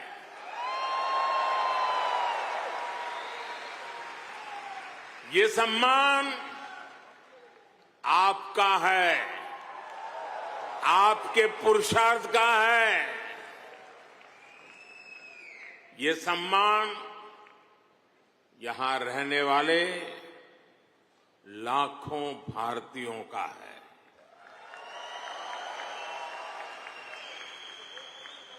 मैं प्रेसिडेंट बाइडेन का आभार करूंगा और साथ ही आपका भी आभार व्यक्त करूंगा। साथियों, 2024 का ये साल पूरी दुनिया के लिए बहुत अहम है। एक तरफ दुनिया के कई देशों के बीच संघर्ष है, तनाव है, तो दूसरी तरफ कई देशों में डेमोक्रेसी का जश्न चल रहा है।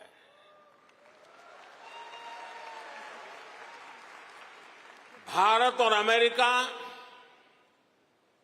डेमोक्रेसी के जश्न में भी एक साथ है। जहां अमेरिका में चुनाव होने वाले हैं और भारत में चुनाव हो चुके हैं,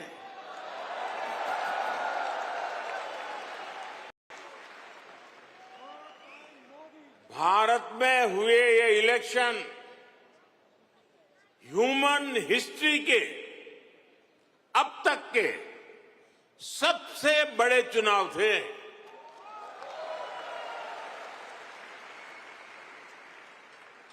आप कल्पना कर सकते हैं, अमेरिका की कुल आबादी से भी करीब 2 गुने वोटर्स, इतना ही नहीं, पूरे यूरोप की कुल आबादी से ज्यादा वोटर्स, इतने सारे लोगों ने भारत में अपना वोट डाले।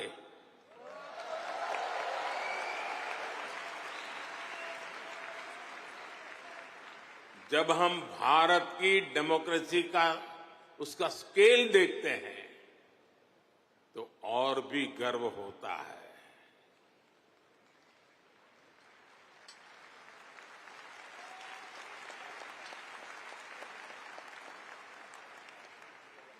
तीन महीने का पोलिंग प्रोसेस, 15 मिलियन यानी 1.5 करोड़ लोगों का पोलिंग स्टाफ, 1 मिलियन यानी 10 लाख से ज्यादा पोलिंग स्टेशन,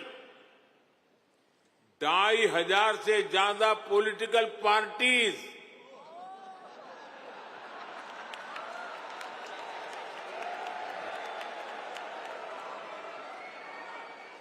आठ 8,000 से ज्यादा कैंडिडेट्स,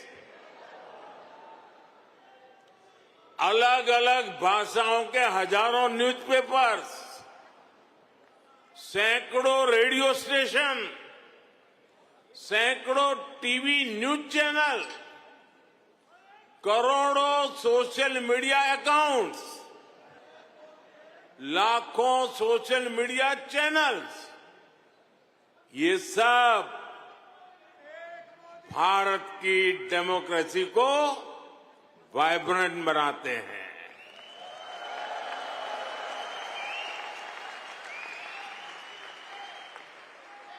ये फ्रीडम ऑफ एक्सप्रेशन के विस्तार का दौर है।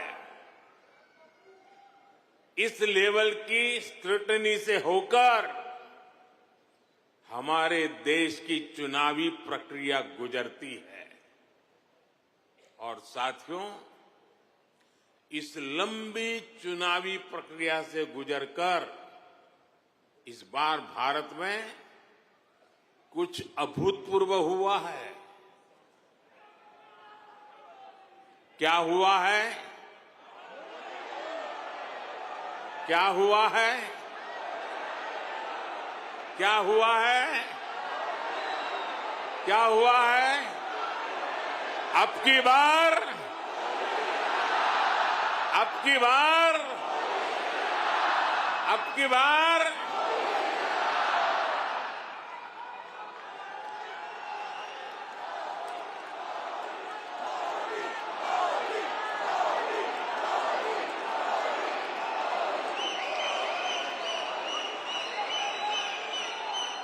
साथियों, तीसरी बार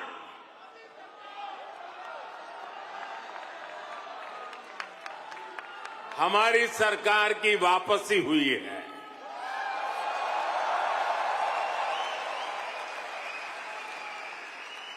और ऐसा पिछले 60 सालों में भारत में नहीं हुआ था।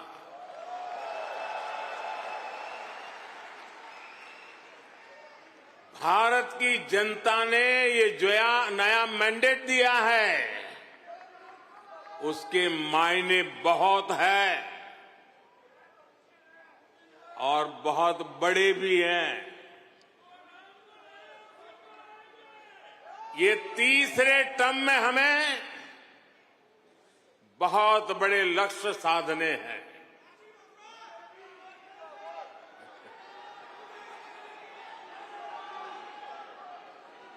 हमें 3 गुना ताकत और 3 गुना गति के साथ आगे बढ़ना है।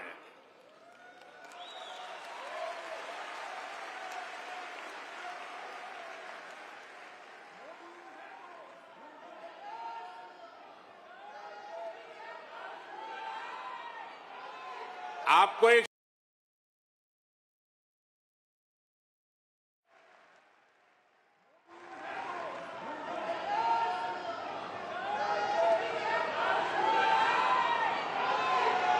एक शब्द याद रहेगा, पुष्प।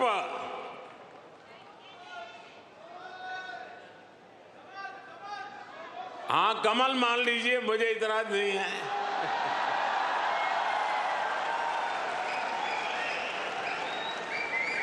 पुष्प। और मैं पुष्प को डिफाइन करता हूं, P for progressive Bharat, U for unstoppable Bharat, S for spiritual Bharat, H for humanity first को समर्पित Bharat, P for prosperous Bharat, यानी पुष्प। पुष्प की 5 पंखुड़ियों को मिलाकर ही विकसित भारत बनाएंगे।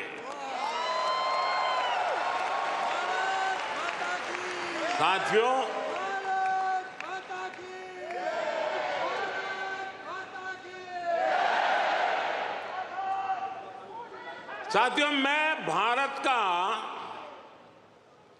पहला प्रधानमंत्री हूं जिसका जन्म आजादी के बाद हुआ।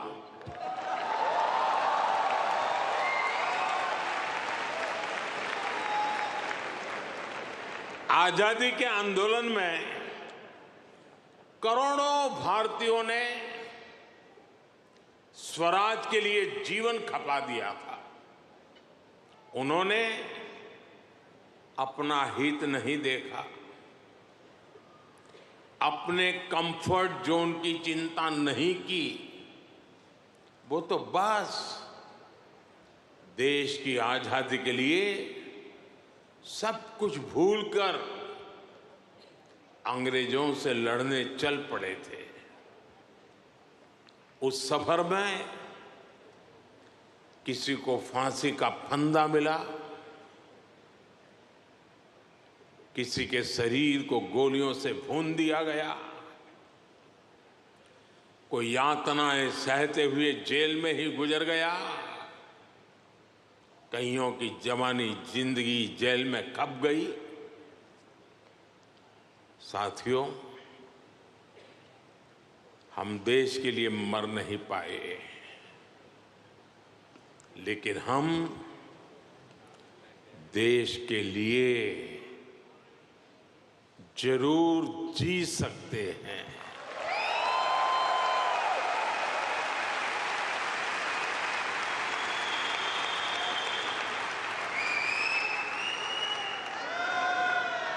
मरना हमारे नसीब नहीं था, जीना हमारे नसीब है।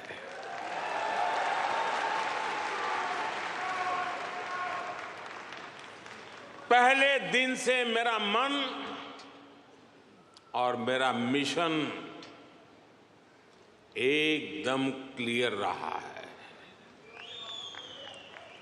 मैं स्वराज के लिए जीवन नहीं दे पाया, लेकिन मैंने तय किया सुराज और समृद्ध भारत के लिए जीवन समर्पित करूंगा।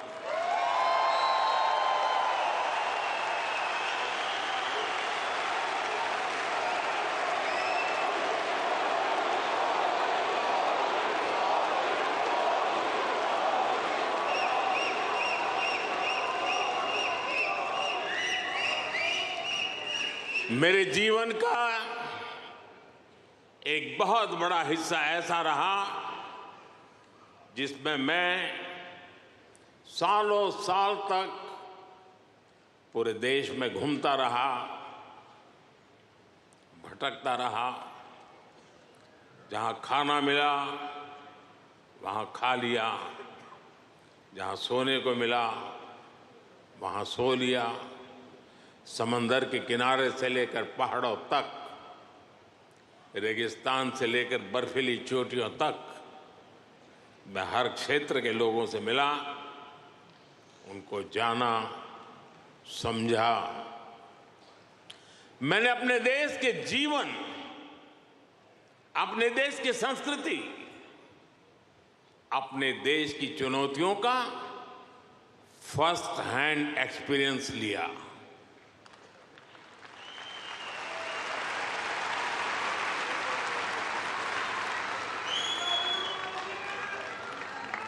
वो भी एक वक्त था जब मैंने अपनी दिशा कुछ और तय की थी, लेकिन नियति ने मुझे राजनीति में पहुंचा दिया।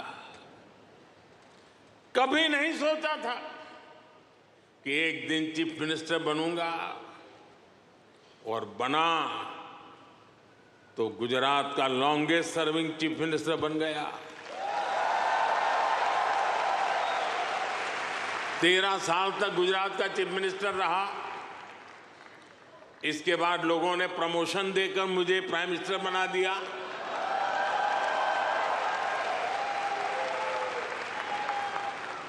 लेकिन दशकों तक देश के कोने में जाकर मैंने जो सीखा है, उसी ने चाहे राज्य हो या केंद्र, मेरे सेवा के मॉडल को, मेरे गवर्नेंस के मॉडल को इतना सफल बनाया है। पिछले 10 साल में इस गवर्नेंस मॉडल की सफलता आपने देखी है, पूरी दुनिया ने देखी है, और अब देश के लोगों ने बहुत बड़े भरोसे के साथ मुझे ये तीसरा टर्म सौंपा है।